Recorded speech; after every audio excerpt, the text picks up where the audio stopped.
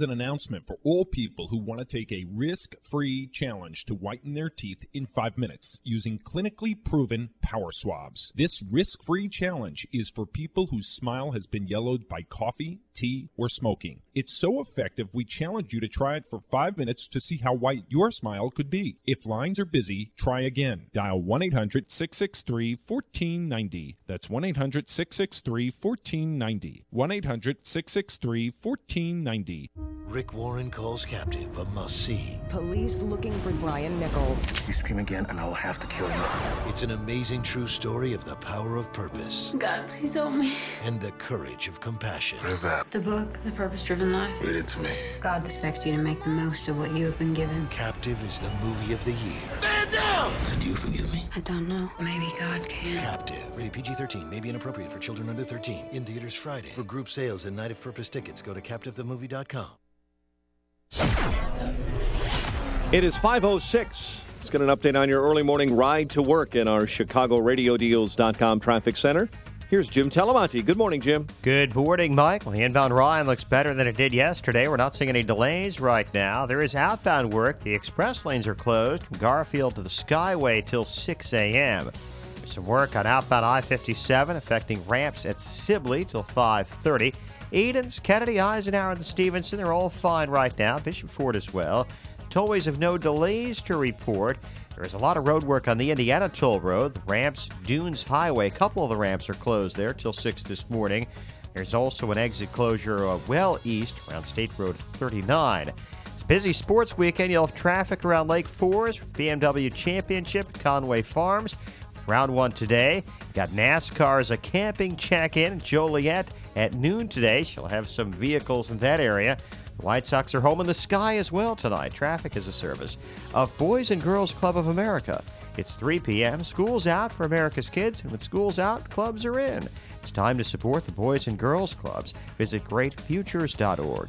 Traffic answers when you need them most. I'm Jim Talamonte on AM 560, The Answer. Yeah, we're on Bill Murray watch at Conway Farms as well this weekend. Look out for that. Chicago's Morning Answer starts next. Your official Chicagoland weather forecast from the AirComfort.com Weather Center. Air Comfort, your commercial HVAC solutions provider. Here's meteorologist Kevin Snyder. Today, sunshine mixing with some clouds. Breezy, very warm, and a bit more humid. High 84. A strong thunderstorm around from late evening on tonight, low 67. I'm Kevin Snyder on AM 560. The Answer. 62 at O'Hare, 67 along the lakefront, 61 in Aurora. Next news at 5:30 and Chicago's Morning Answer with Dan and Amy starts now on AM 560, The Answer. This hourly segment is brought to you by In the Crease Hockey Radio with Kenny McCudden. Heard Sunday evenings at 11 and brought to you by Garden Fresh Market. Good morning. Welcome to your Thursday morning briefing. Here's what you need to know to start your day. First of all, Rand Paul shouldn't even be on this stage. He's number 11. He's got 1% in the polls, and how he got up here, there's far too many people. Anyway. And Mr. Trump, we don't need an apprentice in the White House. We don't need an apprentice in the White House. We have one right now. Let's talk. Can I just talk about the email scandal? Sure. What is in the emails? Can you just say what's in the emails? That's all we want to know. What we're thinking is probably much worse. This is Chicago's Morning Answer with Dan Proft and Amy Jacobson on AM 560. The Answer.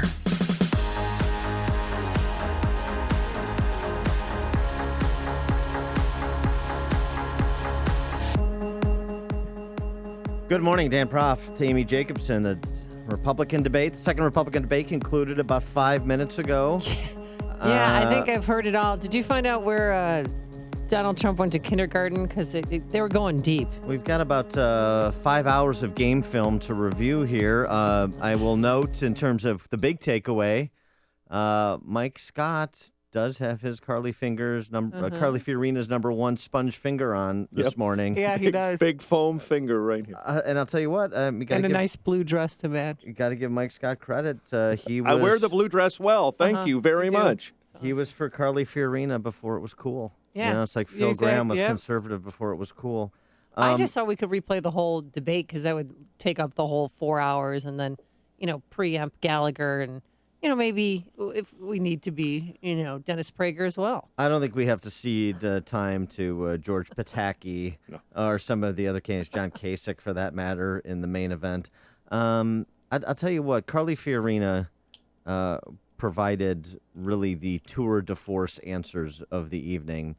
And it turns out to me that the best thing that ever happened to Carly Fiorina politically is losing that California Senate race. Yeah. And I say this for a couple of reasons. One is because it was a great training ground to deal with a lot of the federal issues that running just as a statewide election, but the federal issues in addition to state and local issues, and particularly a state as big as California, that she's now dealing with as a presidential candidate. Number two, she comes into the race as an outsider in an outsider election because she's not an incumbent.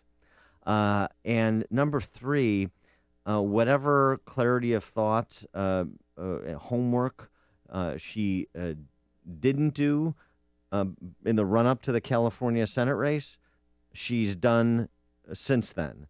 Because the answers she gave were so powerful because of what I just said, because there's clarity of thought. She has put in the time to, number one, do her homework. Some of the answers she gave, particularly military answers, I thought she was going to start breaking out maps and telling us where she is going to deploy specific Marine brigades. Yep. I mean, the specificity of her answers and then the force of her answers. This is somebody who has put the thought in to think about the big issues, to really figure out where she is, where she feels comfortable, and why. And I'll tell you what, the point of being at the Reagan Library is not to just invoke Reagan's name. That's easy to do. The challenge is to evoke Reagan's memory. And Carly Fiorina had the Reagan-esque moment of the evening, in my estimation, and it was her closing statement where she talked about Lady Liberty and Lady Justice. And must be is symbolized by Lady Liberty and Lady Justice. Lady Liberty stands tall and strong. She is clear-eyed and resolute. She doesn't shield her eyes from the realities of the world, but she faces outward into the world nevertheless, as we always must, and she holds her torch high because she knows she is a beacon of hope in a very troubled world. And Lady Justice holds a sword by her side because she is a fighter, a warrior, for the values and the principles that have made this nation great. She holds a scale in her other hand. And with that scale, she says, all of us are equal in the eyes of God. And so all of us must be equal in the eyes of the law and the government, powerful and powerless alike. And she wears a blindfold. And with that blindfold, she is saying to us that it must be true, it can be true, that in this country, in this century, it doesn't matter who you are. It doesn't matter what you look like. It doesn't matter how you start. It doesn't matter your circumstances. Here in this nation, every American's life must be filled with the possibilities that come from their God-given gifts. One nation, under God, indivisible, with liberty and justice for all.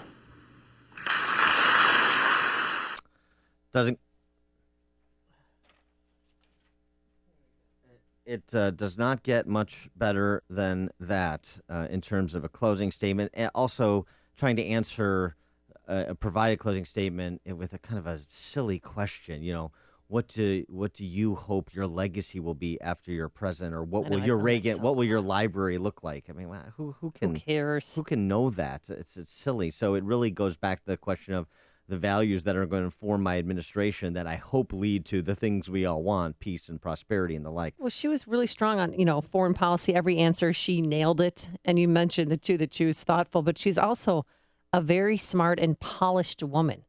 And I loved when Jake Tapper at the beginning, when he tried to get her, to say something negative about Donald Trump, to be the first one to attack Donald Trump. And she just said, we'll let the voters decide if they want to put him in office or not.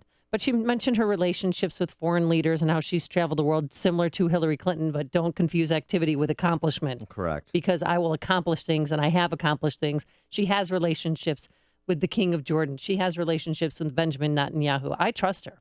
I liked her in the first debate, and she said a lot of the things, in the first debate that she repeated last night, but now everyone got to hear her. Yeah, I'll tell you. We'll take your best moments of the debate, most awkward moments of the debate, who you thought fared well, who you thought fared poorly. 312-642-5600. Turnkey.pro answer line 64636DA. Who is the Turnkey.pro text line? Sorry for interrupting. Who do you think was the big loser of the evening? Well, but before we get into big losers, I hate that's what these mindless panels do on CNN. I am elsewhere. mindless panel. Well, I mean, just because there are certain people I forgot that they were even there. Well, it's interesting though when you have a debate that's 2 hours and 45 minutes. I'm like, wait, is Mike Huckabee still on the stage? That's what I kept saying. Did he fall off the stage? But but everybody went through that. Because it's so long and you have 11 candidates, so everyone went through their pockets where you forgot if they were on the stage. The question is, who did the best when their moments were presented to them? And I thought most of the candidates had a pretty good moments. Fiorina had the most of the best moments, there's no question. And in terms of the exchange where she showed restraint, in addition to what you described before at the outset, was when she faced Donald Trump over his face comment. Ms. Fiorina, I do want to ask you about this. In an interview last week in Rolling Stone magazine, Donald Trump said the following about you, quote, "Look at that face. Would anyone vote for that? Can you imagine that, the face of our next president?" Mr. Trump later said he was talking about your persona, not your appearance. Please feel free to respond what you think about his persona. You know, it's interesting to me. Mr. Trump said that he heard Mr. Bush very clearly and what Mr. Bush said. I think women all over this country heard very clearly what Mr. Trump said. I love her.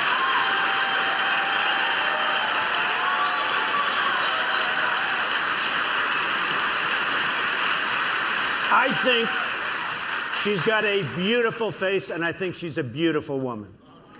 That's his way of apologizing. That's the best that he could do.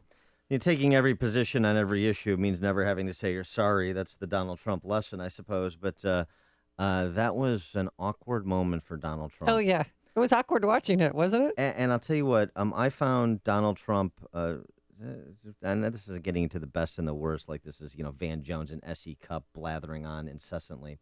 But I thought Donald Trump was outclassed, not just by Carly Fiorina. He was outclassed in the discussion about Syria by both Marco Rubio and Ted Cruz. Mm-hmm. There were a number. He was outclassed on vaccines when the discussion turned to Ben Carson, and we'll get to that. But just in general, the feeling I got watching Donald Trump in the context of discussing a variety of issues with other candidates was like the other candidates were on stage tutoring Donald Trump in advance of finals on these issues. That's the feeling I got. He was overwhelmed. I don't think Donald Trump performed well at all. I don't think he came across as particularly entertaining like he did in the first debate. And it will be very interesting to me to see if there is some attrition. And I'm not going to predict attrition because I don't know if and when the attrition is going to occur for Trump. But it'll be interesting for me to see if it does occur after that very weak performance, in my estimation, last night. Well, I was at Hollywood Palms with some of our listeners at the viewing party, and I got up on stage and made the mistake of saying something negative about Donald Trump because I predicted that he'd fall flat on his face and sink like a 2-inch putt. And the audience, of course, went, boo, and, heckled me, get out, because our listeners absolutely love Donald Trump. But enough about Joe Walsh. Yeah, thank you. But Donald Trump, I mean, anytime he came up on the screen and people were cheering and cheering. But that one moment with Carly Fiorina, people kind of sat back and just thought, he did get schooled. Maybe Amy's right. Well, the question is, will that really shake their faith and support of Donald Trump, or will it just provide more support? Because a lot of people said, did he hold his own? Dan? No, I just said. I mean, the definition of being outclassed is you didn't hold your own.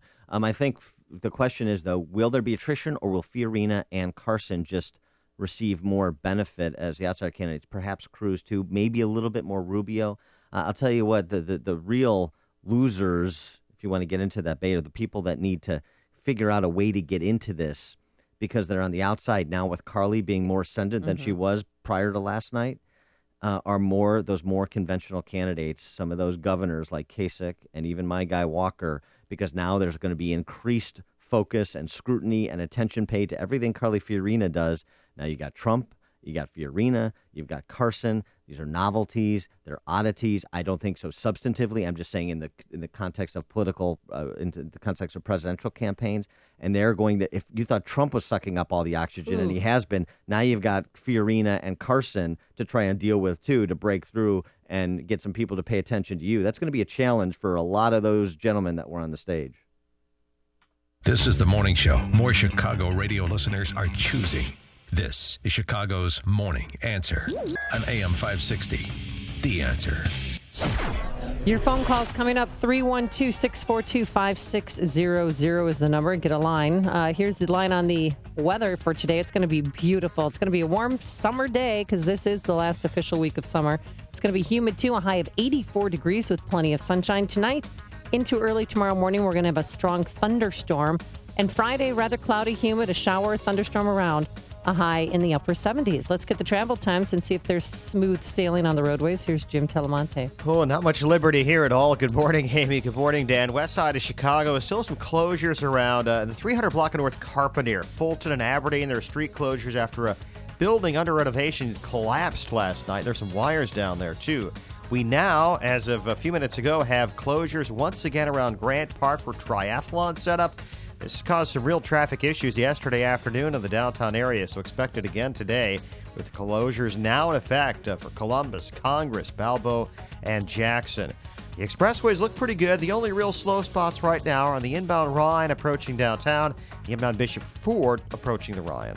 Jim Talamonte, ChicagoRadioDeals.com Traffic Center. My name is David Hochberg, and I'm Vice President of Lending at Pearl Mortgage. That's right, I'm now Vice President of Lending at Pearl Mortgage. If you're looking to purchase a new home or refinance your existing home, give me a call. I'm the same guy that's provided listeners with honest advice and outstanding customer service for the past 13 years. The only thing that's changed is where I work. When you had questions about purchasing a home, you called me and I helped you. When you and your parents had questions about reverse mortgages, you called me and I helped you. When you needed help refinancing to lower your mortgage payments so you could afford the home after your spouse passed away, you called me and I helped you. If you'd like to talk to me about a mortgage, give me a call at 312-751-1333. That's 312-751-1333. Email me, David at pearldavid.com. That's David at PERLDavid.com. Or visit my website, am560david.com. Pearl Mortgage is an equal housing lender, Illinois residential mortgage licensee, 4358, licensed by DBO under California RMLA and MLS 19186, pearlmortgage.com licensing. The Home Improvement and Remodeling Expo that Bob Vila promotes is coming back to the Lake County Fairgrounds September 19th and 20th. If you're looking to remodel your kitchen, bathroom, basement, or you're in the market for a new roof, flooring, windows, or siding, then this is the event for you. At this free two-day expo, you'll meet local and national contractors displaying their best products and services. Get fresh ideas, set up estimates, and talk directly with contractors, many of which are offering huge discounts. Maybe you need a new fence, deck, gutter protection, or just a handyman. You'll find everything you need under one roof. Increase the value of your home and impress your friends and family by getting the hottest home updates. Pick the brains of the experts and hire your next remodeling contractor at the upcoming Home Improvement and Remodeling Expo, September 19th and 20th at the Lake County Fairgrounds in Grays Lake. This is the Home Expo Bob Vila promotes, and admission and parking are free. Get more information at homeshowevent.com. That's homeshowevent.com.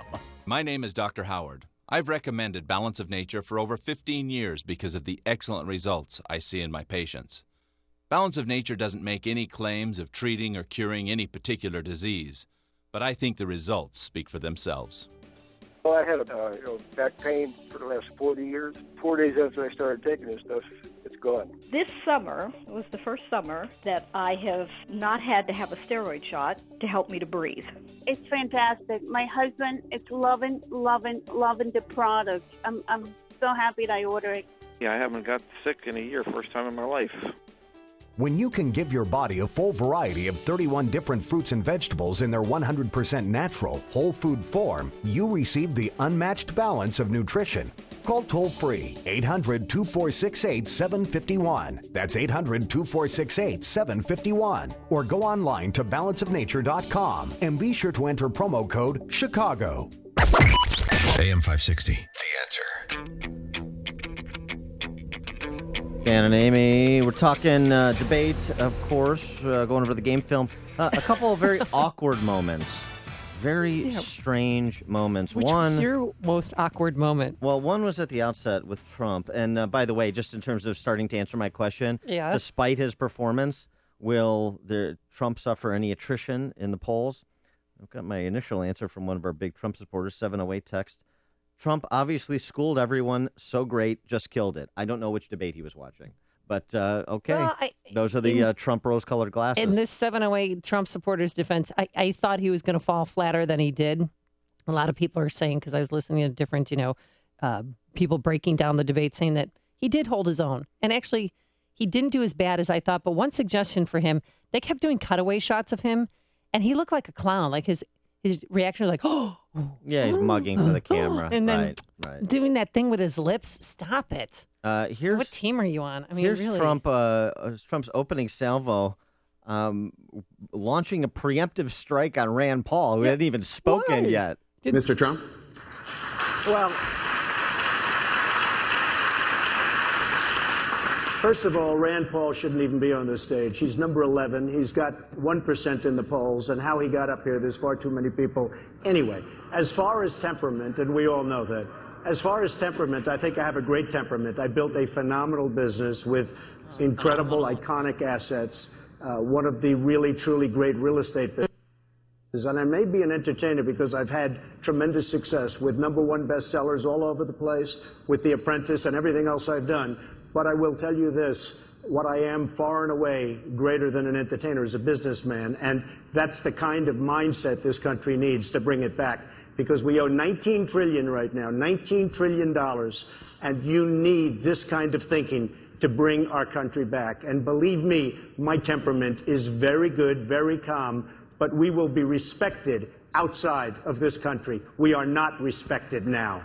I mean, if it wasn't for the gratuitous Rand Paul shot, it would have been a fine way to, kind of enter the fray. But it's just so awkward and bizarre. I thought he was going to tell security to remove Rand Paul from the dais. I thought he was going to say, meet me out by the bike racks. I mean, but that's what Trump does. He loves to pick fights. And if he can't pick a fight with one of the moderators because Megyn Kelly wasn't there this time, he'll pick a fight with a candidate. And those two hate each other. Because Rand Paul, his body language said it the best, and his eye rolling again. Hey, here was another awkward moment, this time from Jeb Bush, demanding that Trump apologize to his wife. This was I love this moment. This was bizarre, and it made Jeb Bush look weak, wimpy, and lame. Did Mr. Trump go too far in invoking your wife? He did.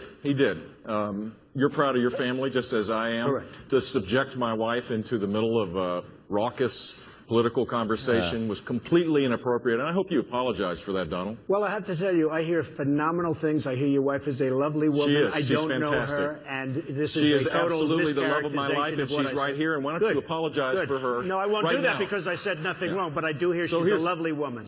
It was silly. It was so weak of Jeb. Apologize to my wife.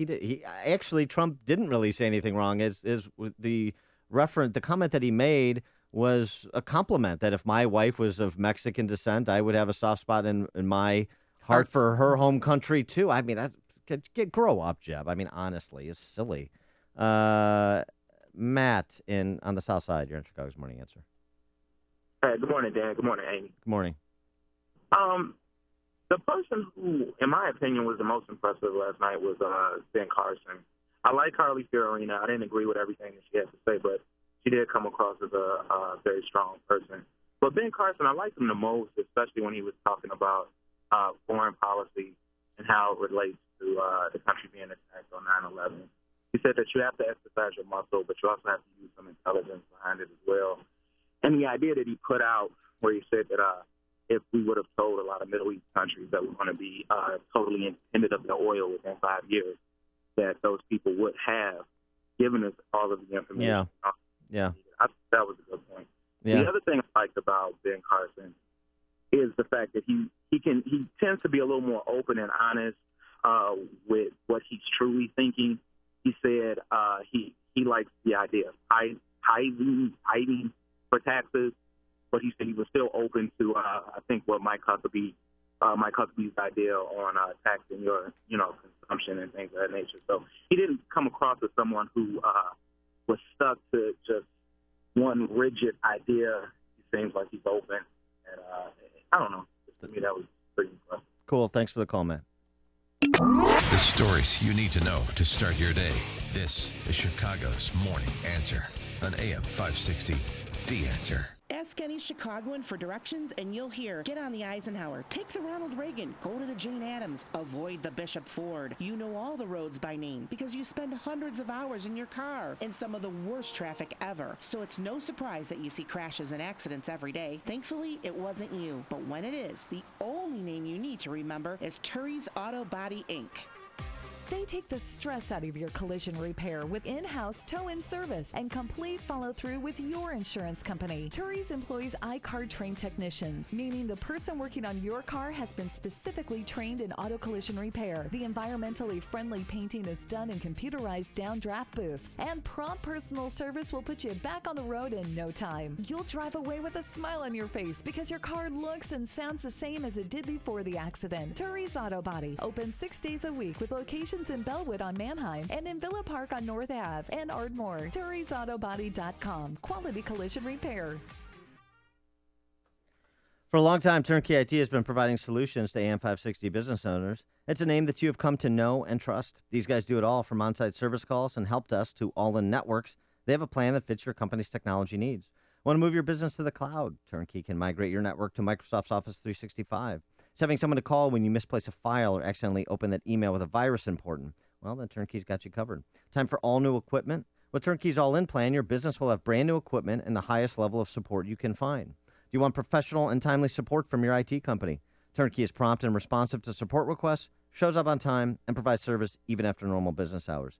Turnkey IT knows your network is truly the heartbeat of your company, so focus on your business and leave the technical stuff to the pros. Visit turnkey.pro today for a plan that fits your needs. That's turnkey.pro.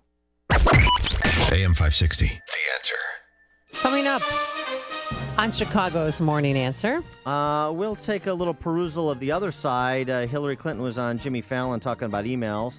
We'll have that at 5:37. But first, let's go back into the newsroom and say good morning to Mike Scott. Amy and Dan, good morning. 66 degrees, clear skies. The GOP presidential debate candidates on the main stage with Donald Trump went hard at the GOP frontrunner last night in the second primetime debate on CNN and the Salem radio networks. Wisconsin Governor Scott Walker. We don't need an apprentice in the White House. We have one right now. Candidate Carly Fiorina criticizing Trump's handling of his casino business. You ran up mountains of debt as well as losses using other people's money, and you were forced to file for bankruptcy not once, I never filed not for twice, bankruptcy. 4 times. Florida Senator Marco Rubio criticizing Trump's statement that he'll eventually know a lot about the players on the international stage. Because you better be able to lead our country on the first day. Not 6 months from now, not a year from now. On the first day in office, our president could very well confront a national security crisis. The undercard Republican presidential debate was over early, and there was plenty of talk about among the candidates about GOP frontrunner Donald Trump. Louisiana Governor Bobby Jindal came out swinging. If he were really a conservative and 30 points ahead, I would endorse him. He's not a conservative. He is not a liberal. He's not a Democrat. He's not a Republican. He's not an independent. He believes in Donald Trump. South Carolina Governor Lindsey Graham focused that debate on the war against terror. Republican presidential candidate Jeb Bush sparking a new meme this morning after admitting he smoked marijuana when he was younger during last night's debate. So 40 years ago, I smoked marijuana, and I admit it. I'm sure that other people might have done it and may not want to say it in front of 25 million people. My mom's not happy that I just did. That's true. The former Florida governor's admission has many on social media now calling him Jeb Kush, and he tweeted out after the debate, "Sorry, Mom." Nearly 1 million people streamed the second GOP presidential debate online, according to CNN. All eyes and ears are on the Federal Reserve today as investors and economists around the world await the answer to one question: will interest rates rise?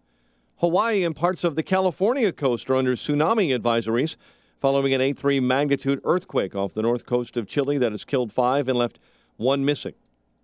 Attorneys for a U.S. soldier held by the Taliban for 5 years will argue today why their client should not face trial for leaving his post in Afghanistan. Lawyers for Sergeant Bo Bergdahl are likely to make that argument at a hearing at Fort Sam, Houston. 6 hikers trapped by floodwaters in Zion National Park have been found dead.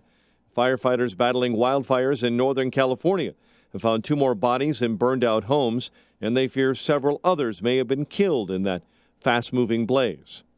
Classes are canceled for several schools in the northwest suburbs for a second day as the first strike in the history of Prospect Heights District 23 that I am the only continues. person on this stage who can say Cubs this, over but I Pittsburgh know in there are 12. millions of White Sox Americans pound out there Oakland. who will say the The same Bears thing. have signed defensive end My husband LeVar Frank and I Edwards. buried a child. 5:35, a check of traffic and weather on the way Senator next. Lindsey Graham of South Carolina.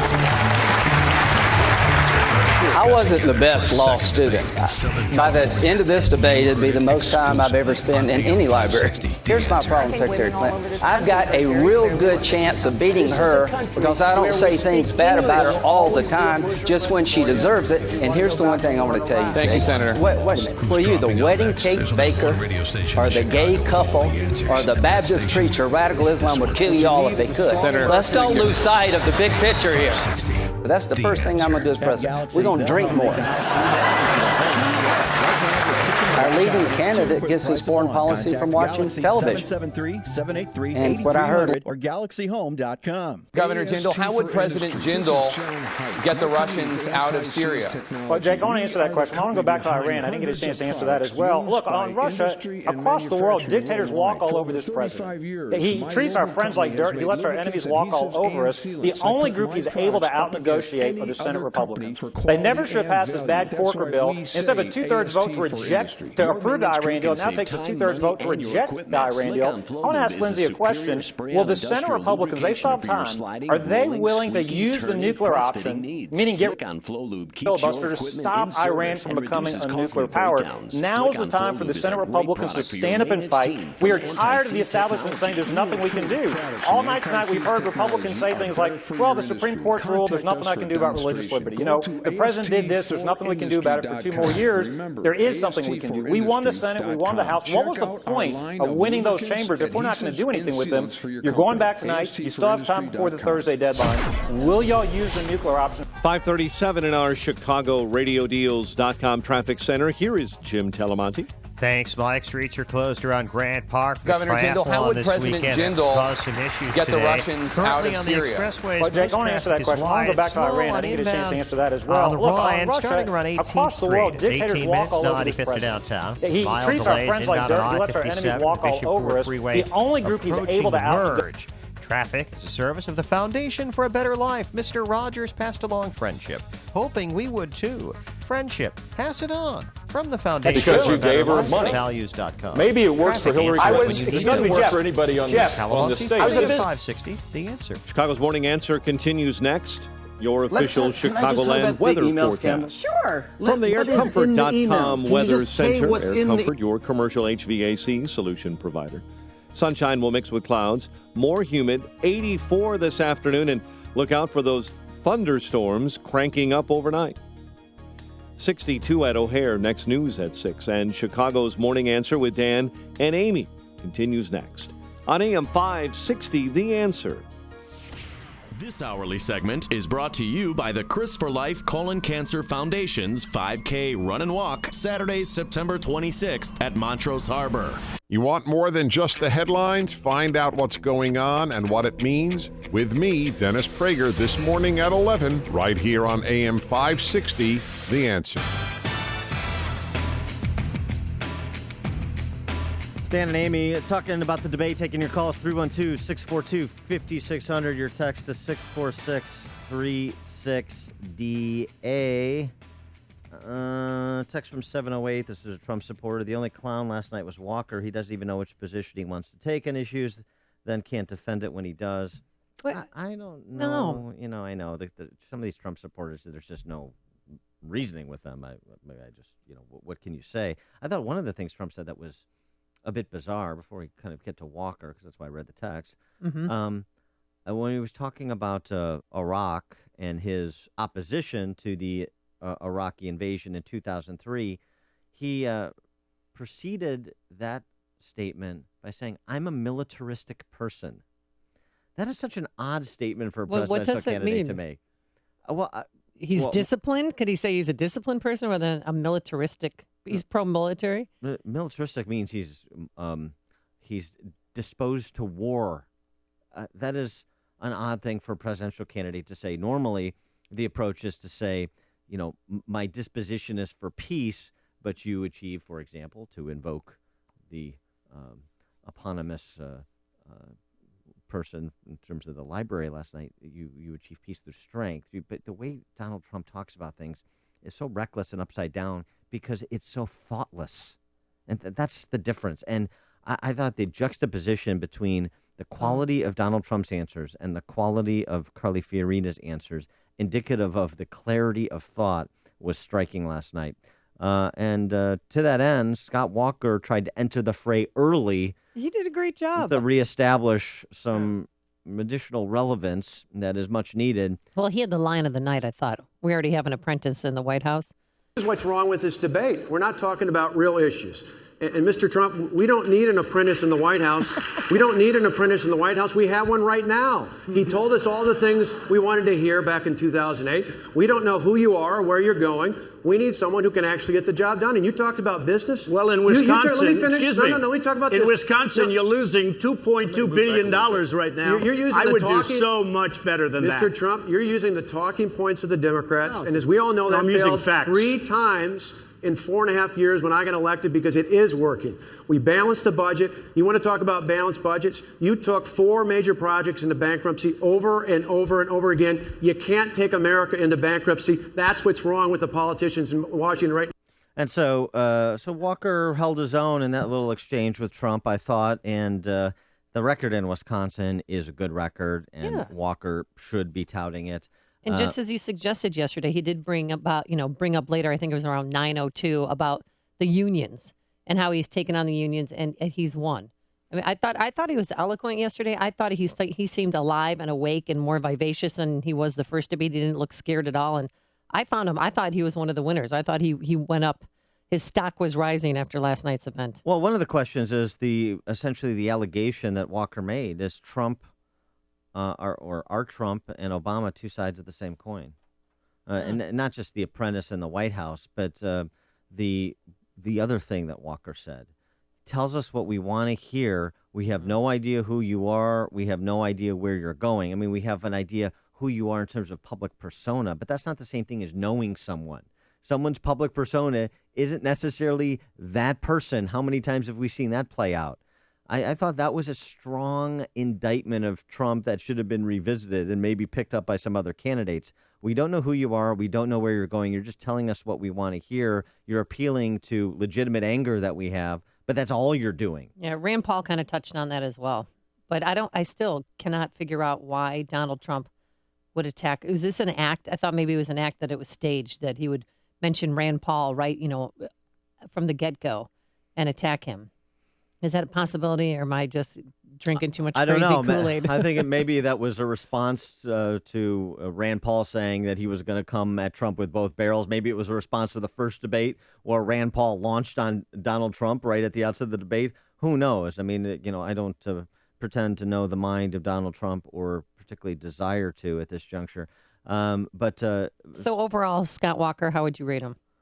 I thought he performed well. I think he stabilized his candidacy a bit, but there's a long way to go because, as I said before, of the ascendancy of Fiorina, the ascendancy of Carson, the question as to whether or not Donald Trump will suffer any political damage from his performance last night.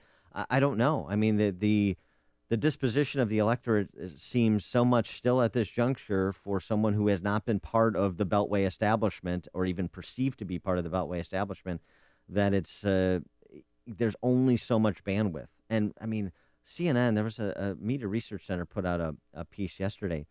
Donald Trump has received like 80% of the primetime coverage of the Republican presidential primary on CNN. 80%. Like more than all the candidates combined by like a factor of 3. So Trump is there. Now Fiorina, including Carson, because he's in second position right now in both Iowa and New Hampshire. He can't be ignored. there's only so much space. This is why the jockeying is really important.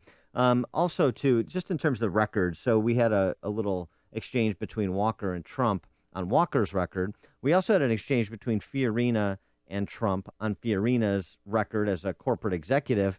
And then we had this offering from Chris Christie, who was he picked his spots to try and get it in. I thought he had some good moments. This was not one of them. While I'm as entertained as anyone by this personal back and forth about the history of Donald and Carly's career, for the 55-year-old construction worker out in that audience tonight who doesn't have a job, who can't fund his child's education, I got to tell you the truth. They could care less about your careers. They care about theirs. Let's start talking about that on this stage and stop playing the games.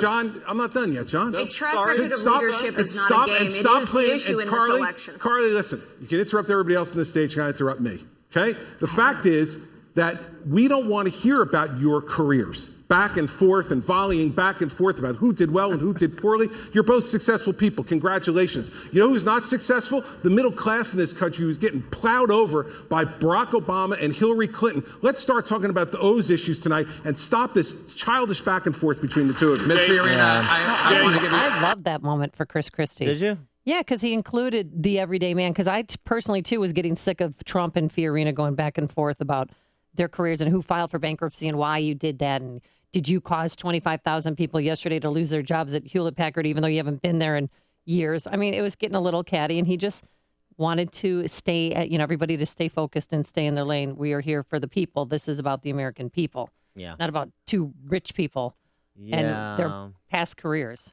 Well, it's interesting. Fiorina had a nice response to Christie that came at that point, and then in another part of the debate when Christie was talking about his record.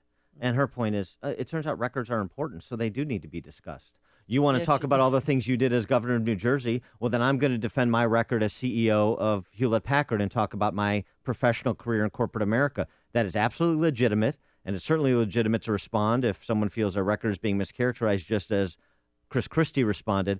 Chris Christie... he took a different approach. I mean, when his opening remarks, he said, let's show a shot of the people here. Yeah. It's about you people. You try to incorporate the audience. All right. I know what he's trying to do. He's trying to get on their side of the skirmish line because that's where Fiorina, Carson, and Trump are perceived to be, on the side of the skirmish line of middle-income Americans, for example, that are getting plowed over, as Chris Christie said. He's something he knows a lot about, plowing over people. And that's part of his problem. But I thought he did it effectively in some moments. At his opening statement, that was pretty good. I thought less effectively there when he went after Fiorina and suggested that her defending her record or characterizing her record as childish. Nothing of the sort. Charlotte in Arlington Heights, you're on Chicago's Morning Answer. Hi. My goodness, Your Honor. Carly Fiorina, I think, dropped the ball on the anchor baby issue. I don't think she had a thorough understanding, although she acted very confident. I think Rand Paul did a better job, and so did Donald Trump. She didn't understand the phrase subject to the jurisdiction of in the 14th Amendment. She didn't know about the court case, 1923, about parents who were alien parents legally here. Their child was a citizen, but that does not speak to any court case where parents come over the border illegally and have a baby. Can you call that baby a citizen? Congress does have the power, possibly, to change this situation. Anyway, I think she didn't thoroughly understand the anchor baby issue and possibilities for Congress to change the situation. All right, thanks for the call, Charlotte. Yeah, I mean, it's an arguable the interpretation of the 14th Amendment, which was discussed in length. And Rand Paul did the best job of length describing it and interpreting. Well, obviously, because he's an attorney and he's been before the Supreme Court. But he's Ted Cruz. Ted Cruz, excuse me, Ted Cruz. He did the best job explaining the 14th Amendment. And Donald Trump knew a little bit about it, which impressed me. I think it's time for a debate. You've made the switch, and it feels so good. You've switched to Chicago's Morning Answer on AM 560. The Answer. Plenty of sunshine today, humid, a beautiful summer day as we near fall. It'll be 84 degrees for a high, so get out and enjoy because tomorrow a little bit different. Tonight into early tomorrow morning, we're going to have some strong thunderstorms roll through here. And tomorrow, rather cloudy, humid with a shower or thunderstorm around, a high of 77.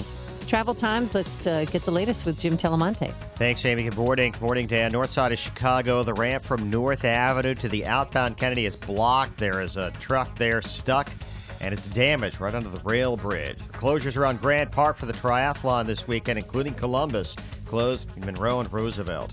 The Edens is fine, Kennedy as well. Inbound Eisenhower just a little heavy past Manheim.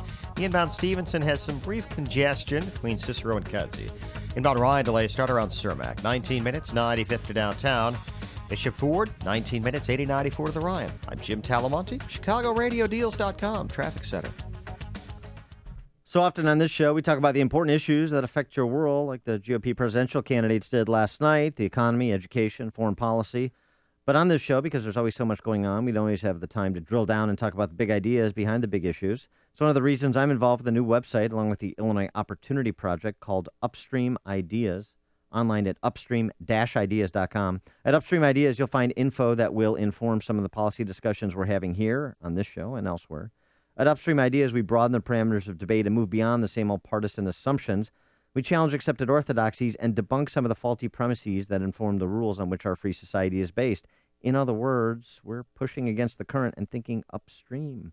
We'll ask why are conditions the way they are and how can those conditions be improved. So go online now to upstream-ideas.com. That's upstream-ideas.com. With each visit, you'll be armed with new info and fresh perspectives to spur you on to make the state of Illinois and the good old USA a bit more free, a bit more just, and a bit more civilized. Hi, this is Dr. David Kolbaba. Glad you're here with us today. HealthQuest Radio is Chicagoland's longest-running health news and science program.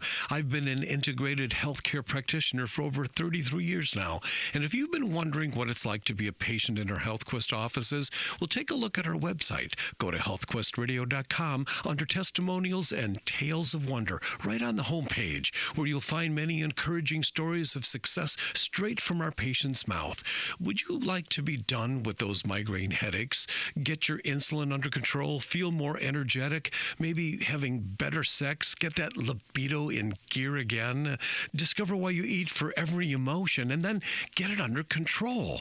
On medication and want to be off of it? Whatever health challenges you the most, you can schedule your new patient consult with me just by calling our HealthQuest Radio hotline at 800-794-1855. That's 800-794-1855. Trust is the single most important factor in hiring a contractor. Dependable Construction and its founder, Joe Barron, built their business over 3 decades by being trustworthy. Tuck pointing, brick, and roofing is Joe's specialty. Joe started as a laborer and progressed to an expert tuck pointer and bricklayer. In addition to masonry and roofing, Joe and Dependable Construction have grown to become a full-service Angie's List and Better Business Bureau award-winning contractor. For brick, masonry, and roofing on residential, commercial, or industrial projects to any other type of remodeling or construction, you'll deal directly with owner Joe Barron. Call Joe Barron at Dependable Construction, an AM 560 Feed the Children business benefactor. Mention AM 560 and receive a 10% discount on most jobs. Call 773-244-1091. That's 773-244-1091. Or visit tuckpointchicago.net.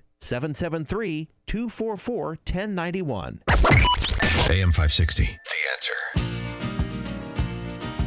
Dan and Amy talking debate. We've got some disagreement about Jeb Bush, and we'll get into that. I got a Facebook message. Yes. Jeb Bush looked like an actor playing Jeb Bush in a made-for-TV movie about Jeb Bush. That's pretty good. All right, let's go to Don and Stickney. Don, you're on Chicago's Morning Answer. Hi. Hi. I'm a little upset about Carly's comment about only women in America heard Donald Trump. Does she think all men are Neanderthals or what? Yeah. No, she. Well, okay. Yeah. It's not a good talking point as far as I'm concerned. That I kind of liked her, and now I absolutely hate her. Because of that one moment?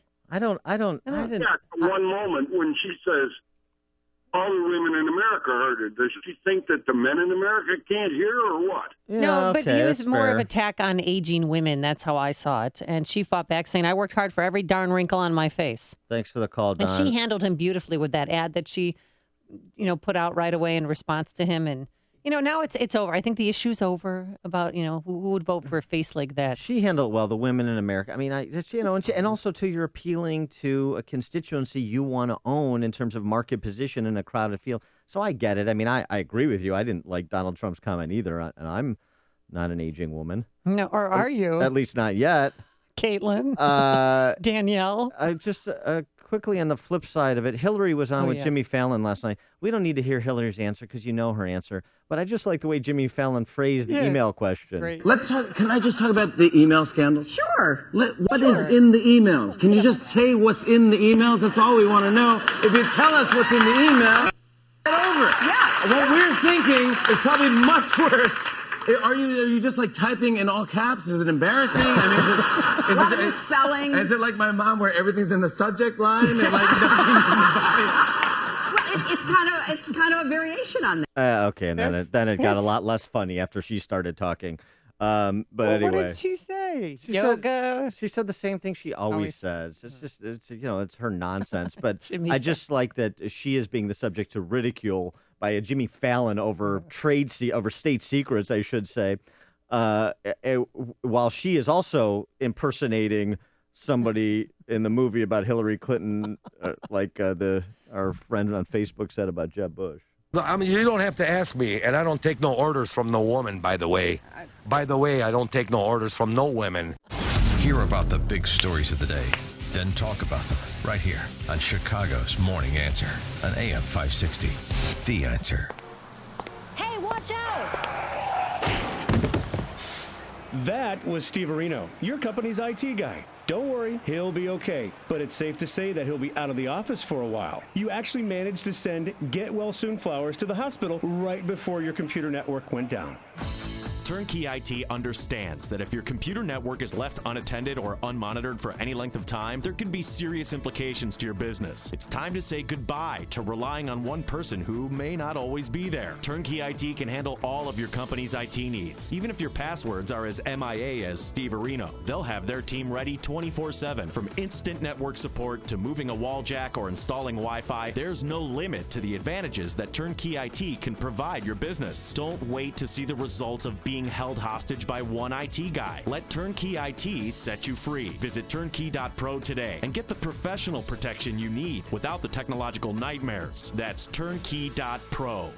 Now, more than ever, choosing a real estate agent to sell your home is one of the most important decisions you can make. I'm Ed Lukasik Jr., owner of RE/MAX Professionals. I know what it takes to sell your home. The Wall Street Journal ranked Ed at 88th in the entire country for closed listings. I know that there's no gimmick to selling your home, just a strategic marketing plan and the confidence needed to make your transaction successful. Chicago Agent Magazine recognized Ed as the #1 rank in Will County. You can hire anybody to list your house, but you'll need the local market knowledge that I have to sell it. When Ed saw market trends change, he was ready and promptly received a RE/MAX of Northern Illinois Trendsetter Award. Sure, it takes awards, but it also takes a lot of effort. So why would you try to sell your home with a we'll sell your house or buy it from you kind of agent? If an agent has to promise to buy your listing, then something's seriously wrong. Call Ed Lukasik Jr. of RE/MAX Professionals, 630-679-5454. That's 630-679-5454. Sell your house with the professionals, RE/MAX Professionals.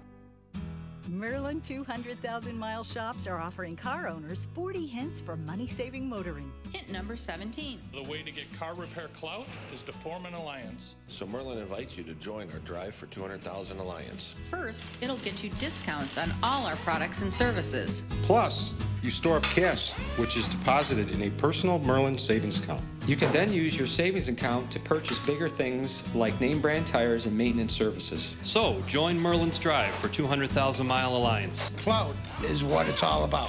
At Merlin, more life for you and your car. It's shocking, but winter is just around the corner, and your shocks and struts play an important role in delivering satisfactory steering, stopping, and stability. Visit Merlin for a free suspension check, and right now you can buy 4 shocks or struts for the price of 3 by mail-in rebate with Monroe's Shocktober promotion. You can visit merlins.com for locations, coupons, and to make an appointment. Coming up on Chicago's Morning Answer. The most droll question, the personality questions. We'll talk about them at 6:06. And Patrick Kane is back, and I owe Dan some money, and also his attorney has a shocking statement. We'll explain, but first let's go my money. back to the newsroom. Here is Mike Scott. School canceled again in Prospect Heights, District 123. WIND Chicago News Time, 6 o'clock.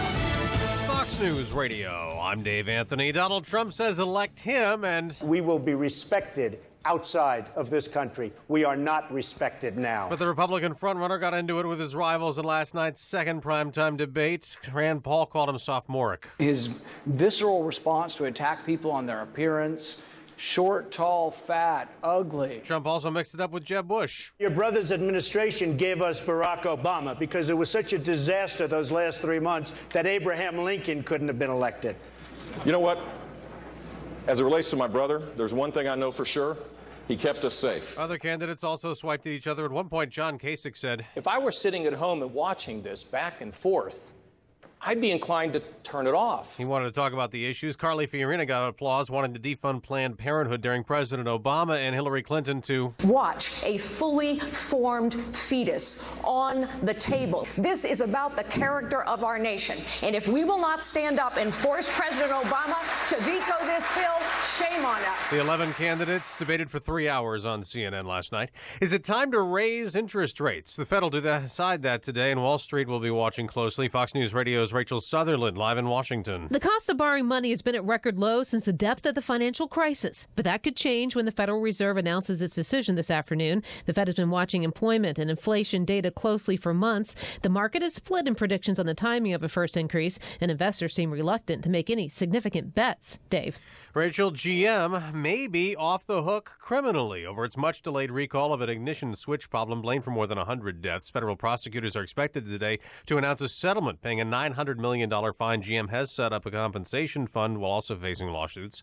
And an earthquake has hit Chile, a magnitude 8.3. At least 5 people have been killed. Fox News Radio, fair and balanced. Clear, 66 degrees, 6:02 on AM 560. The Answer. Good morning, I'm Mike Scott. Classes canceled in the northwest suburbs for a second day. Teachers walking picket lines for the first time in the history of Prospect Heights District 23. No additional negotiation sessions have been scheduled. A new report claims lawyers for Patrick Kane and the woman who has accused him of sexual assault are working to reach an agreement. Both parties, according to the Tribune, have been in communication for weeks. Blackhawks have put Kane on their training camp roster. Training camp opens September 18 on the Notre Dame campus in South Bend. Illinois will begin paying for programs to help young children with developmental disabilities, despite not having a state budget in place. Republican Comptroller Leslie Munger says payments for the early intervention providers will be processed immediately. The son of fallen Fox Lake police officer Joseph Glinowitz is rejecting the idea that his dad committed suicide. Donald Glinowitz telling the Daily Herald his father never once had a single suicidal thought in his life. Chicago's 2,000 pushcart food vendors may soon be able to stop looking over their shoulder. AM 560's David Stewart says there is a plan now to legalize them, and it is rolling through the Chicago City Council. After operating illegally for decades, selling hot dogs and Mexican treats like tamales and buttered roasted corn, hot food carts would be licensed and inspected under an ordinance approved by a city council committee. Alderman Roberto Maldonado called it a victory for small entrepreneurs. This is one group that they want to be regulated. This is one group that they want to abide by the law and pay taxes. In the past, food carts have been blocked by restaurant groups and local chambers of commerce, but the licensing of food trucks 3 years ago opened the door for the push carts. David Stewart, Chicago. Cubs over Pittsburgh 3-2 and 12, while the White Sox pound Oakland 9-4. Elena Delle Donne, the WNBA MVP. The news, the service of Cabela's. Cabela's season countdown sale going on now. Find great deals like $120 off a Cajun Injector double-door smoker, or 35% off select Cabela's Camo rainwear. Don't miss Cabela's season countdown sale going on now. Shop in-store or online at Cabela's.com. 6:04, check of traffic and weather on the way next on AM 560.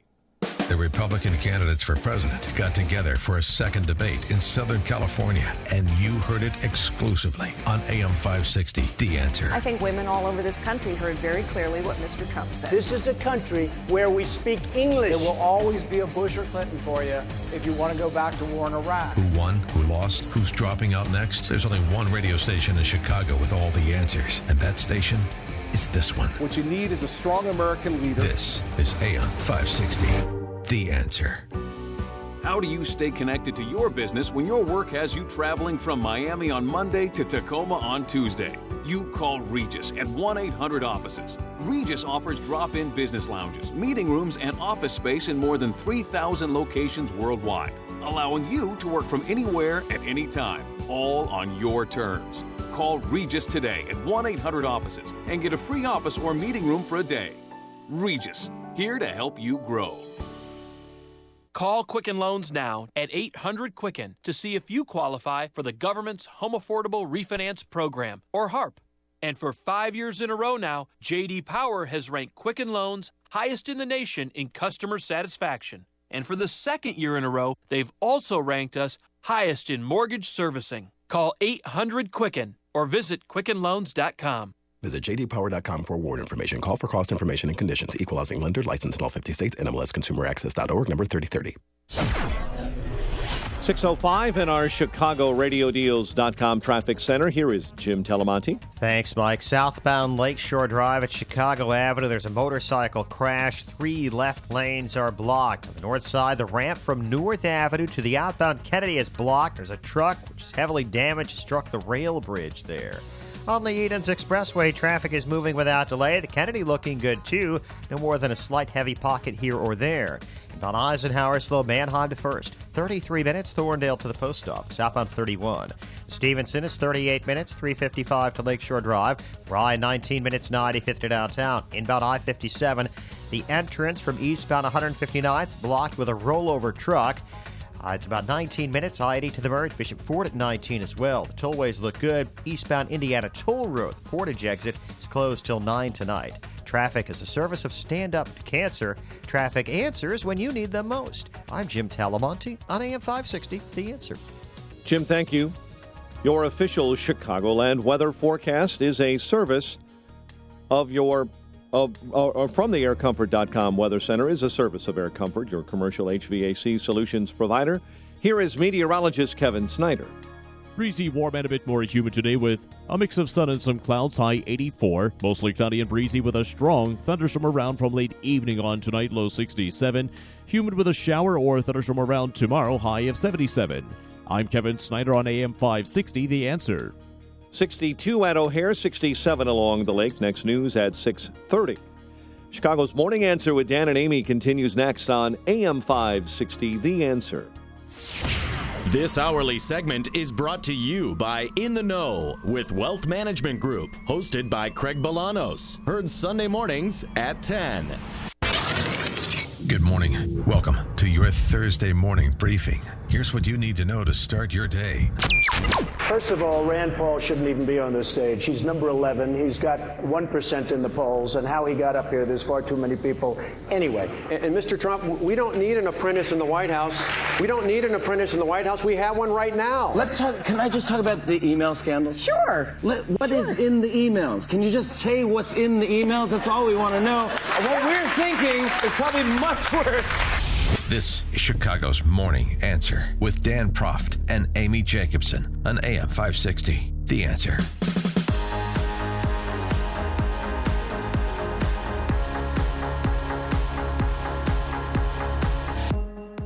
Dan Proft, Amy Jacobson, what is up? I'll tell you, Amy, I've got a question. One thing that confused me about the debate, and maybe you can clear this up for me. I didn't really understand why John Cryer from 2.5 Men was the moderator. Stop it. Good, I like it. Yeah. Yeah. I thought that was strange. Yeah. It's just a little odd. So the questions that I got a text Want to hear Dan talk about how CNN clearly crafted every question to provoke a fight with Trump. Pathetic. What did you think about that? Because I thought most of the questions were crafted to provoke a fight. Now it wasn't always with Trump, but it was trying to set one person up against the other and have them invoke other people's names too, so that you could get kind of everybody into a scrum. I kind of like that because it was mostly Jake Tapper directly quoting things that various candidates had said and say about other various candidates. Yeah. So what do you have to say about that? And then the candidate who was asked the question can choose to engage and respond on point, or can deflect and talk about what he or she wanted to talk about. I didn't find that. I thought it livened it up a little bit. Yeah, there was a lot more energy, I thought, in the room this time between the candidates when it came to mudslinging and getting involved and just getting people to care. I mean, what Donald Trump said to Jeb Bush, I thought was spectacular. Take a listen. Because you gave her money. Maybe it works for Hillary Clinton. It doesn't work for anybody on this stage. I was a businessman. I got along with Clinton. I got along with everybody. Yeah. That was my job, to get along with people. But the simple fact is... Excuse me. 1 second. No. I didn't want to... You cannot take... More energy tonight. I like that.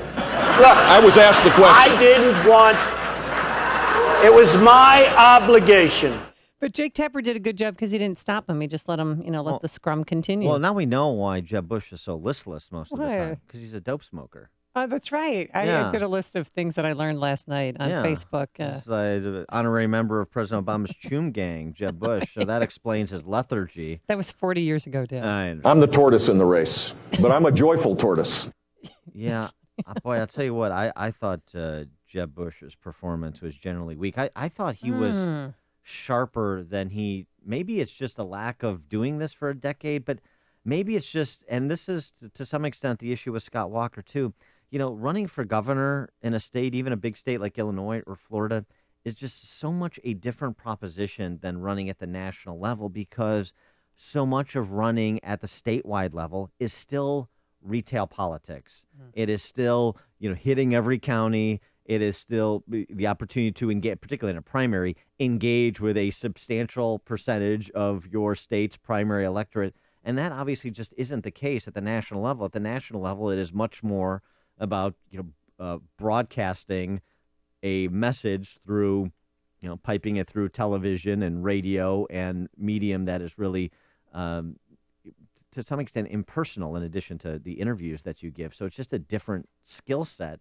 And boy, Jeb, I just thought he comes across much more like his father than his brother. Really? But I thought even he was though he's such more conservative, alive this time around, and I thought he was more poignant. I thought he did a great job. I thought he saved himself last night. I thought Scott Walker saved himself last night, and Carly Fiorina obviously was the big winner.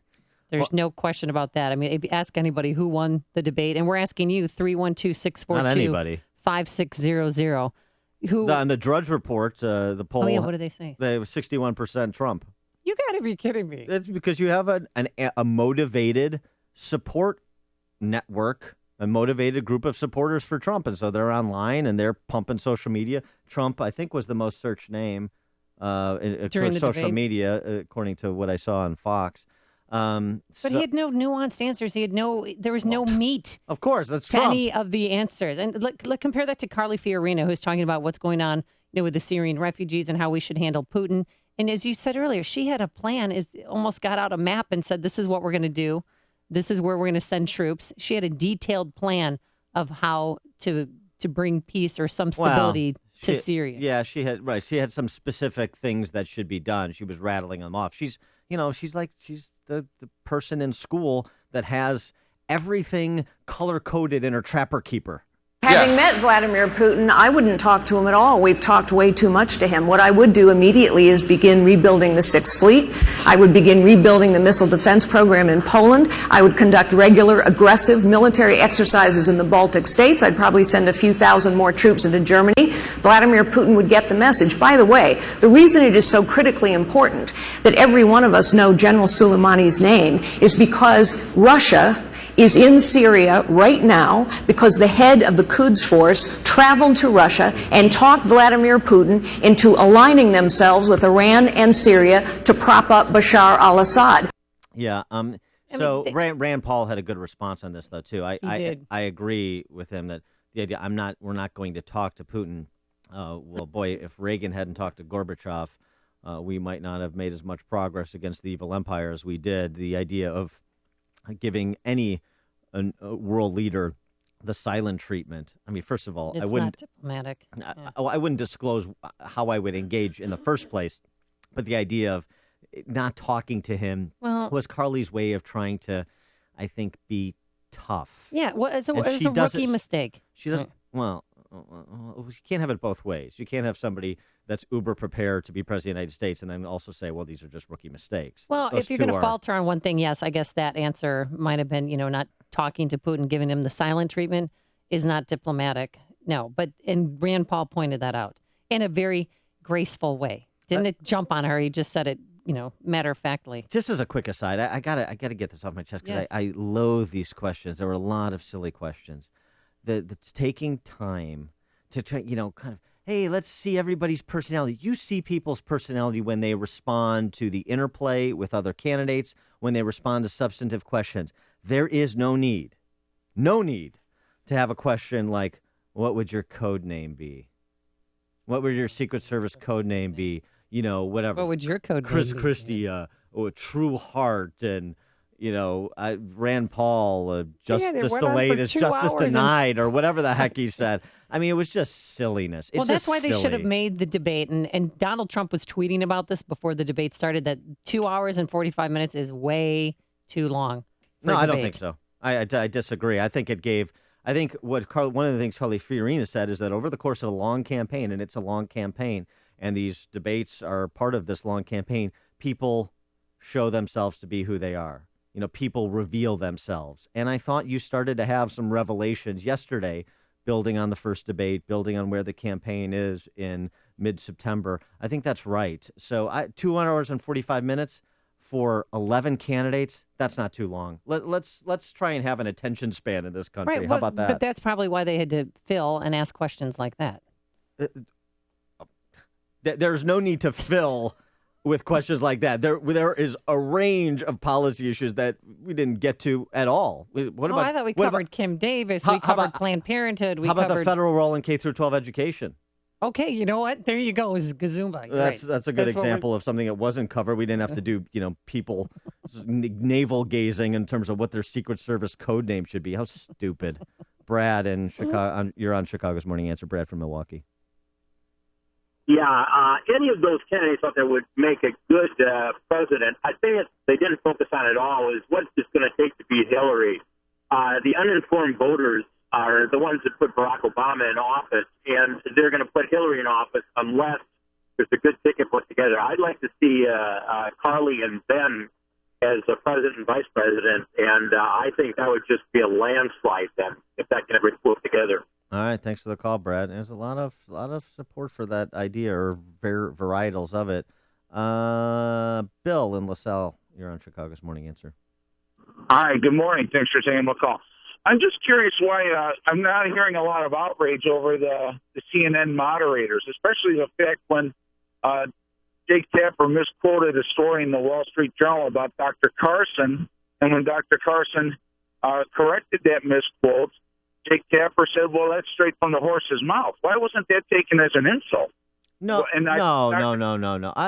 You're talking about Carson's immigration plan, and Carson interrupted Tapper to say, well, here's what my actual plan is, what the Journal didn't get. And then he said, okay, well, there you go, because it was then kicked back to Trump to say, well, there you go. You got it right from the horse's mouth. What do you have to say about it? I didn't think that was insulting. I think that was deferring to Carson. All right. Thanks for the call, Bill. Appreciate it. I love Ben Carson's response. He said, look, I've met with farmers, and if we didn't have people who were here illegally, nothing would get farmed. I mean, he was just trying to say that we need to have a way to... Guest worker program, yeah. I like Ben Carson a lot. I was hoping for more from him last night, I got to say. Really? I was a little disappointed with some of his answers, but I like him so much. He's so lovable, isn't he? And he's or likable, excuse me. I mean, hey. No, he is. I mean, when you watch him on stage and you hear him, you want to hear more from him. He's a likable guy. He is. Joe in Villa Park. Yeah, how you doing this morning? Good. I agree with you, Amy, as far as Carly Fiorina taking top stage last night. And I loved her response to Trump. And Dan, I was wondering with you, why do you think Trump's in there to say, I don't know, kind of push the Democratic Party, that he's trying to split the Republican Party? Yeah, thanks for the call, Joe. I don't think he's a secret agent. I don't think I used to. Yeah, I don't think so at all. I just think that he's Donald Trump. He's a bloviating entertainer. He's not a serious person, and I think that was on display last night. Just the quality of his answers reflective of the quality of his thinking. I mean, yes, he has some moments where he says things that a lot of people have been saying on issues like immigration for a long time. Carly Fiorina made the point. The issue of immigration wasn't introduced by Donald Trump. Mm-hmm. It may have risen in terms of its profile because the media is so fascinated with Donald Trump and everything he has to say. So that amplifies the issue. But we've been talking about illegal immigration in this country since Reagan's 86 Immigration Reform Act that essentially provided amnesty for 3 million people. So she was right about that. We'll take more of your calls, 312-642-5600. That's our turnkey.pro answer line after this. The polls have been through the roof, every one of them. Winning. It's news, opinion, insight. This is Chicago's Morning Answer on AM 560. The Answer. Coming up, as Dan said, more of your phone calls. Grab a line. 312-642-5600 is the number. And here's your number in the forecast. It's going to be 84 degrees for a high today. Just gorgeous out there. A lot of sunshine, breezy, warm, humid. Tonight, a strong thunderstorm rolls through here. And for your Friday, rather cloudy. Can't rule out a passing shower or thunderstorm, a high of 77. Let's get the travel time and see how that motorcycle crash is doing. Here's Jim Telemonte.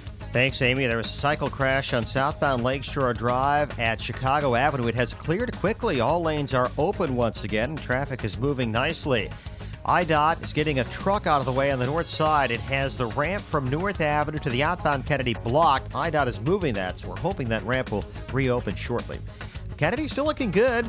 Inbound Eisenhower still Wolf to first. It's 36 minutes. Thorndale to the post office. Outbound 31. Stevenson, 38 minutes. 355 to Lakeshore Drive. The Rhine is 22 minutes. 95th to downtown. I-57, 25 minutes. I-80 to the merge. Bishopford at 19. Adams Tollway eastbound really slow from Barrington to before Roselle. And westbound 53 to Meacham with a crash in the left lane. I'm Jim Talamonte, ChicagoRadioDeals.com Traffic Center. We want to thank RE/MAX Realty and Ed Lukasik Jr. for sponsoring our event last night. And when you buy a new house and you don't want to buy the first one you see, and when you sell your house, you don't choose the first real estate broker you hear about. You choose the agent backed by the most powerful brand in real estate, and that agent is Ed Lukasik Jr., owner of RE/MAX Professionals. Ed doesn't need to offer gimmicks like promising to buy your home because he can't sell it or 24-hour listing agreements. Ed does offer the promise of hard work and an aggressive, innovative marketing plan to sell your home. The most compelling reason to call RE/MAX Professionals is the best. Ed Lukasik Jr. has closed over 1,600 homes since 2008, giving him the knowledge and experience most agents can't obtain in their entire careers. The average real estate agent closes 7 homes a year. Ed sold over 229 listings in just the past year alone. Make the right choice. Choose RE/MAX Professionals to list your home. Get an in-person market analysis straight from Ed. Call 630-679-5454. That's 630-679-5454. Sell your house with the professionals. RE/MAX Professionals. What would an extra $250 a month mean to you? For some, it's a little financial breathing room. For others, it's a car payment, a home repair, or help with college tuition. Hi, I'm Jay Farner, president of Quicken Loans, and I've got some great news if you're looking to save money on your mortgage. All it takes is a simple phone call to Quicken Loans at 800-QUICKEN to see if you qualify for the government's Home Affordable Refinance Program, or HARP. Folks who refinance with HARP can save an average of $250 a month. That's $3,000 a year.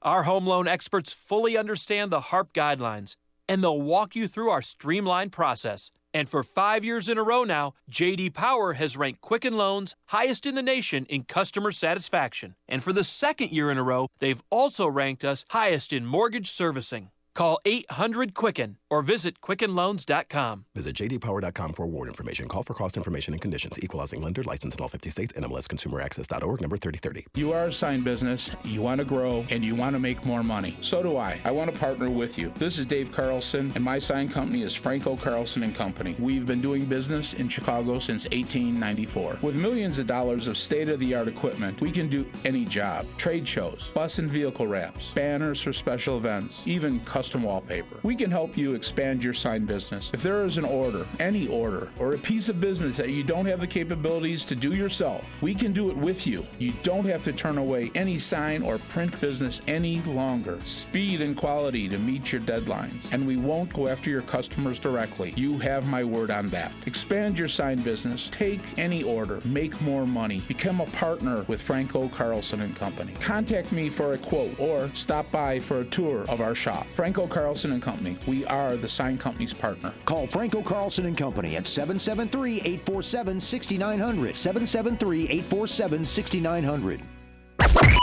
AM 560, The Answer. Dan and Amy talking about the debate. Got an email about John Kasich. I understand John Kasich is not as conservative as people would like, but in the last gubernatorial election, he won in a landslide.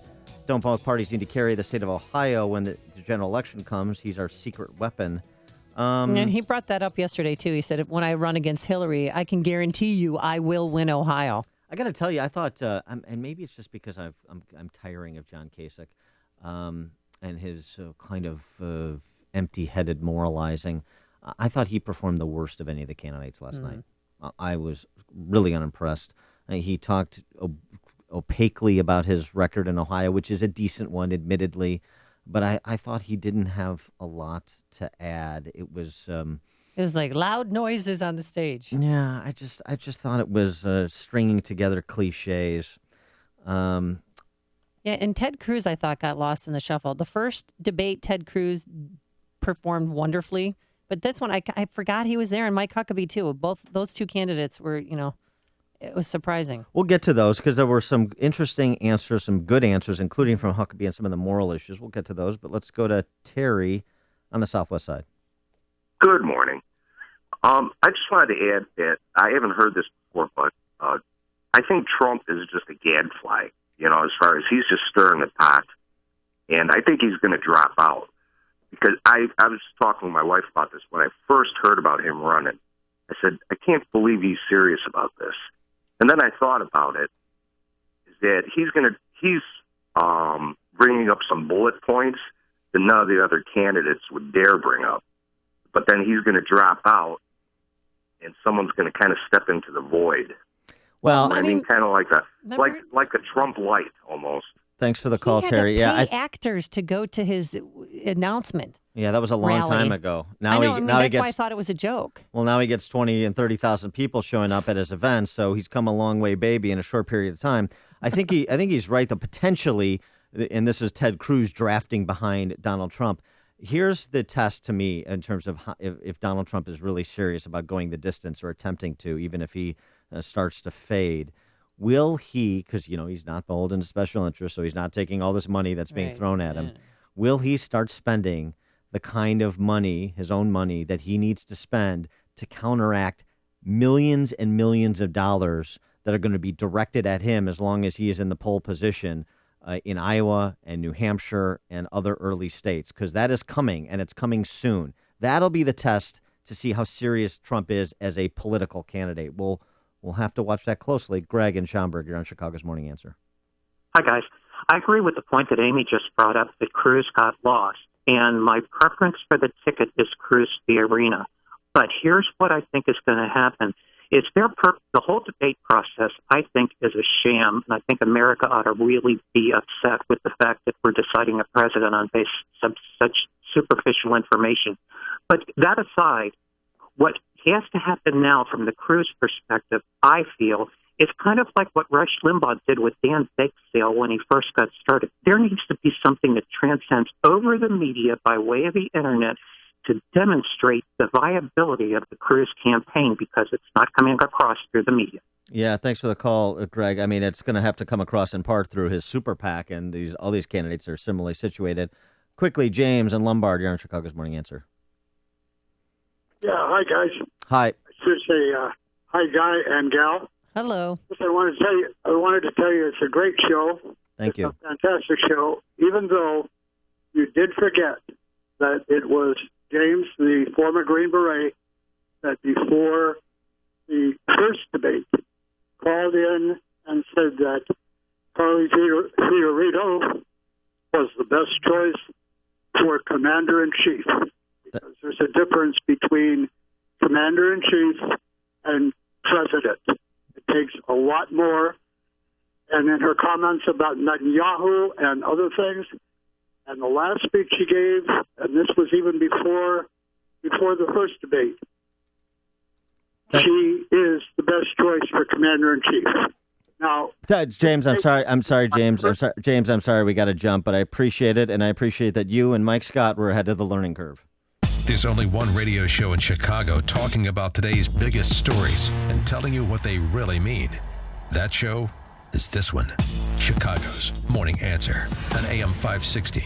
The Answer. Cornerstone National Bank believes trust, service, and relationship is the foundation of a business banking partnership. Cornerstone National Bank and Trust Company, where you belong. Visit cornerstonenb.com. Member FDIC. I'm Lex, CEO of Balance of Nature. At Balance of Nature, we believe in real communication. Whether you call into the office or hear a success story on the radio, you can be sure it's real, unsolicited, and unscripted conversation. I was on thyroid medicine for 5 years. I have completely got off of it, and all my blood work came back excellent. It does a lot of good for me because I feel it works. The reason why I'm taking it because I've got Hep C. Once I began taking your stuff, it took a few months, but believe it or not, my liver enzymes are way down and it's normal now. When you can give your body a full variety of 31 different fruits and vegetables in their 100% natural, whole food form, you receive the unmatched balance of nutrition. Call toll-free 800-2468-751. That's 800-2468-751. Or go online to balanceofnature.com and be sure to enter promo code CHICAGO. So often on this show, like the GOP presidential candidates, we talk about the important issues that affect your world, like the economy, education, foreign policy. But on this show, because there's always so much going on, we don't always have the time to drill down and talk about the big ideas behind the big issues. It's one of the reasons I'm involved with a new website, along with the Illinois Opportunity Project, called Upstream Ideas, online at upstream-ideas.com. At Upstream Ideas, you'll find info that will inform some of the policy discussions we're having here and elsewhere. At Upstream Ideas, we broaden the parameters of debate and move beyond the same old partisan assumptions. We challenge accepted orthodoxies and debunk some of the faulty premises that inform the rules on which our free society is based. In other words, we're pushing against the current and thinking upstream. We'll ask why are conditions the way they are and how can those conditions be improved. So go online now to upstream-ideas.com. That's upstream-ideas.com. With the Obamacare numbers out yesterday, you want to check out an interview I did with C. Stephen Tucker, a health insurance expert. With each visit to Upstream Ideas, you'll be armed with new information and fresh perspectives to spur you on to make the state of Illinois and the good old USA a bit more free, a bit more just, and a bit more civilized. AM 560, The Answer. Coming up on Chicago's Morning Answer. Anthony Weiner couldn't cut the mustard at a PR firm. Oh, I'm so sad. And then the latest on Patrick Kane, I have to eat crow this morning, we'll explain. But first, let's go back into the newsroom and say hello to a man who introduced us all to Carly Fiorina. Here's Mike Scott. 65 degrees. We have clear skies right now, but watch out for those thunderstorms heading our way overnight. It wasn't really a fight at the Republican debate, but it wasn't necessarily holding hands either. Fox News Radio's Jessica Rosenthal explains some of the clashes that got some notice here on AM 560 last night. Donald Trump did not disappoint. He had the audience laughing, getting into it with Jeb Bush over how much money it takes to get a politician to do what you want. He wanted casino gambling in Florida. I did. Yes, you did. Totally false. You wanted it, and you didn't get it because I was it. opposed to casino gambling I before, promise I during, and after. And that's not. I'm not going to be bought by anybody. I promise If I wanted it, I would have gotten it. No way, Ben. Governor Chris Christie and Rand Paul got into it at the CNN debate over drug policy. Paul saying it's a states' rights issue. Christie saying it's a far bigger concern than that. Carly Fiorina got visibly angry over Planned Parenthood videos about abortion, saying if their funding isn't cut off, then shame on the country. At the Reagan Presidential Library in Simi Valley, Jessica Rosenthal, Fox News Radio. Senate Majority Leader Mitch McConnell this morning is assuring those that are listening that government will not shut down. Speaking to reporters, McConnell was confident some type of budget resolution could be reached. It is my hope that we will end up having a continuing resolution into later this year, which will give time for us to engage with the administration in determining how much we're going to spend and where we're going to spend it. 21 are dead after 2 suicide attackers targeted Iraqi police at checkpoints in central Baghdad today. A major earthquake off the Chilean coast has killed 5, forced 1 million people to evacuate low-lying areas because of a tsunami advisory. Classes canceled at several schools in the northwest suburbs for a second day in Prospect Heights District 23. A new report claims lawyers for Patrick Kane and the woman who has accused the Blackhawk player of sexual assault are working to reach an agreement.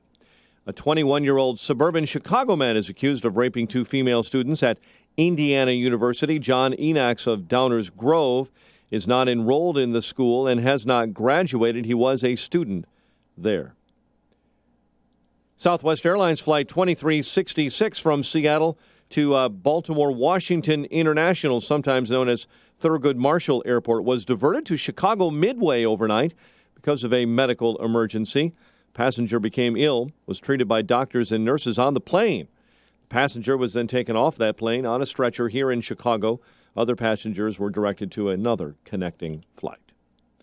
Chicago sports, Cubs over the Pirates 3-2-12. White Sox beat Oakland, and Elena Delle Donne is the WNBA MVP.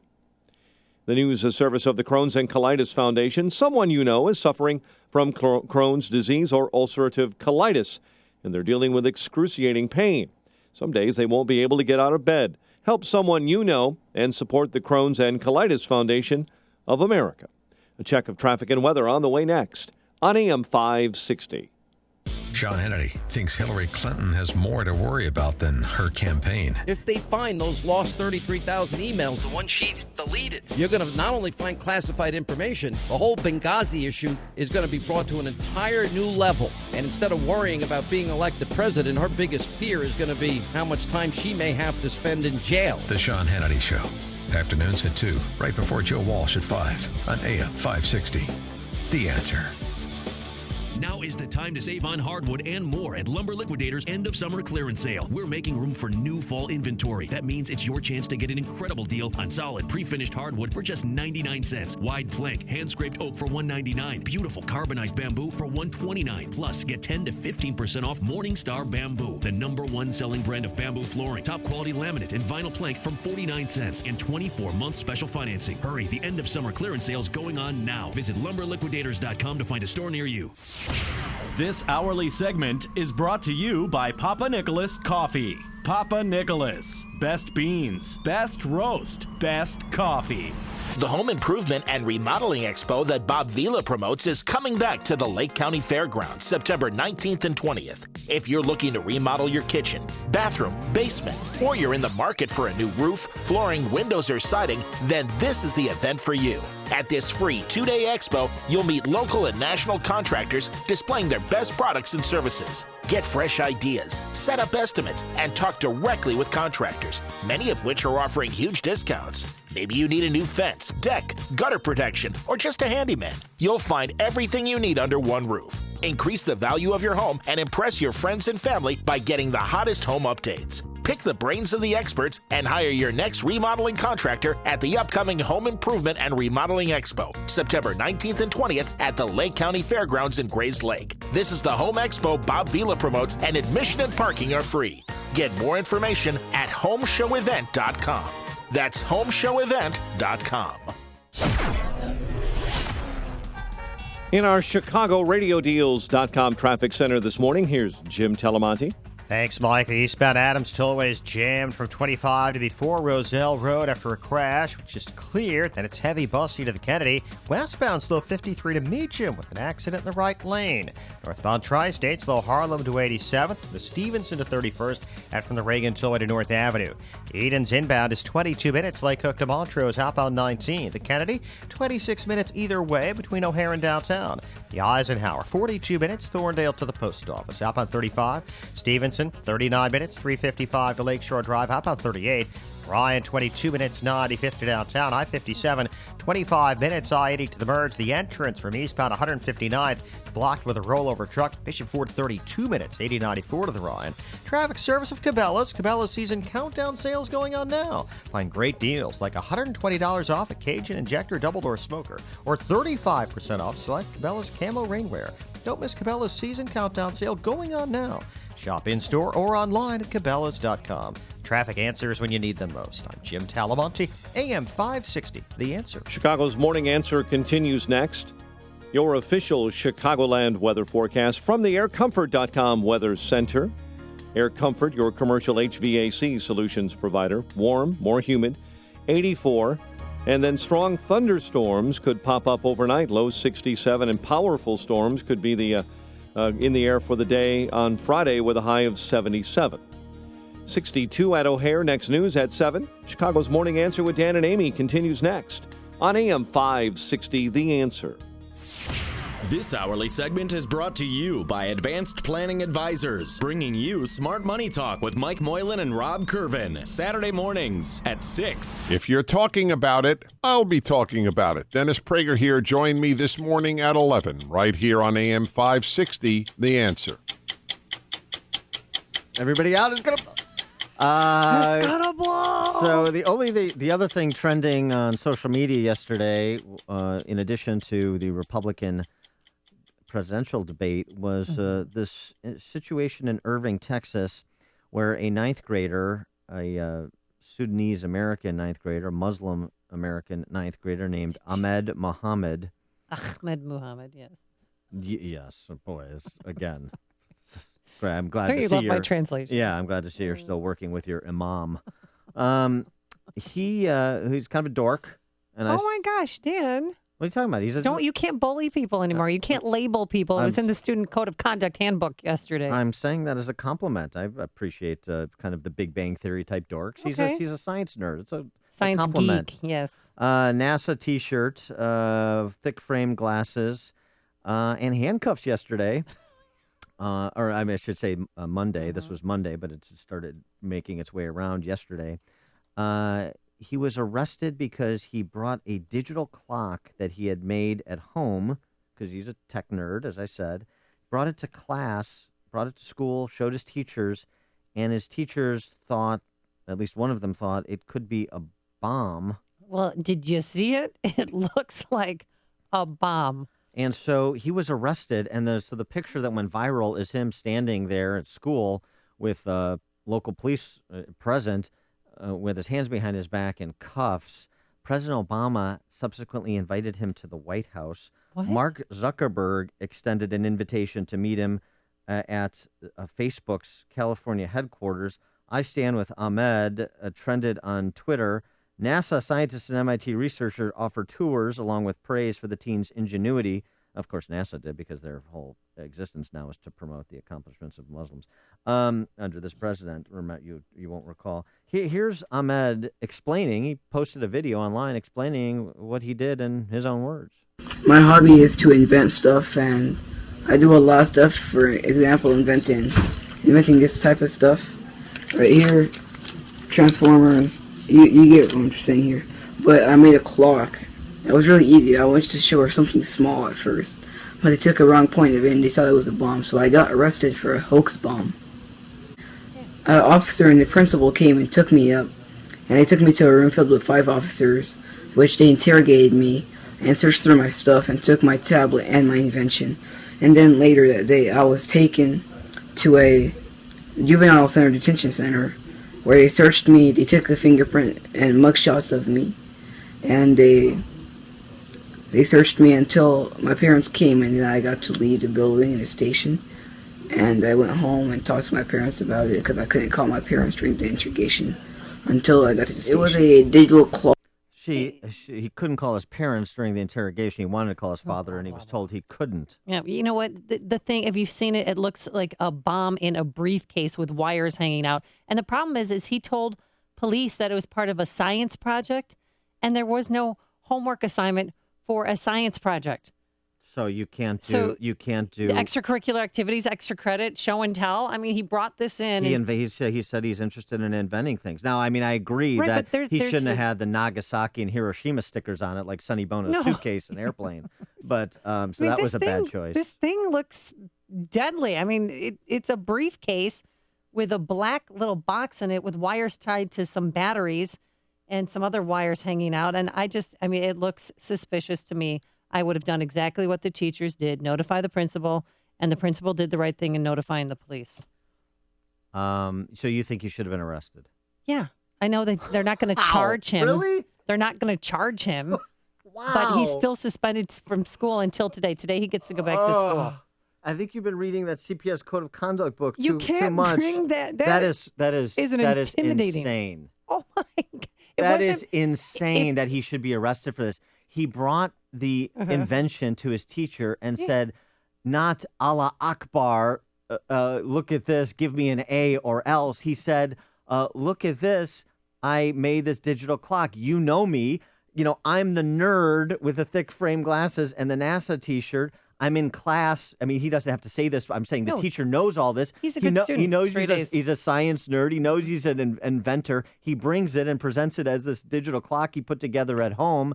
Look what I did, because he wants to kind of show off his accomplishment, and you would want to otherwise encourage students to be so to demonstrate such ingenuity, right? Yeah. And you suggest that because of these lobotomized zero tolerance policies, that he not only should he be taken to the principal's office, he should be arrested. You really believe he should be arrested? They did the right thing. They confiscated the extracurricular clock bomb that he made, took him out of class, and you can't.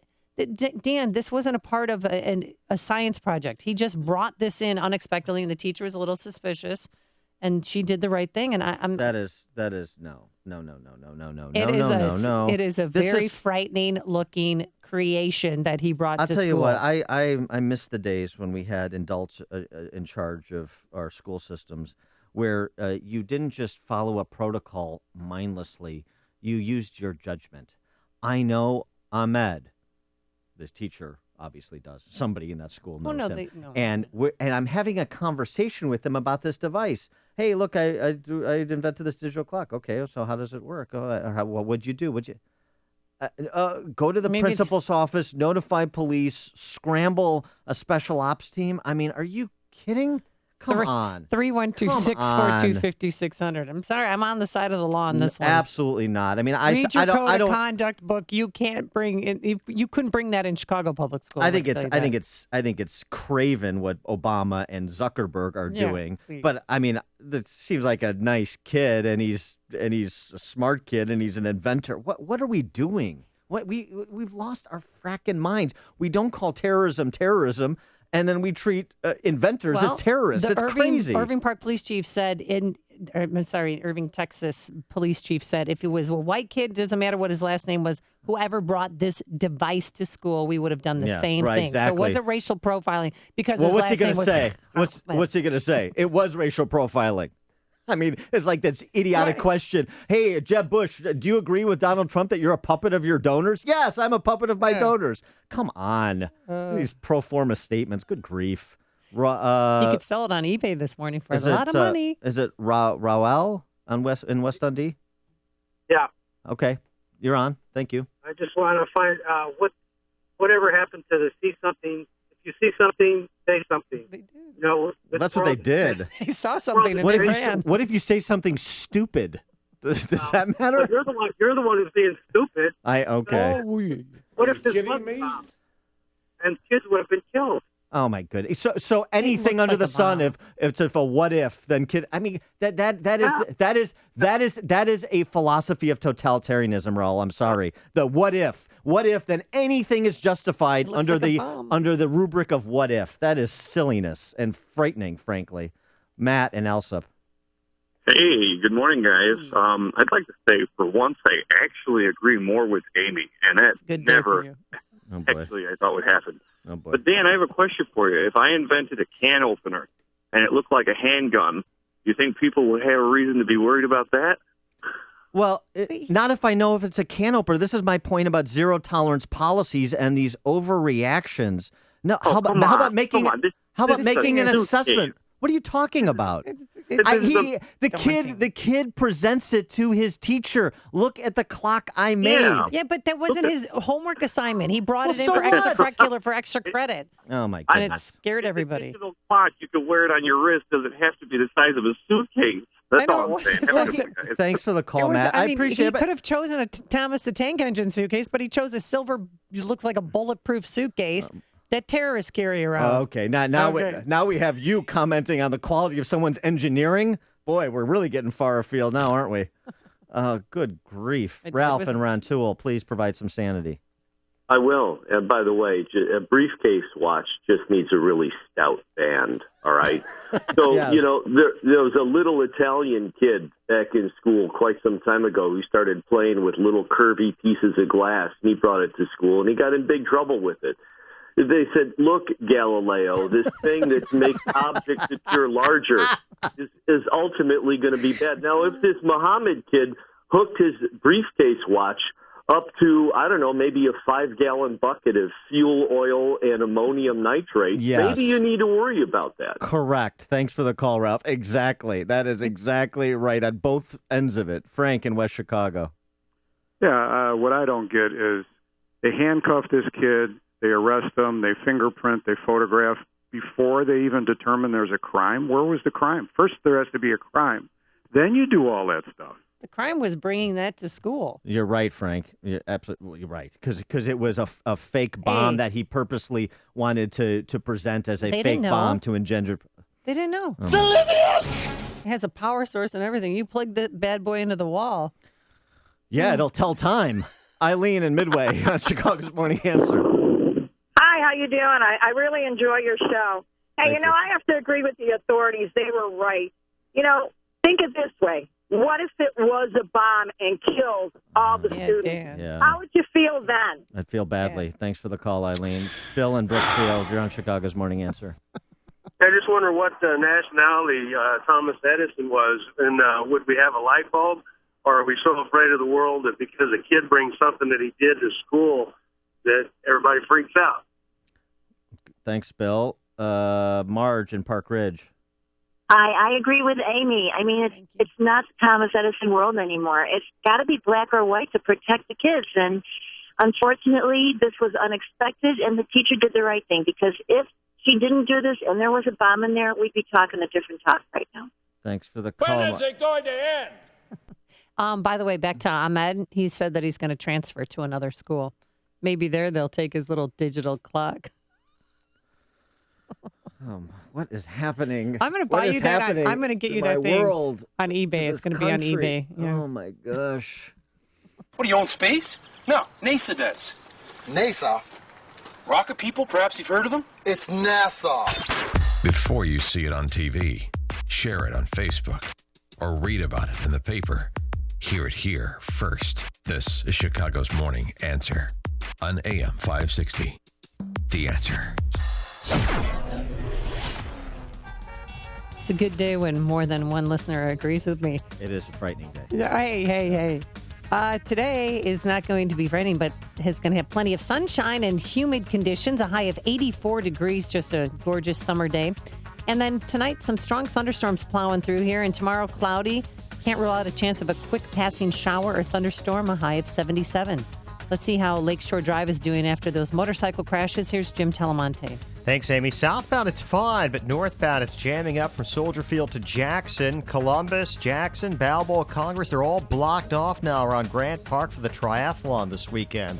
That's going to cause some real traffic issues. North side, the ramp from North Avenue to the outbound Kennedy, still blocked after an earlier truck crash. Edens is 25 minutes, Lake Hook to Montrose to Kennedy, 35 minutes either way between O'Hare and downtown, about Eisenhower. 47 minutes, Thorndale to the Loop. Outbound 35, Stevenson, 40 minutes, 355 to Lakeshore Drive. Outbound 38, the Ryan, 22 minutes, 95th to downtown. Adams Tollway really messy in both directions. Eastbound from 31 to before Roselle Road after a crash. Westbound jam from the Devon Toll to Toohey, where there's a crash in the right lane. There's another one at Meacham in the right lane. Reagan Tollway stop and go 31 to 59. I'm Jim Talamonte, ChicagoRadioDeals.com Traffic Center.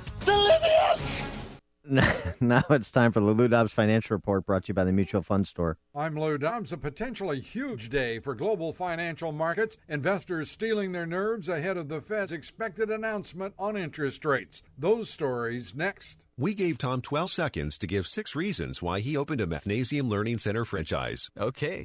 Great income potential. Doing good for kids. Doing what I love. Making math make sense to kids. 500 centers open already. 1 every 3 days. Mathnasium taught me the business. Helps me. Supports me. Time's up. Pretty good. For franchise information, visit mathnasium.com or take the first step right now. Call 855-361-MATH. That's 855-361-6284. Are you living with pain? So was Lisa, a brave Marine wounded in Iraq. After surviving an explosion, I was on horrible painkillers. I tried 1-hour pain relief, and now I'm pain-free all day without dangerous side effects. And it works in less than 1 hour. Try it free for 1 week and pay only the shipping with no automatic shipments. Call 800-600-1069 right now or visit onehourpainrelief.com. That's 800-600-1069. 800-600-1069. The decision investors have been speculating about for months now is only hours away. This afternoon, we learn whether the Federal Reserve will begin raising interest rates for the first time in more than 9 years. While that decision and Fed Chair Janet Yellen's subsequent press conference will likely have the greatest impact on our markets, investors will also be considering corporate developments and economic reports. Oracle and Rite Aid both out with their earnings. Investors reacting to reports on new home construction, weekly jobless claims, and Philadelphia area manufacturing. We'll see whether those reports and the Federal Reserve's decision on interest rates moves crude prices even higher. October crude rose 7% over the past 2 days, topping $47 a barrel. Please join me for Lou Dobbs tonight, 7 and 11 Eastern on the Fox Business Network. This is the Lou Dobbs Financial Report. Great night out awaits you, courtesy of ChicagoRadioDeals.com. Take advantage of a deal for a sumptuous dinner at the award-winning Buckingham Steakhouse. Enjoy an evening surrounded by luxurious decor and attentive service, all while dining on the finest and prime steaks and seafood. You could buy a $100 certificate for only $60. Hey, tired of visiting the usual burger joints? Well, give your taste buds a thrill at Prime Burger House. Be blown away with the decadence of their handcrafted creations like the Surf and Turf Burger, which combines their butchered on-site prime beef patty with a lobster tail perched on top.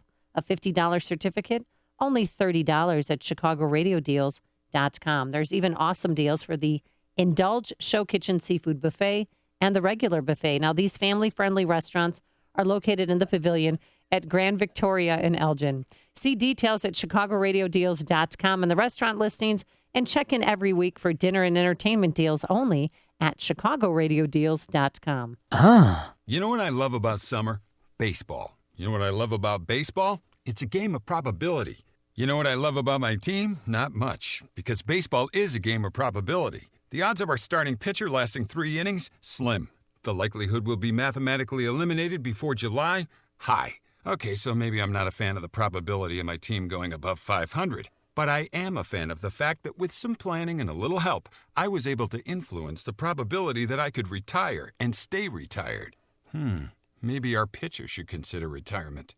Just saying. Ready to make the game-changing decision to put a plan in place for your retirement? The Mutual Fund Store can help you do just that. Connect with us today for a free review of your investment portfolio or a second opinion on your investments. The person you'll be having a cup of coffee with is right here. Hi, I'm Steve Check with the Mutual Fund Store in Chicagoland. Call me at 888-498-3636 or visit mutualfundstore.com and let's talk about your financial goals today. Text from 847. Should they have arrested the I'm the bomb prom guy, too? That's right. I think this Irving Park, Texas school also banning the Gap Band from playing prom because, you dropped a bomb on me. All right. Got a good night's sleep last night. I know. Did I get a good night's sleep? Slept in a little this morning. All thanks to MyPillow from MyPillow, American made. It's the official pillow of the National Sleep Foundation. It helps conform to your neck and back. It helps if you have chronic neck pains, insomnia, allergies. It's washable and keeps its shape to give you the support you need. So here's what you do. Go to MyPillow.com, type Amy in the promo code, 2 pillows for the price of one, plus 50% off all other products. Go to MyPillow.com or call 800-489-0201. That's 800-489-0201. There are two kinds of pain that goes away and the worst kind, chronic pain. If you suffer from chronic pain, life is not complete and it can be miserable. Unfortunately, most people use narcotics that mask the pain. You need to find the source of the chronic pain and get relief. This is Dr. Ken Candido of Chicago Anesthesia Pain Specialists. We're serious players in the management of pain, and our team are national leaders as well as being educators in the treatment of pain. We will work with you to diminish or eliminate your pain and help you get your life back. There's a nationwide narcotics epidemic, and people are too quick to mask over chronic pain instead of looking for the cause and treating or eliminating the pain. Contact us. We will help you. Go to mypainchicago.com. Call and make an appointment with some of the best pain people in the nation, located here in Chicago. mypainchicago.com. You or someone you know suffers in the suffering of chronic pain. mypainchicago.com. Let's make you pain-free. Here are the stories we're watching this morning. Lawyers for Patrick Kane and his accuser are apparently working towards an agreement. Sunny skies this morning. WIND Chicago News Time is 7 o'clock. Fox News Radio. I'm Dave Anthony. He's the Republican frontrunner. Everything I've done virtually has been a tremendous success. So Donald Trump was in the bullseye last night. We don't know who you are or where you're going. Scott Walker and other candidates took aim as nearly half the CNN presidential debate questions revolved around Trump. Trump got into it with Donald Trump. Carly Fiorina was asked about his dig at her face. I think women all over this country heard very clearly what Mr. Trump said. Fox News Radio's Jessica Rosenthal was at the Reagan Library and now joins us live. Dave, everyone went after Donald Trump. But to be fair, that's who the moderators had a lot of questions about and for. He is at the top of the polls. The candidates were asked, for example, if they would trust Trump with the country's nuclear codes. Rand Paul said no. His visceral response to attack people on their appearance. Would we not all be worried to have someone like that in charge of the nuclear arsenal? And Trump said he's a calm businessman. Carly Fiorina said he's an entertainer, not a businessman. You ran up mountains of debt as well as losses using other people's money, and you were forced to file for bankruptcy not once, I never filed not for twice, 4 times. When Trump was reminded by one CNN moderator that he didn't know certain Arab names, other candidates like Marco Rubio took advantage and showed off some foreign policy knowledge, Dave. Jessica, the Army sergeant captured in Afghanistan, then freed in a controversial prisoner swap for Guantanamo detainees, goes to military court today. Fox News Radio's Tanya J. Powers has this live. Bo Bergdahl's lawyers and military prosecutors will make their cases as to why he should or shouldn't face a court-martial for desertion. Bergdahl disappeared from his Afghanistan outpost in 2009 and was taken prisoner by insurgents and released last year in a swap for 5 Taliban prisoners held at Gitmo. The hearing is being held at Fort Sam Houston in San Antonio, Dave. Tanya's now 8 dead in the massive earthquake that hit Chile last night, generating tsunami waves that evacuated 1 million people. Tsunami advisories are still up for California and Hawaii. Fox News Radio, fair and balanced.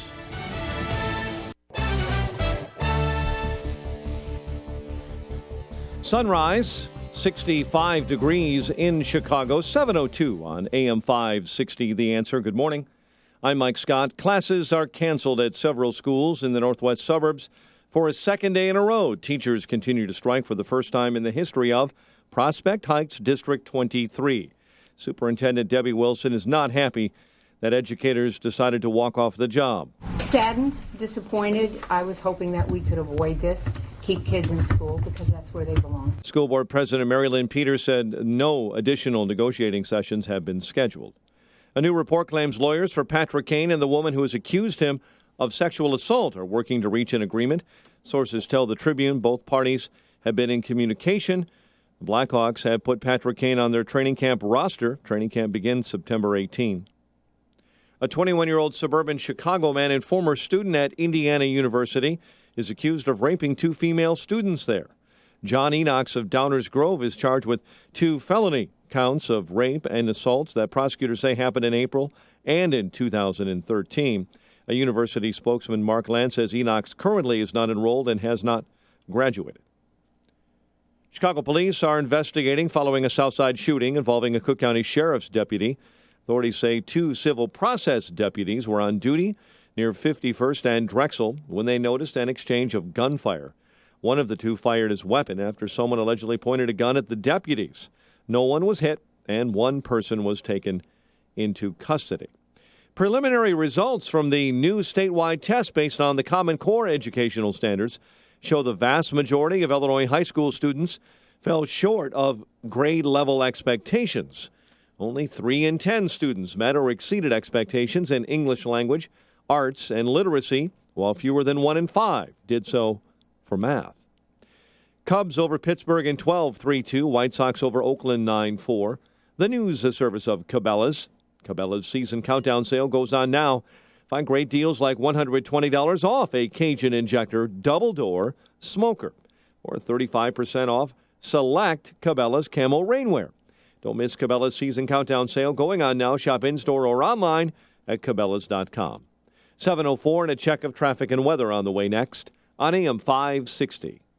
The Republican candidates for president got together for a second debate in Southern California, and you heard it exclusively on AM 560, The Answer. I think women all over this country heard very clearly what Mr. Trump said. This is a country where we speak English. There will always be a Bush or Clinton for you if you want to go back to war in Iraq. Who won? Who lost? Who's dropping out next? There's only one radio station in Chicago with all the answers, and that station is this one. What you need is a strong American leader. This is AM 560. The Answer. Where do more than 2 million people go each day to do their best work? They go to Regis. Regis has beautifully designed tech-powered offices and co-working spaces with full admin support. Let Regis manage the details for you so you can focus on your business. Call Regis at 1-800-OFFICES to get up and running fast, without the hassle. Join the 2 million people who have found a better way to work. And right now, get a free office or meeting room for a day when you call 1-800-OFFICES. Regis, here to help you grow. Call Quicken Loans now at 800-QUICKEN to see if you qualify for the government's Home Affordable Refinance Program, or HARP. And for 5 years in a row now, J.D. Power has ranked Quicken Loans highest in the nation in customer satisfaction. And for the 2nd year in a row, they've also ranked us highest in mortgage servicing. Call 800-QUICKEN or visit QuickenLoans.com. Visit jdpower.com for award information. Call for cost information and conditions. Equal housing lender. Licensed in all 50 states. NMLSConsumerAccess.org. Number 3030. 7:06 in our ChicagoRadioDeals.com traffic center. Here's Jim Talamonte. Thanks, Mike. Northbound Lakeshore Drive has heavy delays from the Stevenson to Jackson. Columbus and other streets around Grant Park are closed for the triathlon this weekend. Eden's inbound delays start at Niles Center. 25 minutes Lake Cook to Montrose outbound 21. Kennedy is 38 minutes either way between O'Hare and downtown. The Eisenhower, 53 minutes Thorndale to the post office, 40 from Manheim, outbound 39 to Thorndale. Stevenson, 40 minutes, 355 to Lakeshore Drive, outbound 38. Ryan, 22 minutes, 95th to downtown. Bishop Ford Jam starting at 159, 37 minutes, 80-94 to the Ryan. Northbound Tri-State slow, Cicero to the Hinsdale Oasis, and the Reagan Tollway to Grand Avenue. Adams Tollway stop and go 31 to Roselle, Lee to Manheim. Westbound, it's jammed from the Tri-State to Toohey with a crash in the right lane. Reagan Tollway stop and go 31 to 59. Traffic answers when you need them most. I'm Jim Talamonte, AM 560, The Answer. Chicago's Morning Answer continues next. Your official Chicagoland weather forecast from our AirComfort.com Weather Center. Air Comfort, your commercial HVAC solution provider. And let's get the latest with meteorologist Kevin Snyder. Today, sunshine mixing with some clouds. Breezy, very warm, and a bit more humid. High 84. A strong thunderstorm around from late evening on tonight, low 67. I'm Kevin Snyder on AM 560. The Answer. 63 at O'Hare, 66 along the lakefront. Next news, 7:30. Chicago's Morning Answer with Dan and Amy continues next on AM 560, The Answer. This hourly segment is brought to you by Dependable Construction, the Angie's List and Better Business Bureau award-winning contractor. Visit tuckpointchicago.net for information. Good morning. Welcome to your Thursday morning briefing. Here's what you need to know to start your day. First of all, Rand Paul shouldn't even be on this stage. He's number 11. He's got 1% in the polls, and how he got up here, there's far too many people. Anyway. And Mr. Trump, we don't need an apprentice in the White House. We don't need an apprentice in the White House. We have one right now. Let's talk. Can I just talk about the email scandal? Sure. What is in the emails? Can you just say what's in the emails? That's all we want to know. What we're thinking is probably much worse. This is Chicago's Morning Answer with Dan Proft and Amy Jacobson on AM 560. The Answer.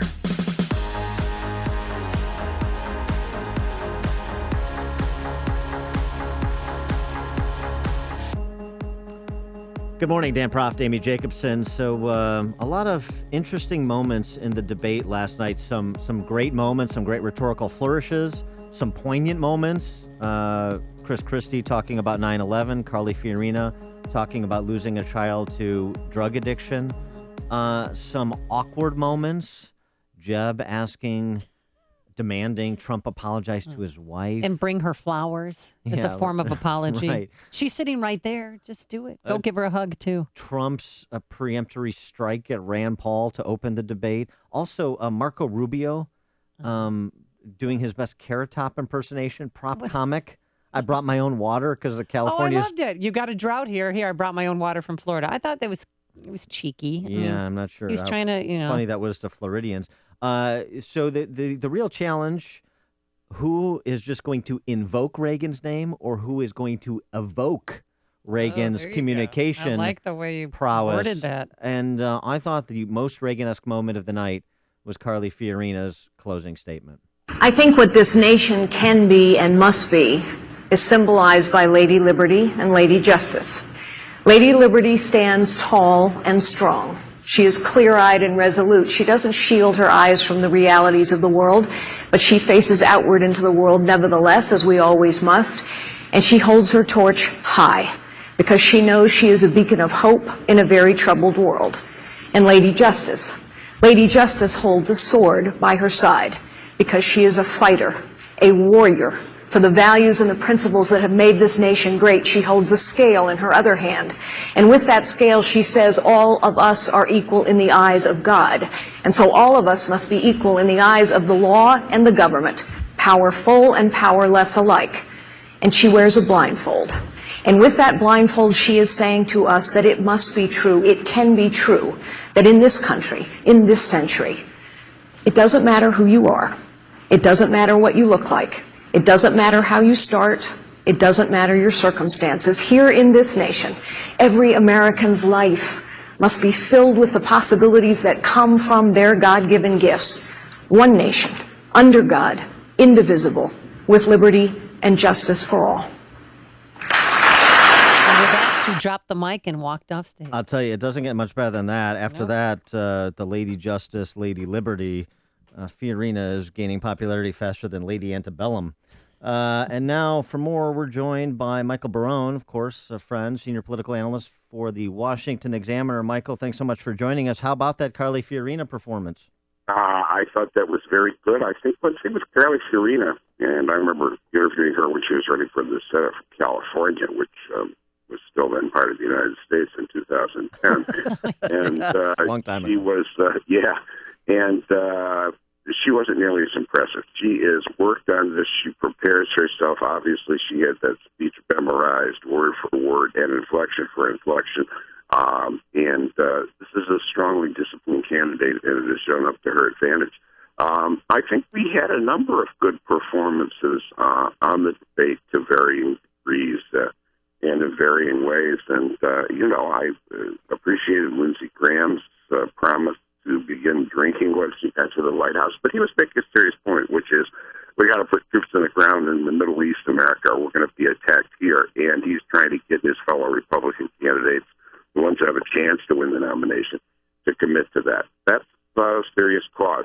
I think Marco Rubio performed very ably and engagingly. He's a candidate who is at least possibly everyone's second choice or third choice. He's got the highest. He doesn't have the highest numbers of support, but he has about the highest numbers of acceptability in most polls. Pardon me, I need Barco's water. He advanced himself, and his specificity and sense of command on the specifics of foreign policy, I think, provided a vivid contrast with Donald Trump, who was pretty vague and says, I think I can get along with Putin, and I think I can do this and that. Now, so far this year, that's been an attractive position for many people who have been traditional Republican primary voters or are identifying themselves to pollsters this year for the first time as potential Republican primary voters. So maybe it'll be popular again. I think the contrast works to Rubio's advantage. So the big winner last night, Carly Fiorina, Rubio, Trump or no Trump? I don't think Trump was a winner. I have trouble analyzing him by, if I use traditional standards, because I've been doing that and getting public opinion wrong pretty consistently. So that tells me I'm out of line. I think what we're seeing is an expansion of the Republican primary electorate from the rather small segment of the total electorate that it's been in past contests in 2000, 2008, 2012. To a larger group of people, they are less interested in litmus tests. Did you ever support a tax increase or a public fee increase? Oh, we're going to cross you off our list. Less interested in those litmus tests on taxes, abortion, and other issues. More interested in attitude, not terribly concerned about consistency or mastery of facts. So that it's a different world out there. I think that the contrast there, though, was strong, and I think that you had candidates who were showing at least as much mastery. We're talking to Michael on the stage as Rubio, Fiorina. I think Chris Christie. I think presented himself very ably tonight and may have breathed life into what most people think has become a moribund candidate. We're talking to Michael Barone, senior political analyst for the Washington Examiner. I want to go back to what you said about Carly Fiorina. You visited her when she was running for Senate against Boxer in California back 5 years ago. Is it turned out that the best thing that ever happened to Carly Fiorina politically was losing that race, and she has come a long way, baby, in the last 5 years? We'll see what the best thing to happen to her politically is, but I think she's in a different place. Look, she doesn't have to fly from coast to coast or take the red eye to get from California to Washington, D.C. every couple of weeks, and she's moved to Virginia. She and her husband don't have to pay those horribly high California taxes. Well, yeah, but it worked out pretty well for her. Yeah, but I'm talking about in terms of her market position in this race. As long as she doesn't buy clothes in Chicago with the nation's highest sales tax rate, okay? Yeah, but here's my question. She loses that race. She learns a lot. She had to be conversant in federal issues running for U.S. Senate, but she's gotten a lot more so in the last 5 years, and she comes into the race as an outsider in an outsider race. Well, that is an advantage. I don't know that she could have predicted that would be an advantage. When you run for president, you can never be sure whether or not the facts, circumstances, the mood of the electorate is in line with your candidacy and the premise of your candidacy. You don't even know what the premise of your candidacy is going to be in some cases. I'm impressed that Fiorina has prepared vigorously. I suspect that is a big contrast with Donald Trump, who appears to just kind of wing his answers. Yeah, well, he even said he doesn't practice for debates. He does no debate prep Newt whatsoever. Newt Gingrich said that 4 years ago, and the bubble burst. Yeah. He didn't seem to take command, Newt didn't, of later debates. Well, do you think Jeb Bush... lambasting the media. Yeah, Jeb Bush last night, do you think that was his comeback Jeb debate? Jeb Bush did pretty well, though I thought it was a spotty performance. Jeb has got a character, an affect, a way of expressing himself that comes across as less than forceful, and he has to work on that to establish, the kind of sense of mastery that people tend to want in the president. I think he did that at multiple moments last night. I think he did not succeed in doing that in some moments last night. We'll see. I think that a Republican Party that is mad at its incumbent leaders is probably not likely to nominate a candidate who is the brother and son of former Republican president. What about just lousy circumstances for him. What about a couple of Midwest governors who are trying to find their footing? One for kind of a late entrant, and the other an early favorite, Walker and Kasich. Walker, I thought, made his point solidly. I was interested to see that he did not get much airtime. I thought he took advantage better than he did on August 6th of the airtime that he got.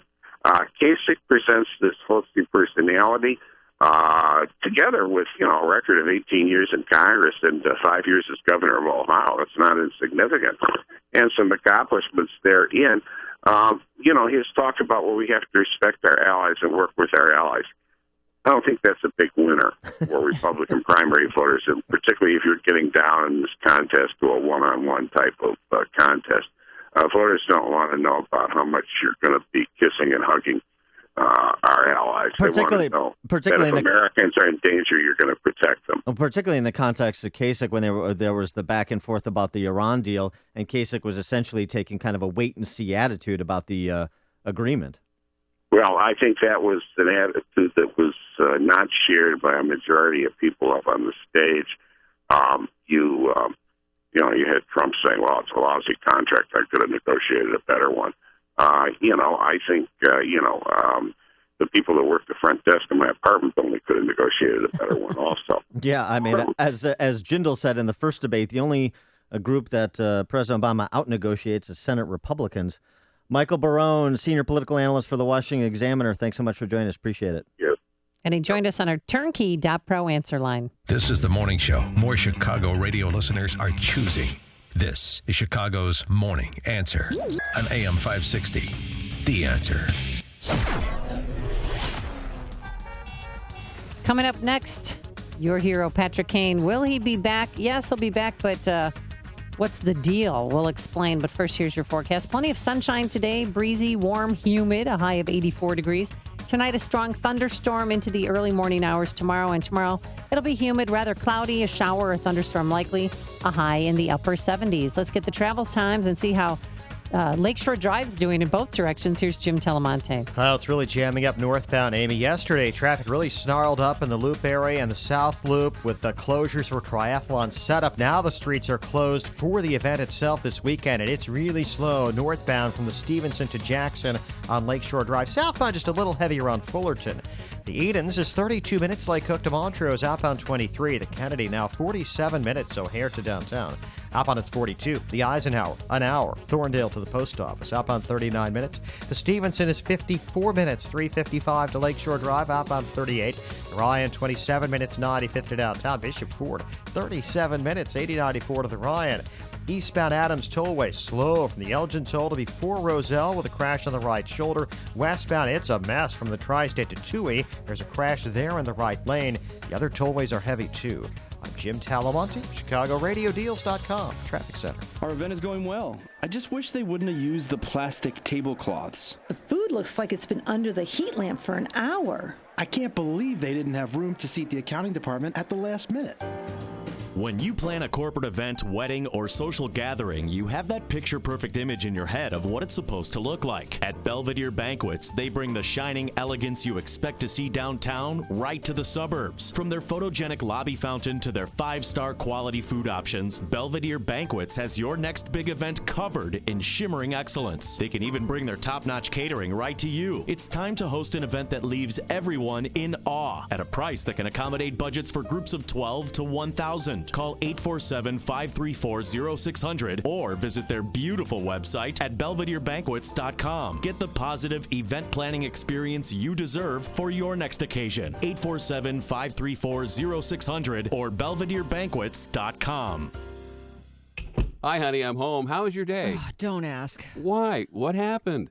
Or do I not want to know? Well, the new carpet in the living room is ruined. Your daughter decided to have a tea party with her Mr. Fluffy Bunny and his friends. Now there are stains everywhere. I never did like Mr. Fluffy. That's already on top of the stains your teenage son made last week when he tracked mud all over the kitchen tile and sofa after football practice. My teenage son? Well, I guess I'll need to talk to him. Honey, we need to call Executive Green Carpet Cleaning today. Executive Green understands family and the mess that sometimes comes with it. If it's been more than a year since you've had your carpet, upholstery, or tile and grout cleaned, you need to call Executive Green at 708-599-5151. They use their own purified water and a safe EcoGreen solution that won't leave a toxic residue for your next tea party. Best of all is the price. Only $139 for 3 rooms. Call 708-599-5151 now or schedule online at executivegreencarpetcleaning.com. My name is Dr. Howard. I've recommended Balance of Nature for over 15 years because of the excellent results I see in my patients. Balance of Nature doesn't make any claims of treating or curing any particular disease, but I think the results speak for themselves. Your product is terrific. I feel great. More energy. I've lost some weight. I can think clearer and faster. Everything that he said, Dr. Howard says it does on the program, it does, and then some. Boy, oh boy, I feel terrific. Nothing compares with this. Honestly, I know people always say this in testimonials, but this is the God's honest truth. I feel like a man 20 years younger. When you can give your body a full variety of 31 different fruits and vegetables in their 100% natural, whole food form, you receive the unmatched balance of nutrition.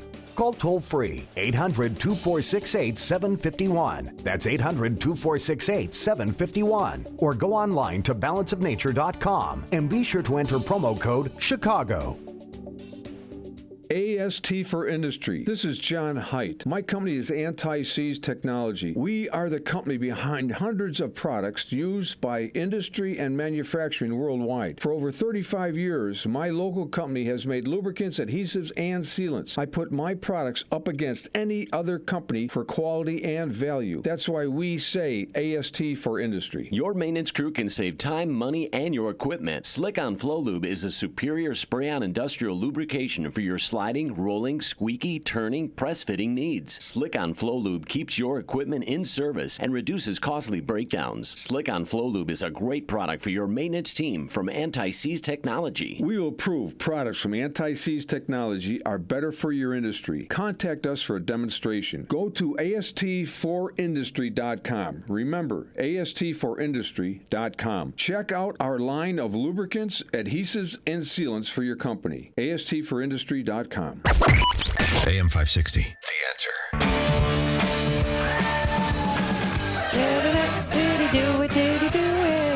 Is he innocent?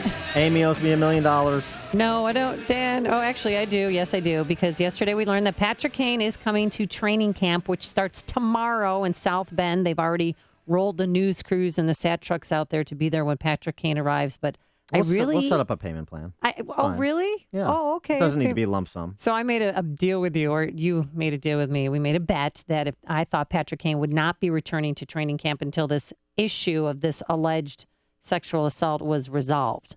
They don't even have a date rescheduled for the grand jury at this point, according to Kane's attorney. So which publication are you believing? The Chicago Sun-Times or the Chicago Tribune? Because the Chicago Tribune first published a story that cited anonymous sources who said attorneys for both sides had been in communication for weeks to reach a civil agreement. A settlement. A settlement. And then Patrick Kane's attorney, Paul Cambria, said, quote, "There are no settlement talks between me and her lawyers, period."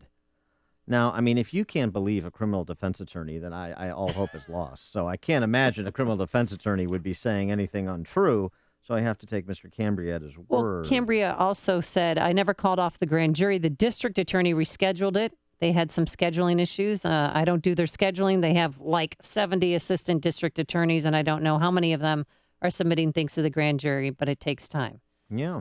So who do you believe? Do you believe that was just smoke and mirrors, what he said to try and throw off to what he said to the Sun-Times, that there's no settlement talks between me and her lawyers? I can't imagine that something hasn't been explored. But the only thing I would say is I don't think settlement talks are going to get very far if it's not clear that she would then be unwilling to cooperate and pursue criminal charges against Patrick Kane. That would have to be a part of it. Now, the state's attorney can pursue the case irrespective of her decision. Yeah, but if they don't have her on not much of a their case. team, there's no case not there. Not much of a but case. But regardless, Patrick Kane is going back to training camp tomorrow in South Bend, and I'll look into possibly setting up a payment plan. I'm just going to start shopping for country club memberships after the show. The stories you need to know to start your day.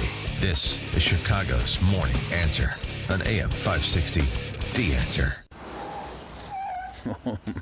I really enjoyed test driving that car, but I don't know if I can afford it. Well, you can qualify for a low interest and payment auto loan depending on your credit score. I don't even know what my credit score is. You should go to Credit Sesame. They give you your credit score for free and so much more. In fact, you can check it right now. Yes, at Credit Sesame, we help turn your credit score into the key that unlocks the things you want. Like that new car. We give you a free credit score and so much more.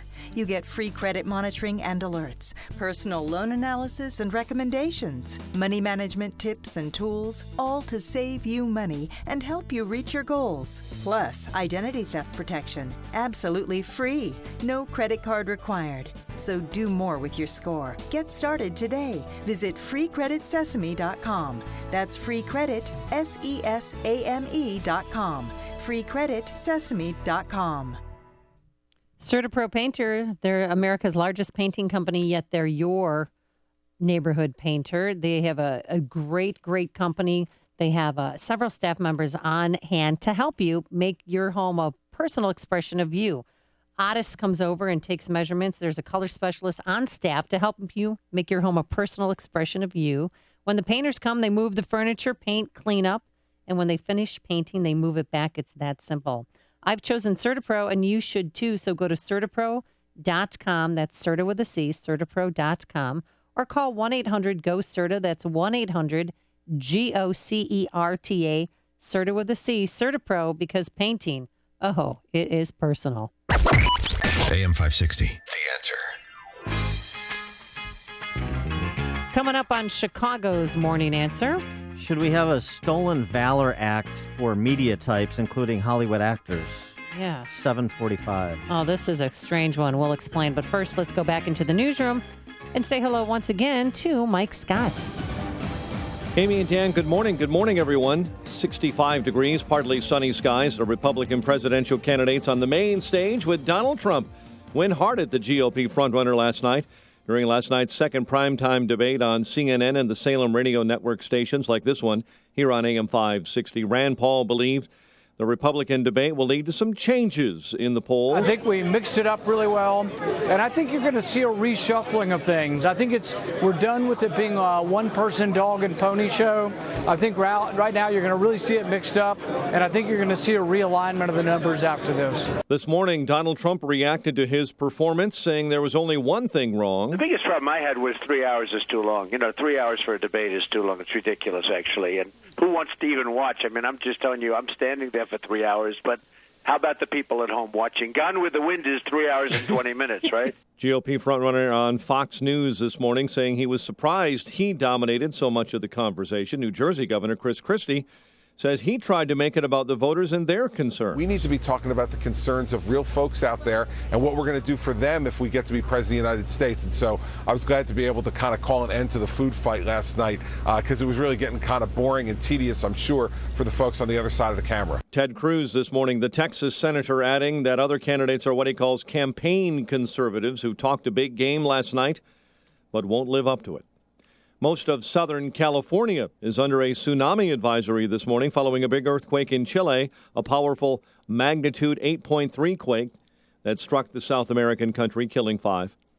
The Fed's open market policy-making body announces a decision later today on whether to raise interest rates. That is a story we will follow throughout the day. Officials at Utah's Zion National Park say the bodies of 6 of the 7 caught up in flash flooding in the Keyhole Canyon have been recovered.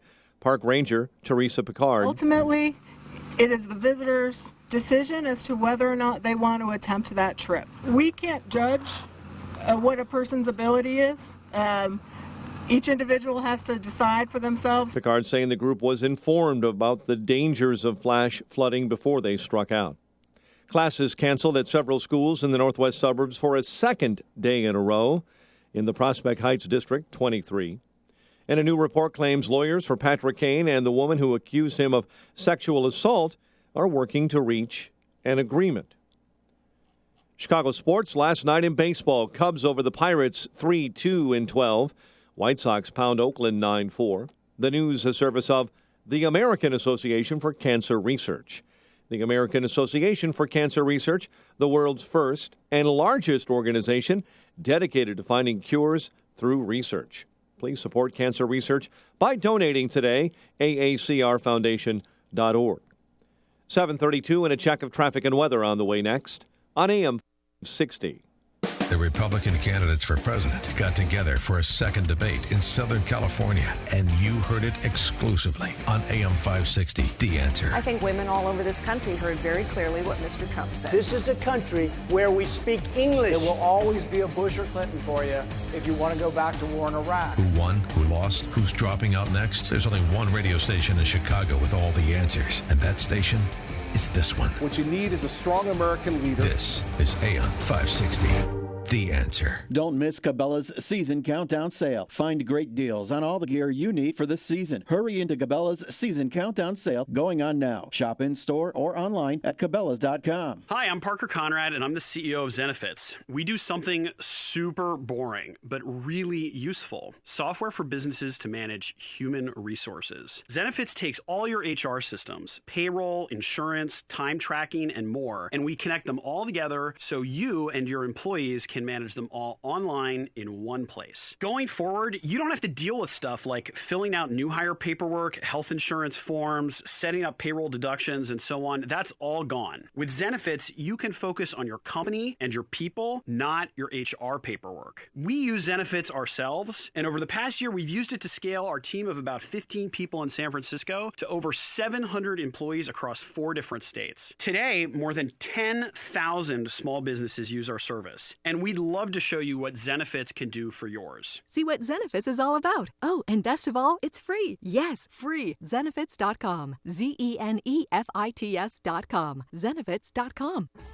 This is Michelle DeVal from DeVal Jewelers. I'm thrilled to tell you about our great selection and prices on stackables, bracelets, mother's rings, and of course our amazing choice of diamond and gold jewelry. Go ahead, Dennis. You're anxious to say something. It's also gratifying when listeners come in and remember Reno, Donna, and of course yours truly from our Belmont Central store in the old neighborhood. I encourage listeners to bring us their diamonds and fine jewelry because we will buy them at fair prices. Whether you're a previous customer or a new one, we have been Chicagoland's family jeweler for over 100 years. We take pride in having the perfect jewelry selection for every budget and taste preference. And no matter where you live in Chicagoland, we are easy to get to and worth the drive. DeVal Jewelers is just south of the Kennedy on Harlem in Harwood Heights. Call us at 708-867-8200. That's 708-867-8200, and our website is DAVALLE.com. DeVal Jewelers, more bling and less sting.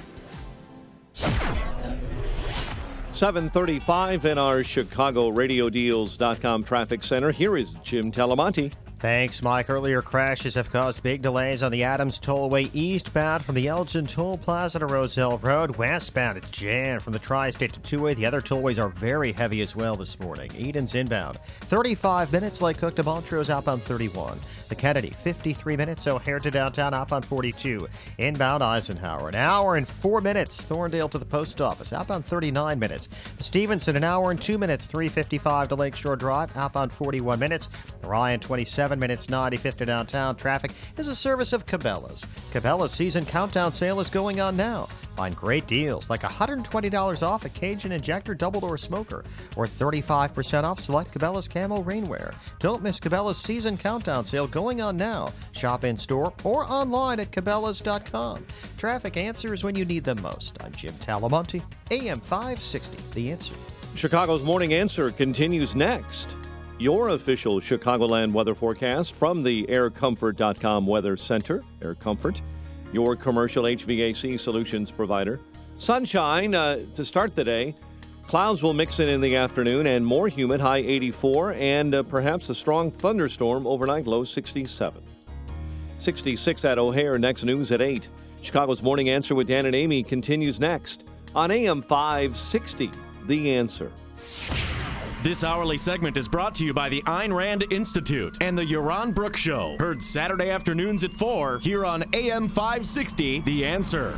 Your money. Find out how to keep more of it and live debt-free. Tonight on The Dave Ramsey Show, starting at 7 on AM 560, The Answer.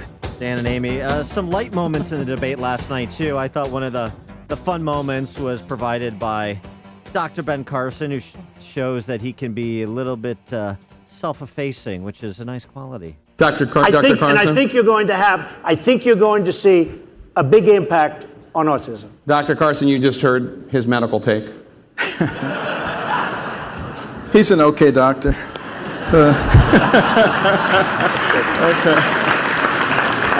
Even Trump had to give him kudos. A little hat tip for that quip. That I was love nicely played. Donald Trump was in between Jeb Bush and Ben Carson. I like that. I mean, I know the person with the highest, ratings, or not highest ratings, but who's leading the polls gets center stage.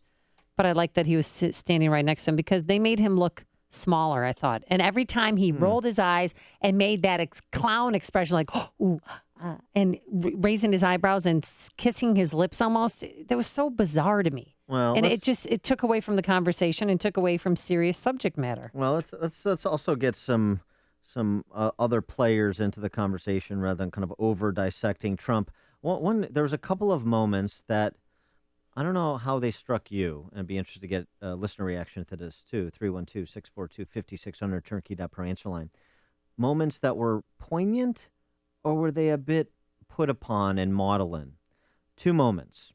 One was Chris Christie talking about 9/11. The other was Carly Fiorina talking about losing a child to drug addiction in the context of the conversation that the candidates had about medical marijuana. Let's listen to Fiorina first talking about having to bury a child. I very much hope that I am the only person on this stage who can say this, but I know there are millions of Americans out there who will say the same thing. My husband Frank and I buried a child to drug addiction. So we must invest more in the treatment of drugs. I agree with Senator Paul. I agree with states' rights. But we are misleading young people when we tell them that marijuana is just like having a beer. It's not. And the marijuana that kids are smoking today is not the same as the marijuana that Jeb Bush smoked 40 years ago. We do. Sorry, Barbara. We do need criminal justice reform. We have the highest incarceration rates in the world. 2/3 of the people in our prisons are there for nonviolent offenses, mostly drug-related. It's clearly not working. But we need to tell young people the truth. Drug addiction is an epidemic, and it is taking too many of our young people. I know this sadly from personal experience. Hugh Hewitt, I'd like to... That was that pulled on a lot of heartstrings because a lot of people are suffering that in their families, and they want more done. They want the government to do more to set up programs to try and stop the inflow of drugs into this country, and when kids have an addiction, where they can go and where families can go. Yeah, and I'll tell you what, regardless of your position on medical marijuana, I thought the way that Carly Fiorina brought her personal experience into her answer was authentic. Mm-hmm. I thought it was substantive. I didn't think it was an effort to kind of cynically appeal to people's emotion. I thought it was relevant, and that's why I thought it was a powerful answer.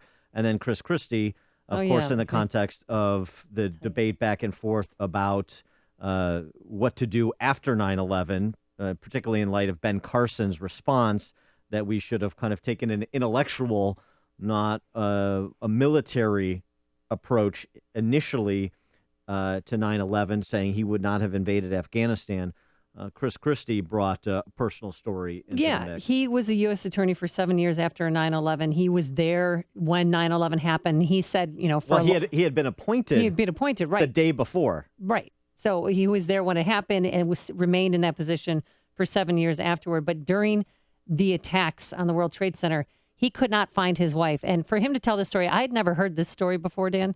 So just listen to what it was like for him while he was trying to find his wife. I was named U.S. Attorney by President Bush on September 10th, 2001. And that next day, my wife, Mary Pat, did what she did every day. She traveled through the World Trade Center and went to her office 2 blocks from the World Trade Center. And after those planes hit for 5.5 hours, after that, I couldn't reach her. Didn't know whether she was dead or alive, and we had 3 children at the time, 8, 5, and 1. And I had to confront what so many thousands of others in my region had to confront. The idea that I might become a single parent, the idea that my life and my children's life might be changed forever. Yeah, I think that's an authentic story, too, and a powerful one. but I think it's less directly related to the decision from a policy perspective whether or not to deploy troops to Afghanistan, to Iraq, to some combination of the two, how you go after those parties responsible for the 9/11 attacks. But it was a powerful personal story. And it was two personal stories from Fiorina and Chris Christie that made me learn more about them as human beings, as family members, rather than just politicians. Verlin on the South Side, you're on Chicago's Morning Answer. How you doing, Amy? Good. Dan, I'm on fire again. These moderators are just pissing me off. These candidates had to really fight for airtime. Like when Mike Huckabee was a gentleman, he didn't get a question directed to him to 45 minutes in the debate. It's ridiculous. The only good thing that I saw in the debate, and I know America seen, was how water weak Donald Trump was. There's two favorites that I got, and I'm still a Carly fan, but Rubio came on real strong, and he's making me a believer again. But I got something to say. I got a question for Sean in Elmwood Park.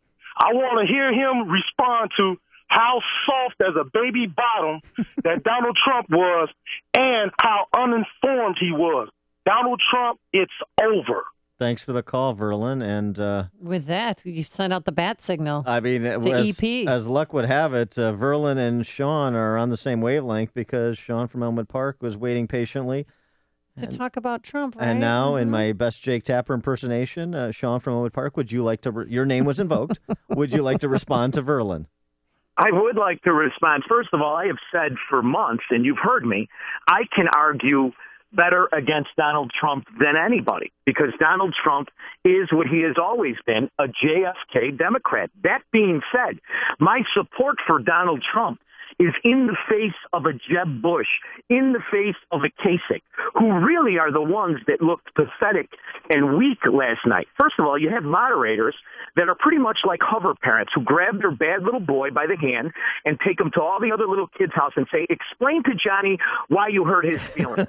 You didn't have one question on the economy. You didn't have one question of any substance. Well, that's not true. There was a lot of discussion of tax policy. Well, you have the difference between what we are experiencing now, which is a government-sponsored fraud in an economy, and you have the take on a guy like Ted Cruz or Carly Fiorina was clearly the winner. There's not a question in anybody's mind who won, and that was Carly Fiorina. Well, are you going to support her? Sean, are you going to vote for her now? Or are you going to get on her bandwagon and jump off Trump's? And I've said that for months, love Carly Fiorina. Love Ted Cruz. But you only get to vote for one. Look what they did to Ben Carson last night. They used him as a foil to constantly go after Trump. Did you really hear him talk about any of his positions? I want to love Ben Carson, too. I'm hazy on his Second Amendment. I want to know about this.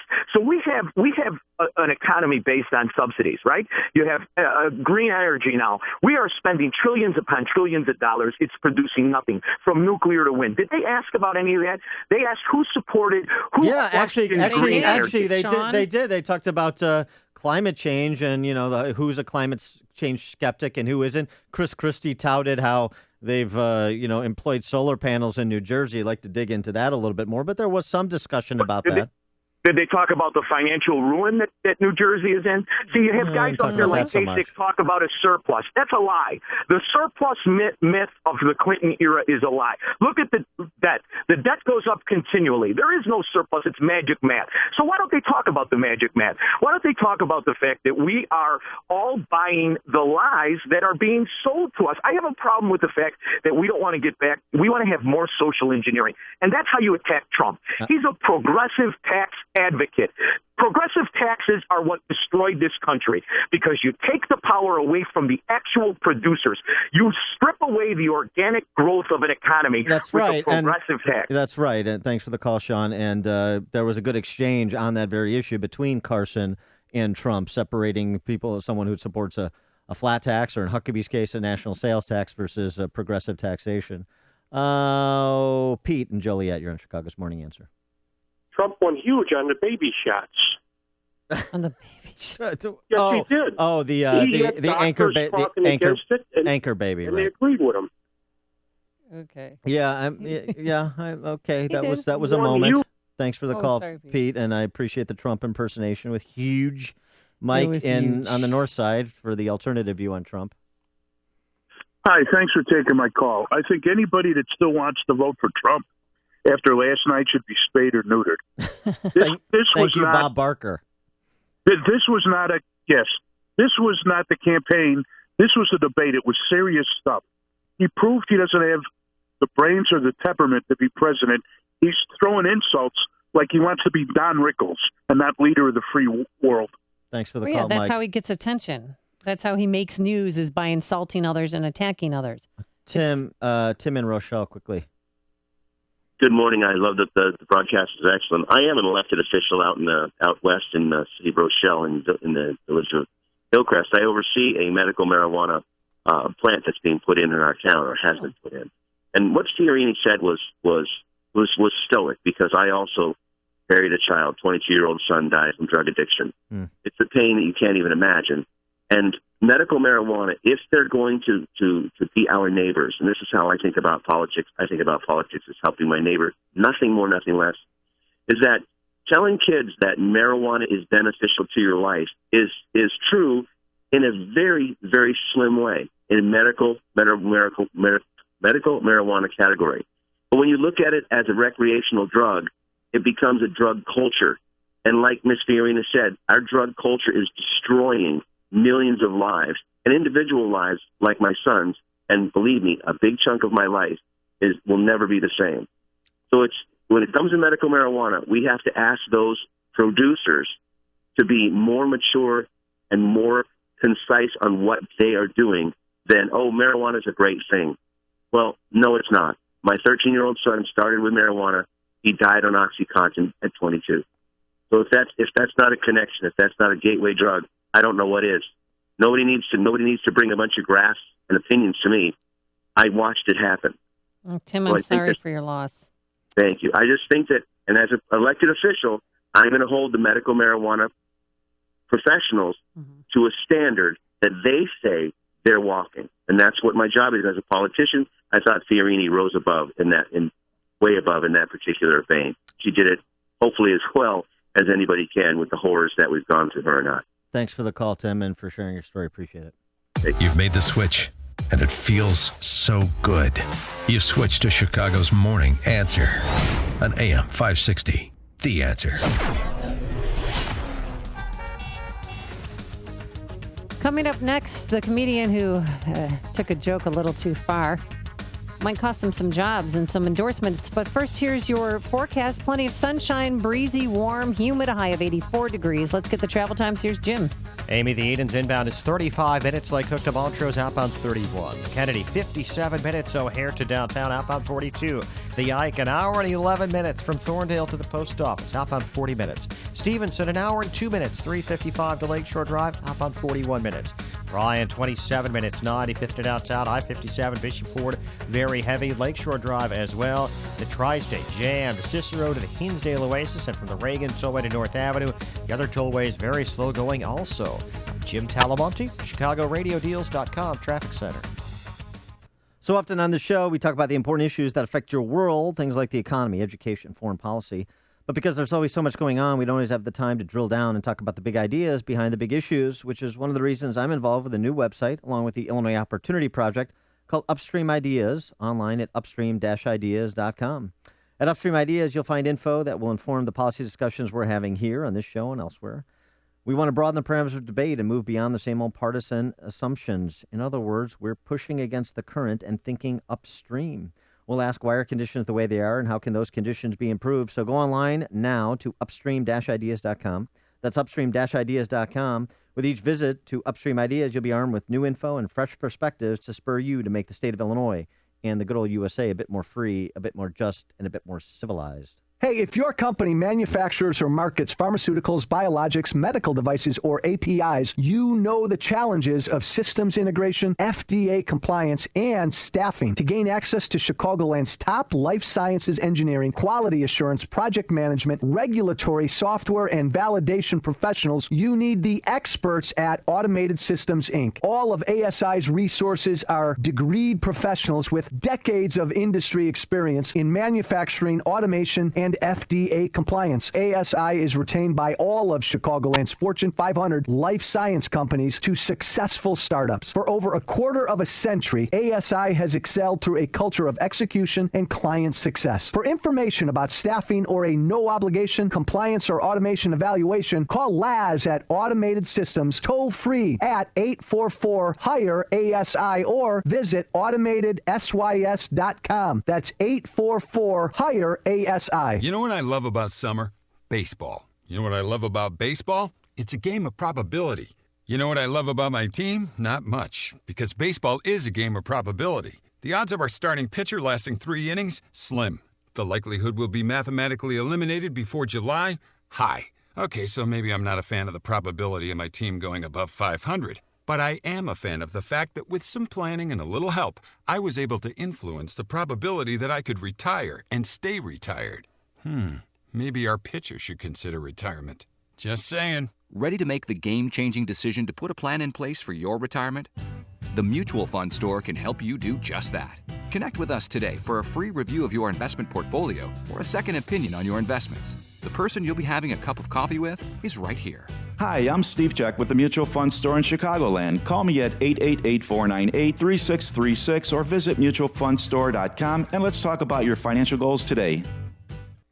Join me, Dan Proft, and over 1,000 like-minded individuals for the GOP Fall Rally this Sunday, September 20th from 1 to 4 p.m. Meet candidates in an informal and personal venue, visit local groups and organizations working to promote Republican principles, and enjoy a good old-fashioned ballpark cookout. The rally is taking place at the Fifth Third Bank Baseball Park in Geneva. For more details and to buy tickets, visit 560theanswer.com and search the keyword rally. So, Dan, last night I was lucky to be there at the Hollywood Palms in Naperville with some of our listeners and watching the debate on the big screen. And one thing I have to say I took away, because I watched the entire debate, listened to some of it while I was driving home. What I learned from last night's debate: Donald Trump and Rand Paul despise one another. Jeb Bush smokes pot. Ben Carson supports guest worker programs. Smoked. Excuse me. I did say smoked. For 5 hours of his life, Chris Christie thought he was a single dad. Mike Huckabee and Ted Cruz fell off the stage. Scott Walker fought the unions and won, and he doesn't like The Apprentice. Marco Rubio says toilets are overregulated by big government. And Carly Fiorina is strong on foreign policy. More importantly, she has a beautiful, gorgeous face. Hear about the big stories of the day, then talk about them right here on Chicago's Morning Answer on AM 560. The Answer. I'm Lex, CEO of Balance of Nature. At Balance of Nature, we believe in real communication. Whether you call into the office or hear a success story on the radio, you can be sure it's real, unsolicited, and unscripted conversation. I really started it from an advertisement, more for my husband than for me, but I decided we should both take it, and I had gout in both my knees, and it's gone. Well, that's a wonderful success story. I know. He had eczema on his hand, and it cracked for years. He did anything from doctor, every cream, everything. And 3 months on the veggies and fruit, it was gone.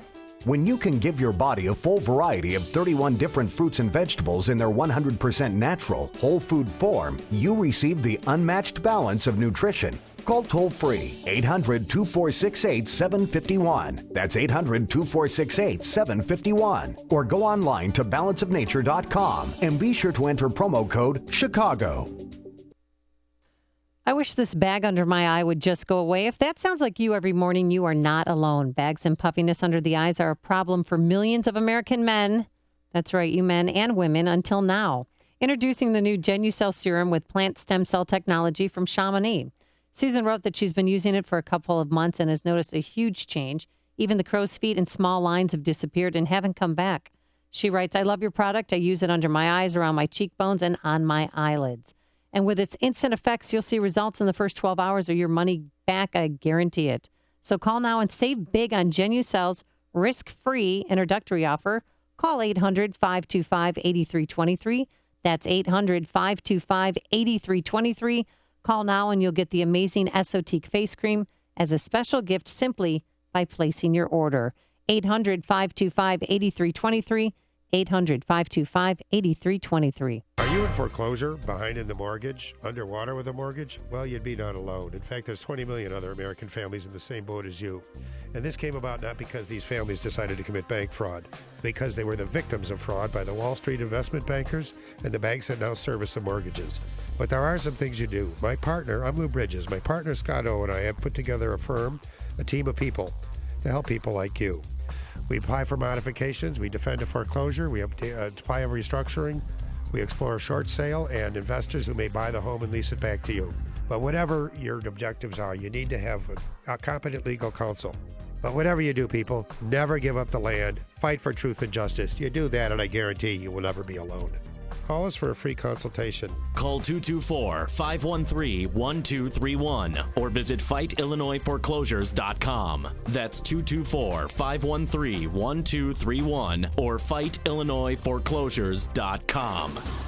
Hi, I'm Parker Conrad, and I'm the CEO of Zenefits. We do something super boring, but really useful. Software for businesses to manage human resources. Zenefits takes all your HR systems, payroll, insurance, time tracking, and more, and we connect them all together so you and your employees can manage them all online in one place. Going forward, you don't have to deal with stuff like filling out new hire paperwork, health insurance forms, setting up payroll deductions, and so on. That's all gone. With Zenefits, you can focus on your company and your people, not your HR paperwork. We use Zenefits ourselves, and over the past year, we've used it to scale our team of about 15 people in San Francisco to over 700 employees across 4 different states. Today, more than 10,000 small businesses use our service, and we'd love to show you what Zenefits can do for yours. See what Zenefits is all about. Oh, and best of all, it's free. Yes, free. Zenefits.com. Zenefits.com. Zenefits.com.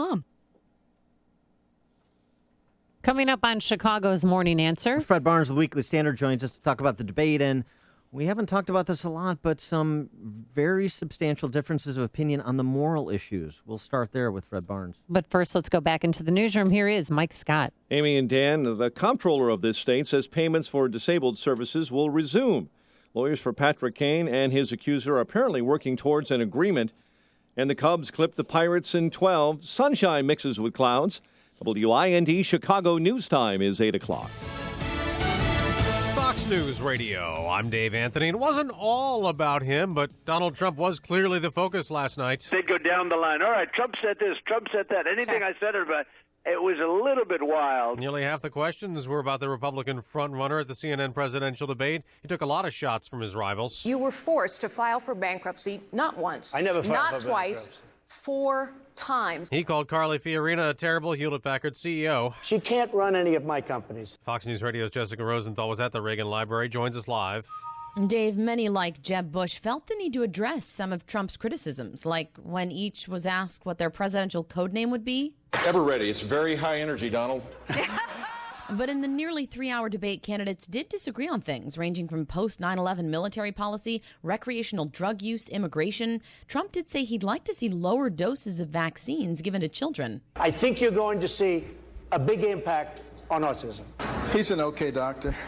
But retired neurosurgeon Ben Carson said vaccines do not cause that kind of harm. Many did agree, though, on wanting to defund Planned Parenthood. If we will not stand up and force President Obama to veto this bill, shame on us. And Carly Fiorina joined the primetime debate after moving up from the lower-tiered candidate debate last month, Dave. Jessica facing charges over much delayed recall of cars with defective ignition switches. GM has agreed this morning to pay a $900 million penalty to end a federal criminal investigation into a problem blamed for 124 deaths. Individual employees have also been under investigation.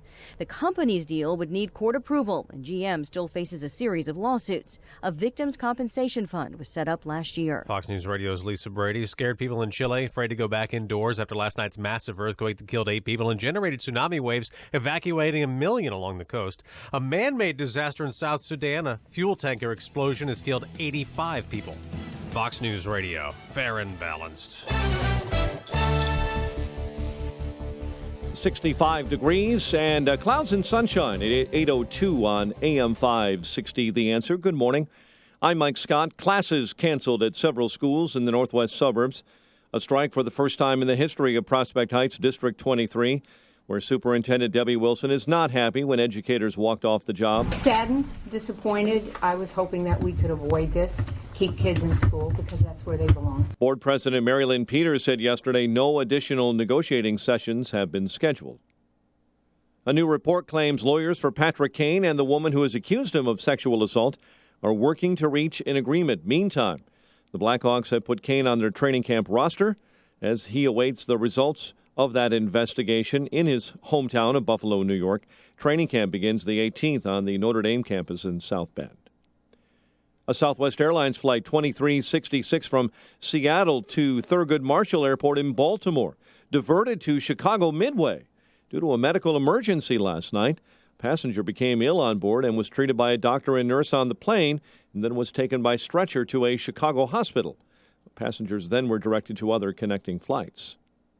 Flags will be flown at half-staff throughout the state today, honoring a McHenry County Sheriff's deputy who died nearly a year ago after being shot in the line of duty. Governor Rauner's office asking all U.S. and state flags to be lowered in remembrance of Dwight Manis. Flags will remain lowered until sunset Saturday. Cubs over the Pirates 3-2-12. White Sox beat Oakland 9-4. And the news, a service of the Milwaukee Airport with all the major U.S. airlines, including Southwest, Delta, United, American, U.S. Airways, Alaska, Frontier, OneJet, and even Air Canada. Milwaukee is the O'Hare alternative. Visit flymke.com today. 8:03, time for the AM 560 Business Beat. And from the Fox Business Network, here's Carmen Roberts.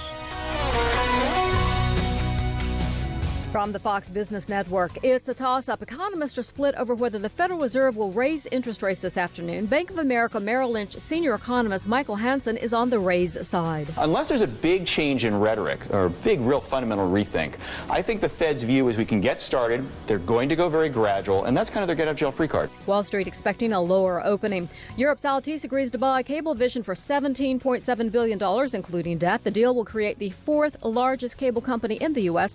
The trend of media consolidation ramping up as competition grows with on-demand providers like Netflix and Amazon. And Silicon Valley's rolling out the red carpet for 14-year-old Ahmed Mohammed, the Muslim student detained when this teacher in Texas thought a homemade clock was a bomb. Facebook and Google sent invitations. Twitter offered an internship. With the Fox Business Report, I'm Carmen Roberts. 8:05 and a check of traffic and weather on the way next on AM 560. The Republican candidates for president got together for a second debate in Southern California, and you heard it exclusively on AM 560, The Answer. I think women all over this country heard very clearly what Mr. Trump said. This is a country where we speak English. There will always be a Bush or Clinton for you if you want to go back to war in Iraq. Who won? Who lost? Who's dropping out next? There's only one radio station in Chicago with all the answers, and that station is this one. What you need is a strong American leader. This is AM 560, The Answer. What do Fortune 500 companies do when they need to find new workspace? They call Regis at 1-800-OFFICES. With Regis, you can easily expand today and get your people up and running tomorrow. With fully furnished tech-powered co-working spaces, offices, and admin support, Regis manages the details so you can focus on your business. Short-term, long-term, all on your terms. Regis makes it easy and affordable. Call Regis now at 1-800-OFFICES and get a free office or meeting room for a day. Regis, here to help you grow. Call Quicken Loans now at 800-QUICKEN to see if you qualify for the government's Home Affordable Refinance Program, or HARP. And for 5 years in a row now, J.D. Power has ranked Quicken Loans highest in the nation in customer satisfaction. And for the second year in a row, they've also ranked us highest in mortgage servicing. Call 800-QUICKEN or visit QuickenLoans.com. Visit jdpower.com for award information. Call for cost information and conditions. Equal housing lender. Licensed in all 50 states. NMLSConsumerAccess.org. Number 3030. 8:06 in our ChicagoRadioDeals.com traffic center. Here is Jim Telemonte. Thanks, Mike. The Edens inbound is 35 minutes. Lake Cook to Montrose outbound 27. The Kennedy now jammed. An hour and 16 minutes. O'Hare to downtown 42 minutes from Montrose. 25 in the Express. Outbound 42 to the airport. The Eisenhower an hour and 11 minutes. Thorndale to downtown. Outbound 40 minutes. Stevenson an hour and 2 minutes. 3:55 to Lakeshore Drive. Outbound 41 minutes. Ryan, 27 minutes, 95th to downtown. Tri-State southbound slow 21 to 137. Northbound Cicero most of the way to 31st. And from the Reagan Tollway to North Avenue, eastbound Adams Tollway stop and go 31 to past Barrington. Westbound from the Tri-State to Chewy and Barrington to Higgins. Reagan Tollway stop and go 31 to 59. Veterans Memorial very slow northbound International Parkway most of the way to Roosevelt. And from the Army Trail toll to 290. Traffic answers when you need them most. I'm Jim Talamonte, AM 560, The Answer.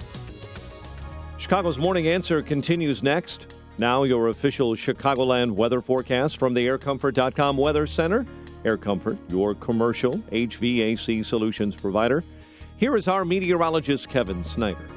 Breezy, warm, and a bit more humid today with a mix of sun and some clouds, high 84. Mostly cloudy and breezy with a strong thunderstorm around from late evening on tonight, low 67. Humid with a shower or thunderstorm around tomorrow, high of 77. I'm Kevin Snyder on AM 560, The Answer. 63 at O'Hare, next news 8:30. Chicago's Morning Answer with Dan and Amy continues next on AM 560, The Answer. This hourly segment is brought to you by Secure Retirement Radio with Raj Shah. Sunday mornings at 7, right here on AM 560, The Answer. Good morning. Welcome to your Thursday morning briefing. Here's what you need to know to start your day. First of all, Rand Paul shouldn't even be on this stage. He's number 11. He's got 1% in the polls, and how he got up here, there's far too many people. Anyway. And Mr. Trump, we don't need an apprentice in the White House.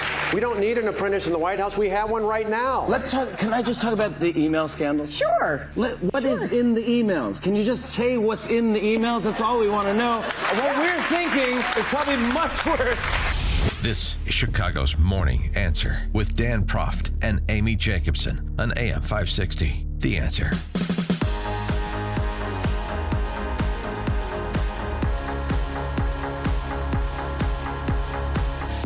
What up, Dan and Amy? So we've talked a lot about the debate this morning, gone through a lot of the candidates, a lot of the issues, but we haven't touched yet on a category of issues where there's some real disagreement among the candidates, although it wasn't so evident yesterday, but there are gradations that are important. The two issues, defunding Planned Parenthood and religious freedom, Kim Davis, the Rowan County, Kentucky clerk, being the example.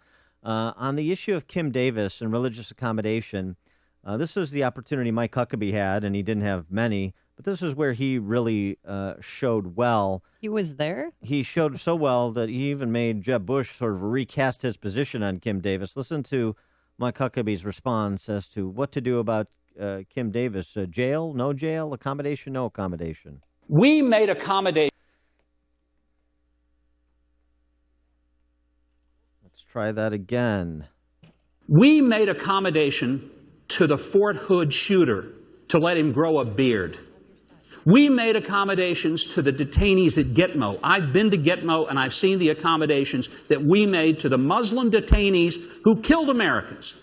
You're telling me that you cannot make an accommodation for an elected Democrat county clerk from Rowan County, Kentucky? What else is it other than the criminalization of her faith and the exaltation of the faith of everyone else who might be a Fort Hood shooter or a detainee at Gitmo? Well, I'll tell you what, and Jeb Bush responded, yes, there should be an accommodation, which is a very different statement than he made previously. In the early debate, you had Bobby Jindal say, I need a list. I need a list of professions that Christians can no longer do in this country. Yeah. That's right. Can we be store clerks? Can we be... Right. Yeah. I mean, Jindal, I thought, showed very well in the first debate. I don't know if he's going to have a Carly Fiorina-like move to the first tier, but I thought he showed well. And the only person who thought Kim Davis should be thrown in jail was Pataki. Yes. Well, we don't think he'll be around the next debate. But I don't know if Pataki's election 3 times as governor of New York is more of a commentary on Pataki or New York. It's a little confusing to me. In addition to that, defund Planned Parenthood. Some are willing to go to the mat, like Ted Cruz. Others, like John Kasich, not so much. And Kasich, I thought, who had a poor performance. I thought he was the weakest of all the candidates, frankly. You know, talking about just shutting down the government when he knows full and well, as somebody who's been in Congress, was in Congress for 18 years, shutting down the government is a misnomer. When you're talking about the furlough of non-essential government workers, which and so 80% plus of government spending will continue unabated in the quote-unquote shutdown, that's not a shutdown. But for more on the debate, we are now joined by our friend Fred Barnes, the executive editor at Weekly Standard, weeklystandard.com. Fred, thanks so much for joining us. Always glad to. Appreciate it. So Carly Fiorina is being regaled as the clear and away winner. She's been ascendant. Maybe she'll be a little bit more ascendant based on yesterday's performance, but that also invites more scrutiny. And if you go back and start looking at her record, not at HP, but her record as a Senate candidate in California running against Barbara Boxer, she took some positions on issues that she's going to have to explain to the conservative base. Which ones are you referring to? Well, so for example, she praised a federal involvement in education, including No Child Left Behind, which is not necessarily popular. She seemed to indicate that she bought the consensus of climate change scientists. She bought their view on that. She praised Obama's Race to the Top program.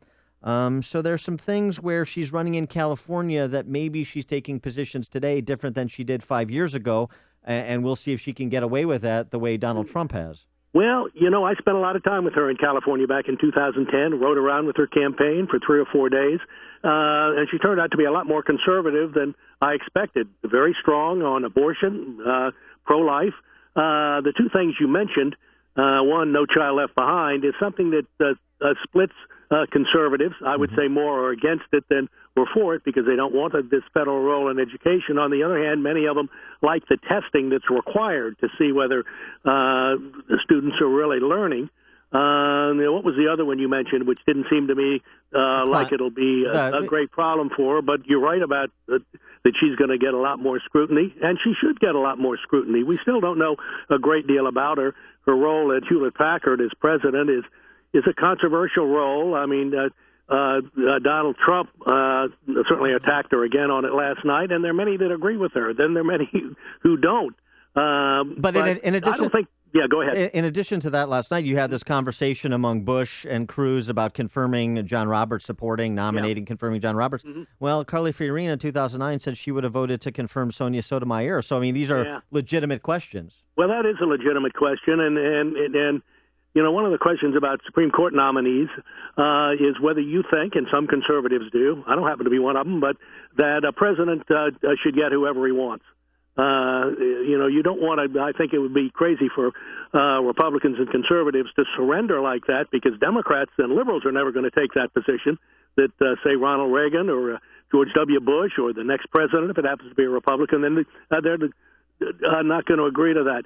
But I think it's really a good question about John Roberts, and we've had a story on the cover of the Weekly Standard this week or last, I forget which one, about whether you should name someone who has a record that you've seen, who's been a judge in particular, and you've seen how they rule, and you have something to go on. And John Roberts was a government lawyer in the Justice Department in the White House, and then a private lawyer. He'd never ruled on a case, and that does raise questions whether you ought to nominate somebody like that. And Ted Cruz said, I think it was Ted Cruz who said you shouldn't. You ought to be somebody with a record that you have a pretty good idea what they're going to do. Fred, back to Carly Fiorina, excuse me. I'm slowly becoming a big fan, big supporter of hers because especially her performance last night. But you said you had to stay up so late. Yes, I know. You said that you'd followed her for a few weeks. Is there anything in her closet that somebody might be able to dig out, any dirt that it might come forward? Well, there are a couple of things that even she mentioned, the death of her daughter from a drug overdose. She talks about it a little bit and mentioned it last night. It's a story that I think we'd really like to know a lot more about if she's a potential president of the United States. Not digging up dirt, but just something that is a crucial factor in her life. That's certainly one. And the whole Hewlett-Packard thing. Well, she spun that yesterday as if she was an asset to the company, and then Donald Trump said, "Well, look what happened yesterday. Right before the debate, tens of thousands more Hewlett-Packard employees were laid off." Just seems like a very strange coincidence to me. It was a strange coincidence. Certainly didn't help Carly Fiorina because Trump followed up by saying, "Look at this: 25, 30,000 people being laid off. Hewlett-Packard still hasn't gotten fixed." And you can make a case for that. In the short run and probably the long run too, I don't think the more that the Hewlett-Packard experience is examined, I don't think that's going to help her.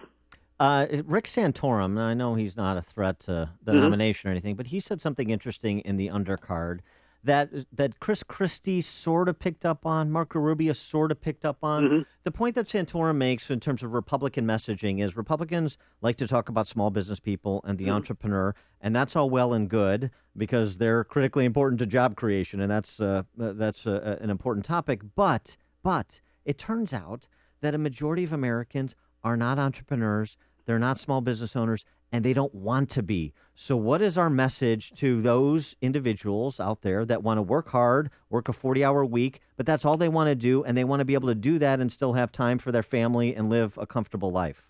Yeah, of course, you're referring to most Americans. Well, right. Yes, right. are in that category. It was a huge flaw in the Romney campaign in 2012 because he kept talking about entrepreneurs. Well, most people, as you say, are not entrepreneurs, don't want to be entrepreneurs. They want to have a job. They want to have a salary. They want to, and they want to have a reasonably prosperous life. And you have to offer something to them. That's why I think something that not President Bush, former Governor Jeb Bush unveiled. When was it? A few days ago, and that is his tax reform plan, modeled on Ronald Reagan's 1986 tax reform plan that you'll remember. At least I do. I'm aging. It actually wrote about it, covered it. The plan that lowered the top rate on individual income to 28%, and dropped many people from the tax rolls because they didn't make enough to require anything other than Social Security taxation, but no income taxation. That can help. The Bush plan. Bush says, I think about 15 million people will be dropped from the tax rolls, and others will not pay as much income. And I think that's something that he needs to talk about. In the debate last night, at the end, he made some sort of a reference to it, but that's what you have to talk about. You need to have an economic message for people who don't have businesses. He is Fred Barnes, executive editor at the Weekly Standard. Fred Barnes, thanks as always for joining us. Appreciate it. Good. Thanks for asking me. And he joined us on our Turnkey.pro answer line. It's news, opinion, insight. This is Chicago's Morning Answer on AM 560. The Answer. Coming up next, what to do when a comedian tells an ugly, ugly lie. But first, here's your forecast. Plenty of sunshine, breezy, warm, humid, a high of 84 degrees. Tonight, strong thunderstorms, and tomorrow, cloudy. Can't rule out a chance of a passing shower or thunderstorm, a high of 77. Let's get the travel times and see if there's any stickiness on the roadways. Here's Jim Telemonte. Thanks, Amy. It's sticky in the downtown area with closures for the triathlon. Southbound Lakeshore Drive, very slow Bryn Mawr to Fullerton, then approaching Roosevelt. 2 right lanes are closed from Roosevelt to 18th, and northbound it's jammed from the Stevenson to Jackson. The Edens inbound is 40 minutes, Lake Cook to Montrose, and outbound 40. Crash at Peterson in the 2 right lanes. The Kennedy, an hour and 10 minutes, O'Hare to downtown. Outbound 38 minutes. The Eisenhower, an hour and 22 minutes, Thorndale to downtown. Outbound just 36 minutes.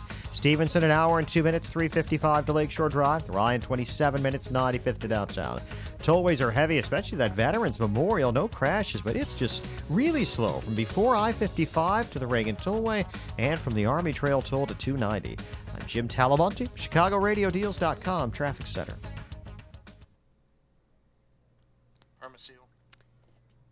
Can you recognize the signs of a structural foundation problem? As fall approaches, many homeowners across Chicago are experiencing the symptoms of structural foundation issues. Have you noticed doors or windows that no longer shut properly? Are there new cracks in your drywall or exterior brickwork? Are your floors uneven? Well, these are indicators that there could be a sign of damage to your home's foundation. Now, before you go pay an expensive consultation fee just to determine the problem, we'd like you to call Permaseal at 800-421-SEAL for a free inspection. One of their certified structural consultants will thoroughly evaluate your foundation and offer a permanent solution.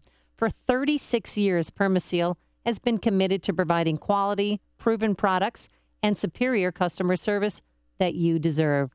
Call Permaseal now, 1-800-421-SEAL, or online at permaseal.net. Merlin 200,000-mile shops are offering car owners 40 hints for money-saving motoring. Hint number 17. The way to get car repair clout is to form an alliance. So Merlin invites you to join our Drive for 200,000 Alliance. First, it'll get you discounts on all our products and services. Plus, you store up cash, which is deposited in a personal Merlin savings account. You can then use your savings account to purchase bigger things like name brand tires and maintenance services. So, join Merlin's Drive for 200,000 Mile Alliance. Clout is what it's all about. At Merlin, more life for you and your car. It's shocking, but winter is just around the corner, and your shocks and struts play an important role in delivering satisfactory steering, stopping, and stability. Visit Merlin for a free suspension check, and right now you can buy 4 shocks or struts for the price of 3 by mail-in rebate with Monroe's Shocktober promotion. You can visit merlins.com for locations, coupons, and to make an appointment. Townstone Financial is synonymous with great rates, low closing costs, and phenomenal service to the thousands who have completed purchases and refinances with us since 2002. Hi, my name is Barry Sterner, owner of Townstone Financial. Let's hear about the Townstone experience from one of our customers. Hi, my name is Jim Maraff. I'm a patent and trademark attorney in Chicago. I've done 2 purchases with Barry and Townstone. Barry and his team makes the process so easy. He sends me all the paperwork, all filled out, all taken care of. I sign, and it's done. Quite often, it's done way ahead of schedule so that I can even close earlier on the purchase if I need to.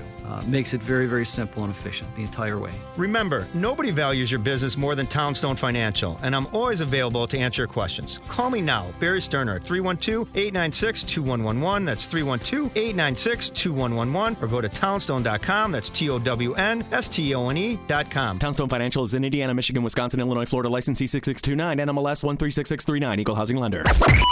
AM 560, The Answer. This story, Dan, oh my goodness. So I actually interviewed this guy in another station. I used to be. It's okay, you could say it. Used to have a show on there. Steve Ranazizi, you know him as Kevin in the league. You also know him as a pitchman for Buffalo Wild Wings. I don't find the league particularly entertaining or funny, but okay. Ranazizi built his career off this story about how he narrowly escaped the World Trade Center on 9/11, saying that he was working on the 54th floor of one of the towers for Merrill Lynch at the time. Mm-hmm. And what have we found out? That Merrill Lynch never had offices in either tower. Steve Ranazizi never worked for Merrill Lynch, and he wasn't in the World Trade Center on 9/11. He has said now, through a publicist, I was not at the Trade Center on that day. I don't know why I said this. It was inexcusable. I am truly, truly sorry. He said, it was profoundly disrespectful to those who perished and those who lost loved ones. The stupidity and guilt I have felt for many years has not abated. It was an early test of having a public persona, and I made a terrible mistake. All I can ask for is for forgiveness. But he didn't proactively set the record straight. He was contacted by the New York Times about a story. Yeah, because the details didn't add up. Then he gave it up. Well, here's what's strange, because I remember his interview with Pauly Shore, who's a comedian who went to his door. Barely. Well, he's a comedian. He owns his mom, Mitzi, owns a Laugh Factory. But he went to Steve's door after he had a son. They introduced the baby, and he sat down with Steve and his wife and the newborn, and he's holding his son and tells Pauly Shore this. Yeah. This guy was in the second tower of 9/11. Yeah. This isn't like we're doing some joke, or this is like real, right? And then the first tower got hit by the plane, and we felt it in the second tower. Wow. And where was she? She was what I thought. She worked on the 24th floor of the same tower. And I didn't know if she was into work yet because I left before her.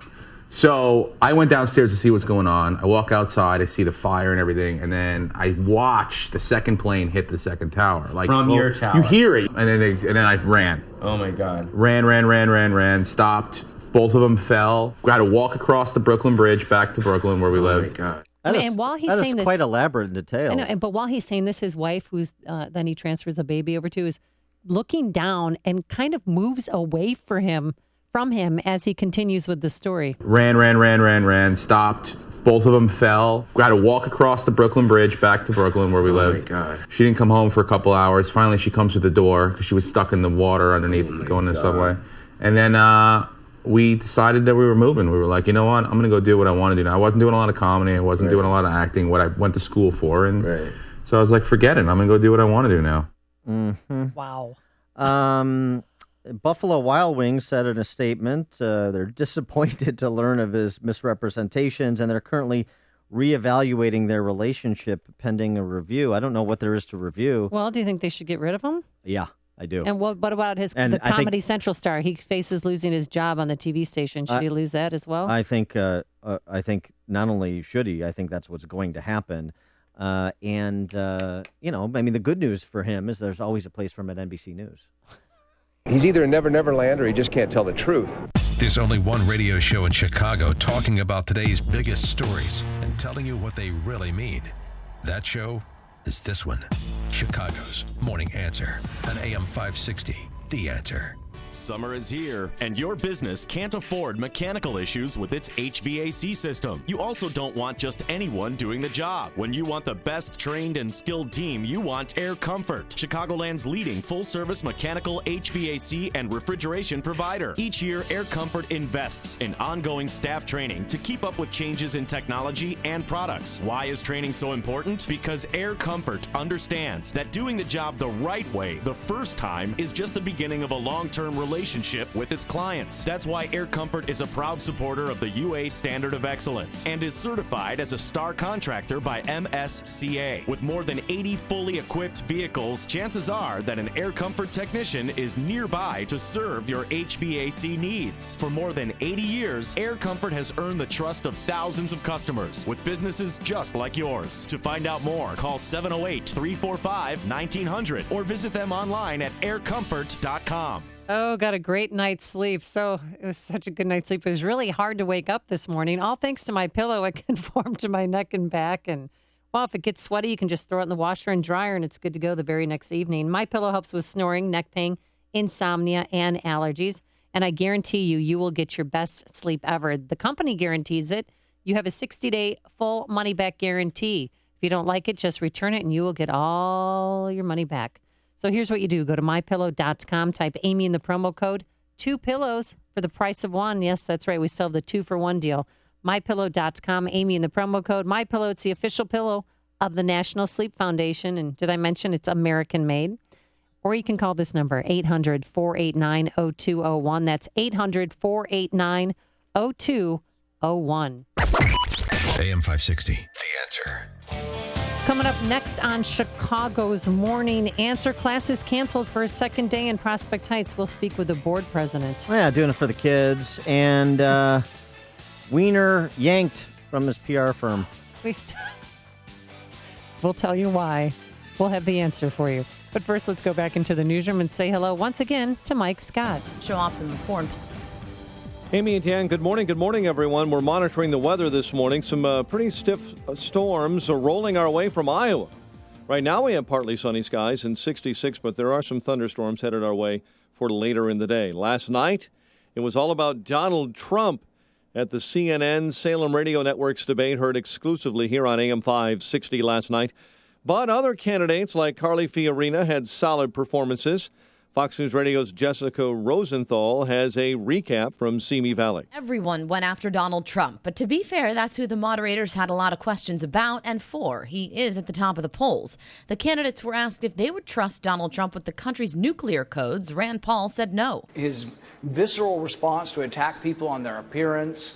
Would we not all be worried to have someone like that in charge of the nuclear arsenal? Trump said he's a calm businessman. Carly Fiorina said he's more of an entertainer than a businessman. You ran up mountains of debt, and you were forced to file for bankruptcy not once, I never filed not for twice, bankruptcy. 4 times. When Trump was reminded by one CNN moderator that he didn't know certain Arab names, other candidates like Marco Rubio took advantage to show off some foreign policy knowledge.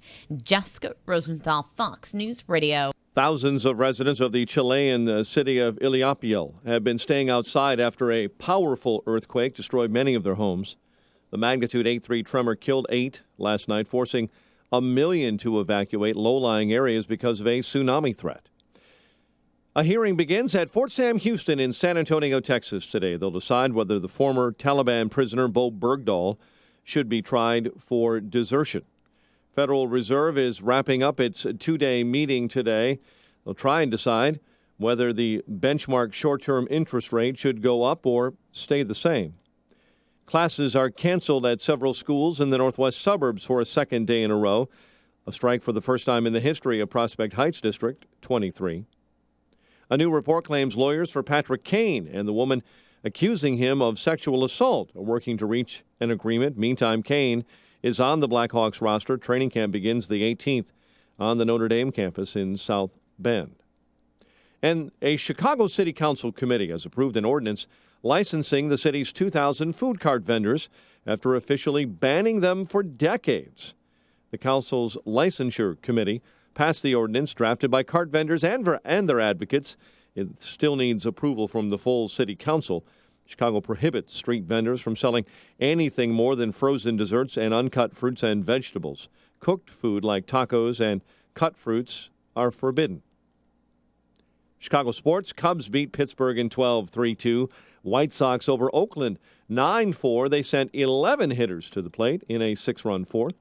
Elena Deladon, the WNBA's MVP. The news is a service of Cabela's. Cabela's season countdown sale going on now. Find great deals like $120 off a Cajun Injector double-door smoker or 35% off select Cabela's Camel Rainwear. Don't miss Cabela's season countdown sale going on now. Shop in-store, online at Cabela's.com. 8:32 and a check of traffic and weather on the way next on AM 560. Mike Gallagher is sure public officials can't circumvent the law. To force somebody in the private sector to do something that conflicts with their religious beliefs is deeply problematic. I'm not sure I would extend that to somebody who's an elected government official who's in the business of issuing marriage licenses. The Mike Gallagher Show, weekdays at 9, right before Dennis Prager at 11 on AM 560. The Answer. Don't miss Cabela's season countdown sale. Find great deals on all the gear you need for this season. Hurry into Cabela's season countdown sale going on now. Shop in store or online at Cabela's.com. Having a great smile to show off makes you feel good. There's no embarrassment associated with being able to flash your pearly whites whenever you want. If you'd like to feel that comfort and confidence with your smile, there's only one person who can help you. Dr. Neruzzi of Fox River Periodontics. This is Brian DeWolf. I have 2 implants from Fox River Periodontics. I had one, I was happy with it, so I had another one done, and I love them. The idea of dentures didn't appeal to me at all. I didn't want that appliance in my mouth. These implants are wonderful, they're just like your real teeth, and they're probably even better because there's no nerve attached to them, so there's no pain, and they last forever. Dr. Neruzzi is great, and his staff is wonderful, and I trust him completely. If you're looking for dental implants, or considering dental implants for a missing tooth, or for a whole mouthful, talk to Dr. Neruzzi. You'll be happy you did, and Fox River Periodontics. This is Dr. Neruzzi. I personally guarantee your happiness with your implants. Go to implantsforme.com.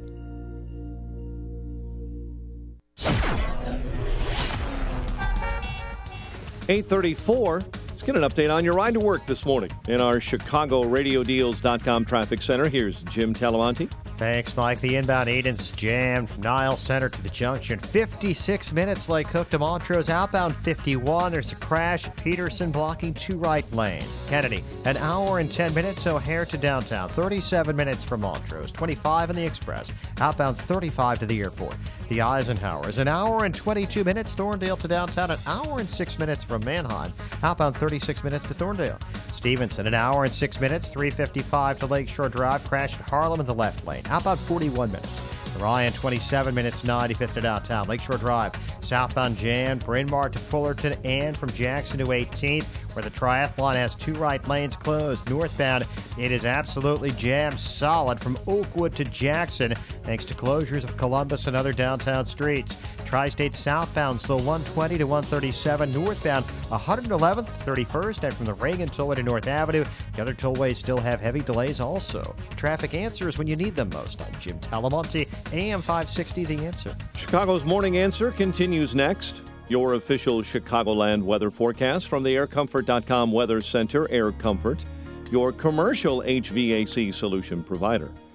Sunshine will gradually fade away today, leaving us with clouds in the afternoon, a much more humid afternoon with a high topping out near 84 and a thunderstormy low of 67 overnight. 64 at O'Hare. Next news at 9. And Chicago's Morning Answer with Dan and Amy continues next on AM 560, The Answer. This hourly segment is brought to you by Real Estate Live with Andrew Holmes. Get honest answers to your questions every Sunday at 12 noon. Coming up next, it's me, Mike Gallagher, right after Chicago's Morning Answer with Dan and Amy on AM 560, The Answer.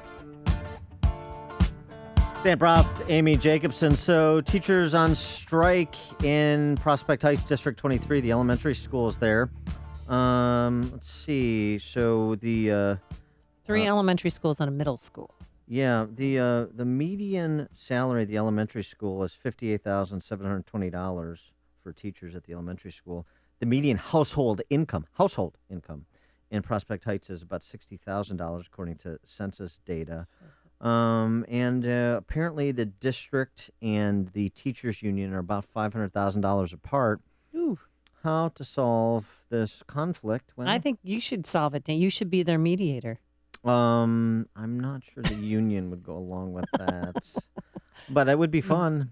Mary Lynn Peters, not having so much fun. She's the Prospect Heights School Board president, and she joins us now. Ms. Peters, thanks so much for joining us. Appreciate it. Oh, you are so welcome. Good morning to both of you. So, give us the kind of state of play, what the school district has proposed, what the union demands, and where the impasse stands. Okay. At this point, the most recent offer that the Board of Education has made to the teachers union, both sides right now are looking for a 3-year contract. So we have offered our certified staff, which we call non-high wage earners, which are people that make approximately less than $90,000. We've offered them a 3.25% raise for the first year of the contract, the second year of the contract, and then a 3% raise for the third year of the contract. For our certified staff that we deem to be high wage earners, and that's people that roughly make greater than $90,000 or $90,000 or more a year, we have offered them a 1.75% increase for the first year and for the second year, and then the third year we have offered them a 1.5% increase. And then we have another category called non-certified staff, which is more of your aides throughout the district. So just the upshot is for the $90,000, less than $90,000 a year teachers, you're talking about a 9.5% raise over 3 years, and they want like a 12% raise. Well, they actually want more like a 13.5%. Okay, 13.5. But in their defense, I mean, they are the second lowest salary rate among neighboring school districts. District 214, I know the teachers get paid very handsomely. Yeah. And that's what they're comparing it to. Like, if District 214's doing it, of course why they can't are. we have a piece of the pie? Well, and I wanted to state something that we feel is a little, I think there's a message out there, yes, that we're the second lowest paid. We really beg to differ with that. We have all sorts of statistics from the Illinois State Board of Education, and we gathered data on 7 other school districts who have very similar EAVs to our school district, the Equalized Assessed Valuation, which is the basis when you get your tax bill of what your taxes are going to be, your property tax bill. And we feel that's who we need to compare ourselves to, other elementary districts that have similar sized homes and properties. And when you look at that, actually, we are right smack dab in the middle. And I'm more than happy, we can send this to you, but, we got the information from the state. It's on our website on the first page. All right, so Bob Miller and the teachers union is wrong. Well, so here's the other question. All in, when you include the health care and pension benefits, what is a teacher, what's kind of the median teacher cost the school district? Well, we say an average new teacher is about $55,000. That's all in, including benefits? It includes benefits, yeah. But they have a graduate degree, right? Or, I mean, a master's as well to get that $55,000? That's a brand new, that would be a bachelor's straight out of school. Yeah, but you're talking about a new teacher. Right. Right. I'm talking about system-wide at present. Okay. What is the average teacher cost the school district? Oh, you know what? Boy, I don't have data like that. Okay, well, that would be, I just think it'd be interesting to know because then people would get a sense of, what they're financing. Perhaps the teachers in the district want more money. Of course, everybody wants more money, but they're not going anywhere. A lot of teachers aren't bouncing around from district to district. No, we have a very high retention rate of 93%, and you have to include retirements in there. So if I took them out, we have over a 95% retention rate. So you're right. All right, well, this is the first, why are they staying? Maybe that's a question. Well, this is the first strike ever for District 23. Kids, 15,000 kids stuck in the middle of 1,500 children Where are they right now? What can they do for parents who are working? We have put together agreements with the Arlington Heights Park District, the Wheeling Park District, and the Prospect Heights Park District. They have all partnered with us, and they are all offering accommodations for each day this week, Wednesday through Friday, to the children from our school district. I think the Wheeling one is more of a sports-themed program, but they have different programming going on for the children, and we have been getting very positive responses about that. And then if needed, and hopefully not needed, for next week, it appears that they are ready to step up and do the same for us again. So they want about 13%. You're offering over 3 years. You're offering about 9.5% over 3 years. Yes. And so obviously you and the school board don't like children because I understand from the union that they're doing this for the kids. So you can't both be doing it for the kids. So what's happening here? Well, I can't see how walking out on the students is doing it for the students. We have been negotiating faithfully since March, and it was actually the teachers union that canceled all of our mediation sessions in August. They didn't want to mediate until we got back to school. So, that puts you a good month behind on, where we possibly could have been. And sadly, when you go out on strike, you're ditching the kids. You're leaving the kids stranded. And I understand it's a tactic to try to make things move quicker and to get things done. But I don't feel that we were still moving forward. It's not like we had come to just a complete stalemate in our. But I know some teachers at Betsy Ross, and they did not want to, as you say, walk out on the kids. They feel that they are deserved of a raise, and yes, 13% is what they feel that they should get paid. Yeah. So why do you not like teachers and you won't give them what they want? I guess I'm evil. No, I don't think I'm evil. Really, what we do when we come up with our offer, we look at a lot of different data and statistics. And so a couple of the key items we look at what the constituents in our area, the taxpayers, are getting as raises from their jobs, because ultimately the taxpayers pay us property taxes, and the revenue in our district is 87% property taxes from our homeowners, and we are a district that is largely homeowners. We have very few businesses. So, yeah, but those homeowners are selling their homes. And you and I know this. I'm from Mount Prospect. I have dear friends that lived in Prospect Heights. Mm-hmm. Everything's getting raised, and they're building mega mansions, and you're going to get a lot of tax dollars from these new homes. Well, you know what? Our new construction, pretty low. It was really maybe a couple $100,000. So that was happening. It is not happening so much right now. We have one townhouse development that should come on the books. We have a food store that should be coming on the books soon. But no, that's really kind of slowed down that rebuilding. But I will say, so when we come up with an offer of what we think it should be, we look to see what the community is receiving in raises, and it's right around 3%. We also look at the consumer price index, because that, caps how much, or it is correlated with how much taxes rise each year, and so that was a 1.5 for this year, and it's a 0.8 for next year. Mm-hmm. We took a 10-year rolling average of the CPI, which is 2.25, and actually, our initial offer way back when was a 2.52 and a 2 based on that average CPI, knowing that we would have a little playroom if we wanted to take it up to, what the wage earners in our district are getting for their raises. Ms. Peters, we're talking to Mary Lynn Peters. She's the Prospect Heights School District 23 School Board President. Let me ask you a question. You mentioned you have a 93% retention rate among teachers. Do you have any sense of how many applications you receive for prospective teachers to teach in the district versus, available openings on an annualized basis? Yes, I do. Because we hired 13 people this year, and we received at least 200, and in most cases 300 applications for every job opening we have. So, a lot of people out there looking for jobs. Yeah. Attracted to my district. So let me ask you a question. 300 applications for each teaching job. Yes. You were talking about how many teachers that are on strike? 150. Well, Dan, at some they're not going to be scabs. Excuse me. At some point, and it may be not here, but at some point, some school district, somebody is going to say enough is enough with the intransigence of teachers' unions or public sector unions in general. Right. And we're going to put this to a market test and say, You think you're the only one who can be an elementary school teacher? We have 300 applications for every spot. We're going to put that to a market test. What do you think about the prospect of that, even in Prospect Heights? Well, I will say we have received many letters asking us to do that. It's legally you can't do it, and really, I wouldn't want to do that. I do feel both sides have been negotiating in good faith, and we are meeting again this evening, and hopefully we will reach an agreement.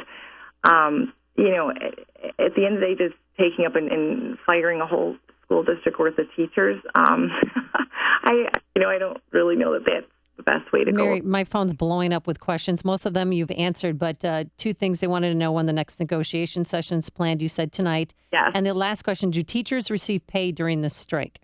No. They'll get back pay, though. Will they get back pay? Of course, when it's settled, come on. No, it gets negotiated. Yeah. part So of the that means agreement. they get it. All right, what time I are know. negotiations tonight and where? They're at 6 p.m., and they are at our Grodsky Administration Building at 700 North Schoenbeck Road in Prospect Heights. All right, Mary Lynn Peters, Prospect Heights School District 23 School Board President. Good luck with that teachers union. Thank you. And Thanks for joining us. Oh, you're welcome. And she joined us on our Turnkey.pro answer line. Before you see it on TV, share it on Facebook, or read about it in the paper, hear it here first. This is Chicago's Morning Answer on AM 560. The Answer. Plenty of sunshine today, warm, humid, a high of 84 degrees. Then tonight, a strong thunderstorm, and tomorrow, cloudy, humid, a shower, a thunderstorm around, a high of 77. Let's get the travel times. Have they calmed down at all? Here's Jim Telemonte. Oh, they're high, Amy and Dan. It's rough sledding. Eden's inbound jammed from Niles Center to the junction. 56 minutes, Lake Cook to Montrose, outbound 44. The Kennedy, an hour and 5 minutes. O'Hare to downtown, outbound 35 minutes. The Eisenhower, still an hour and 22 minutes to get from Thorndale to downtown. Outbound just 33 minutes. Stevenson inbound at First Avenue. Now there's a crash in the two left lanes. An hour and 7 minutes, 3:55 to Lakeshore Drive.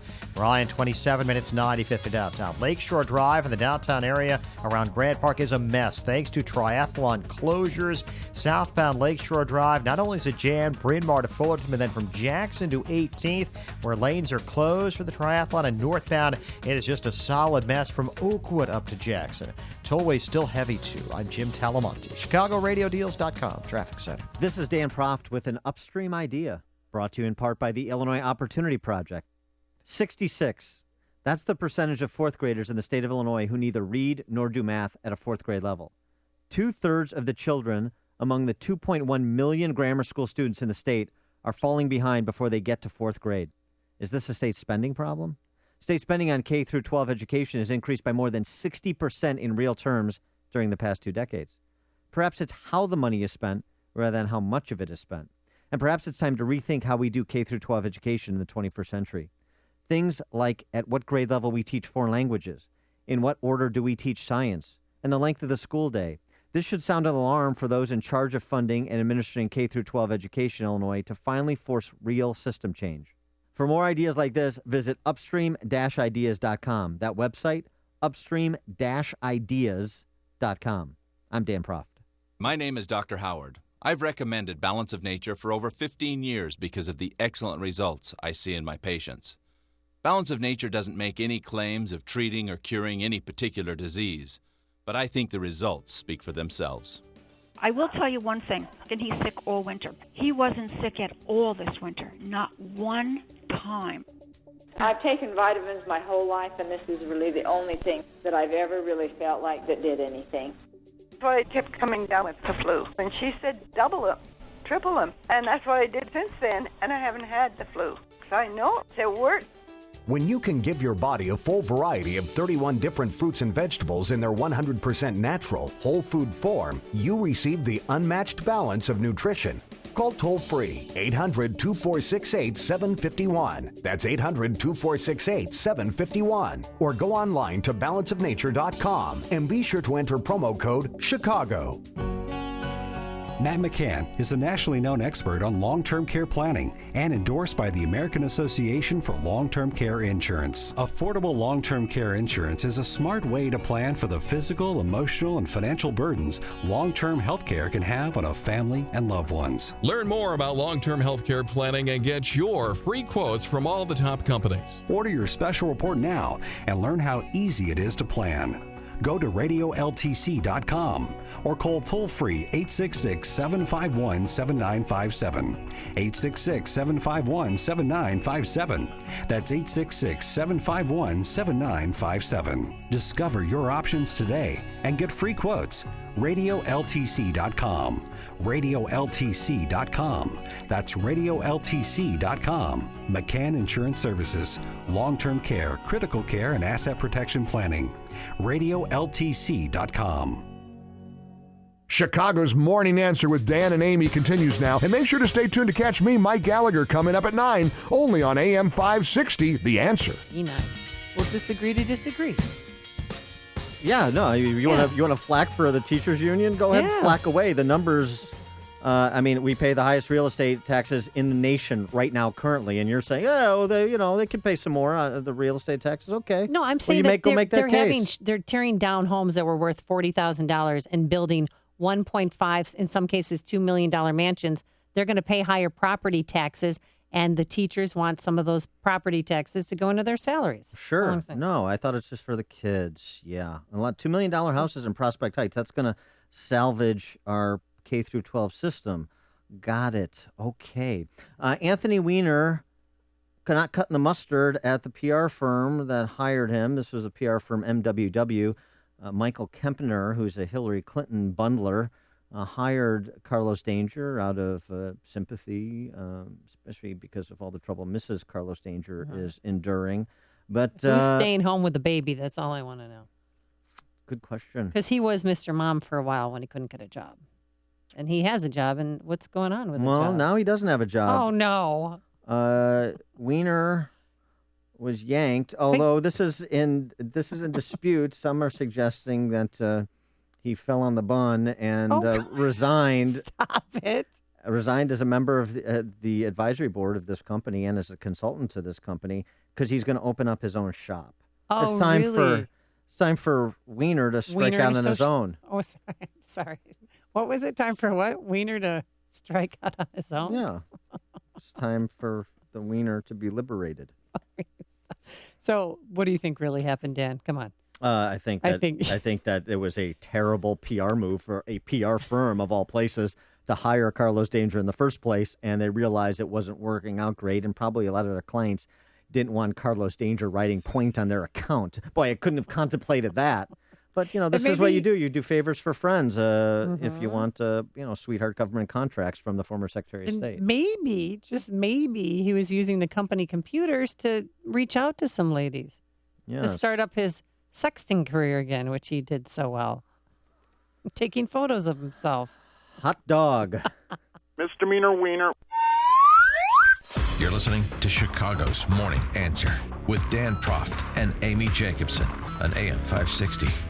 The Answer. In a recent survey, women were asked, what are the most attractive things men do without even realizing it? Surprisingly, cooking was on that list. Most guys wouldn't mind cooking if it weren't for the shopping. The crazy hard recipes, the measuring math, the buying too much of everything, and the going back to the store for the one freaking ingredient you forgot. If somebody would do all that, no problem. Well, somebody has. Plated. Plated is for busy people who love cooking but have no time for shopping. Just go to tryplated.com and choose from fantastic chef-designed recipes, new ones each week. Then the culinary pros at Plated proudly fill a refrigerated box with just the perfect pre-portioned ingredients for your dinner. Everything's delivered straight to your door. Fresh meat, poultry, fish, farm-fresh veggies, spices, everything on the date you choose. And your Plated box keeps everything fresh until midnight on the day it arrives. Hurry over to tryplated.com now and get a free dinner for two with your first purchase. That's a free dinner for two at tryplated.com. Tryplated.com. Tryplated.com. ChicagoRadioDeals.com and Red Dot Arms have partnered together to bring you a full curriculum of training classes. Start with the Refuse to be a Victim seminar, which teaches basic skills and attitude for developing a strategy for your personal safety. Paired with the Home and firearm safety course, this non-shooting class teaches you the safe handling and storage of firearms and ammunition in your home. This bundle for beginners, only $50. Hey, continue your training with the NRA Basic Pistol Shooting class, which includes in-class instruction and range time. This 8-hour class retails for $140, only $75 at CRD. For the experienced shooter, there are also deals for personal protection courses and private training lessons. Set your sights on the Red Dot Arms deal at ChicagoRadioDeals.com. Plus, check out the other personal training courses and seminars available, brought to you only by ChicagoRadioDeals.com. Fight foreclosure. Save your home. Never give up the land. 224-513-1231. Bridges Owen Associates are attorneys on the front lines of mortgage defense and litigation. They are dedicated to helping you keep your home. With over 30 years of experience, they have extensive knowledge of the options available: underwater mortgages, principal reductions, loan modification, and short sale negotiations. Help is available. A highly skilled, passionate team of attorneys with over 30 years litigation experience, ready to defend your rights and save your home. The firm concentrates in defending foreclosures, suing lenders for consumer law violations, negotiating loan modification, and other solutions. Their team of attorneys and loan specialists has helped hundreds of homeowners avoid foreclosure. FightIllinoisForeclosures.com. Call for a free consultation, 224-513-1231. That's 224-513-1231. Never give up the land. Say it. Hot dog goes down from the Amish texture. Wiener head is pickle speared. Oh. Good ones. Like it. Well, we've got another big name to announce as part of our upcoming Freedom Summit Chicago event on November 14th in Itasca. We've already told you that Sean Hannity will be there and Coulter. We're now excited to tell you this morning that we've just added Hugh Hewitt to the lineup for Freedom Summit. Cool whip. Fresh off his performance as one of the moderators at the CNN Republican debate you watched last night, Hugh will be at Freedom Summit Chicago to talk about the 2016 campaign and the candidates. All in one day, you'll be able to see Hugh Hewitt, Ann Coulter, and Sean Hannity all together at Freedom Summit Chicago. So go to freedomsummitchicago.com. That's freedomsummitchicago.com. We have two ticket prices, $29 or $99. If you buy the higher price ticket, you get premium seating, breakfast, lunch, and dinner. So don't miss out. freedomsummitchicago.com. Thanks, as always, for joining us. David Stripling, our technical director, a.k.a. Chunks, and Cesar Perez, our executive producer. And thanks always to our listeners for joining us every morning. We'll see you back here tomorrow morning at 5. Now let's go into the newsroom again and say hello to Mike Scott. Here are the stories we're watching for you today. Strike cancels school again in Prospect Heights, District 23. Lawyers for Patrick Kane and the accuser in that case working towards an agreement, according to attorneys monitoring that situation. Illinois' comptroller says payments for disabled services will resume. An agency is recommending the officer who killed a Chicago woman be fired. We'll get reaction to that determination. Park testing reveals some...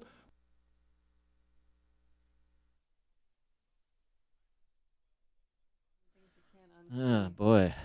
Yeah. Hey, what are you doing for lunch? Hey, I was going to eat. Some theater. All right, what should we tease? Right there. Carly Fiorina. How is Trump going to attack her now? Because she's probably... How will Fiorina fare under Fiorina to get scrutined? All right. Okay, that sounds great. Chicago's Morning Answer with Dan Proft and Amy Jacobson. Fiorina is going to get more scrutined after her... Fiorina is going to get more scrutined after her debate performance. How will she fare? We're back at 5 a.m. 560. Oh, let me do that again. All right, ready. Let's do the whole thing. Yeah. Chicago's Morning Answer with Dan Proft and Amy Jacobson. Fiorina is going to get more scrutined after her debate. Fiorina is going to get more scrutined after her debate performance. How will she fare? We'll ask Brett Baer. Beginning at 5. We're back at 5 a.m. 560. The answer.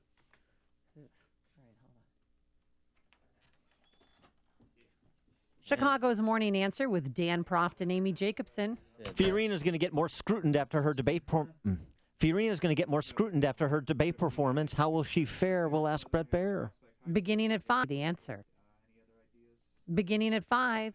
We're back at 5 a.m. 560.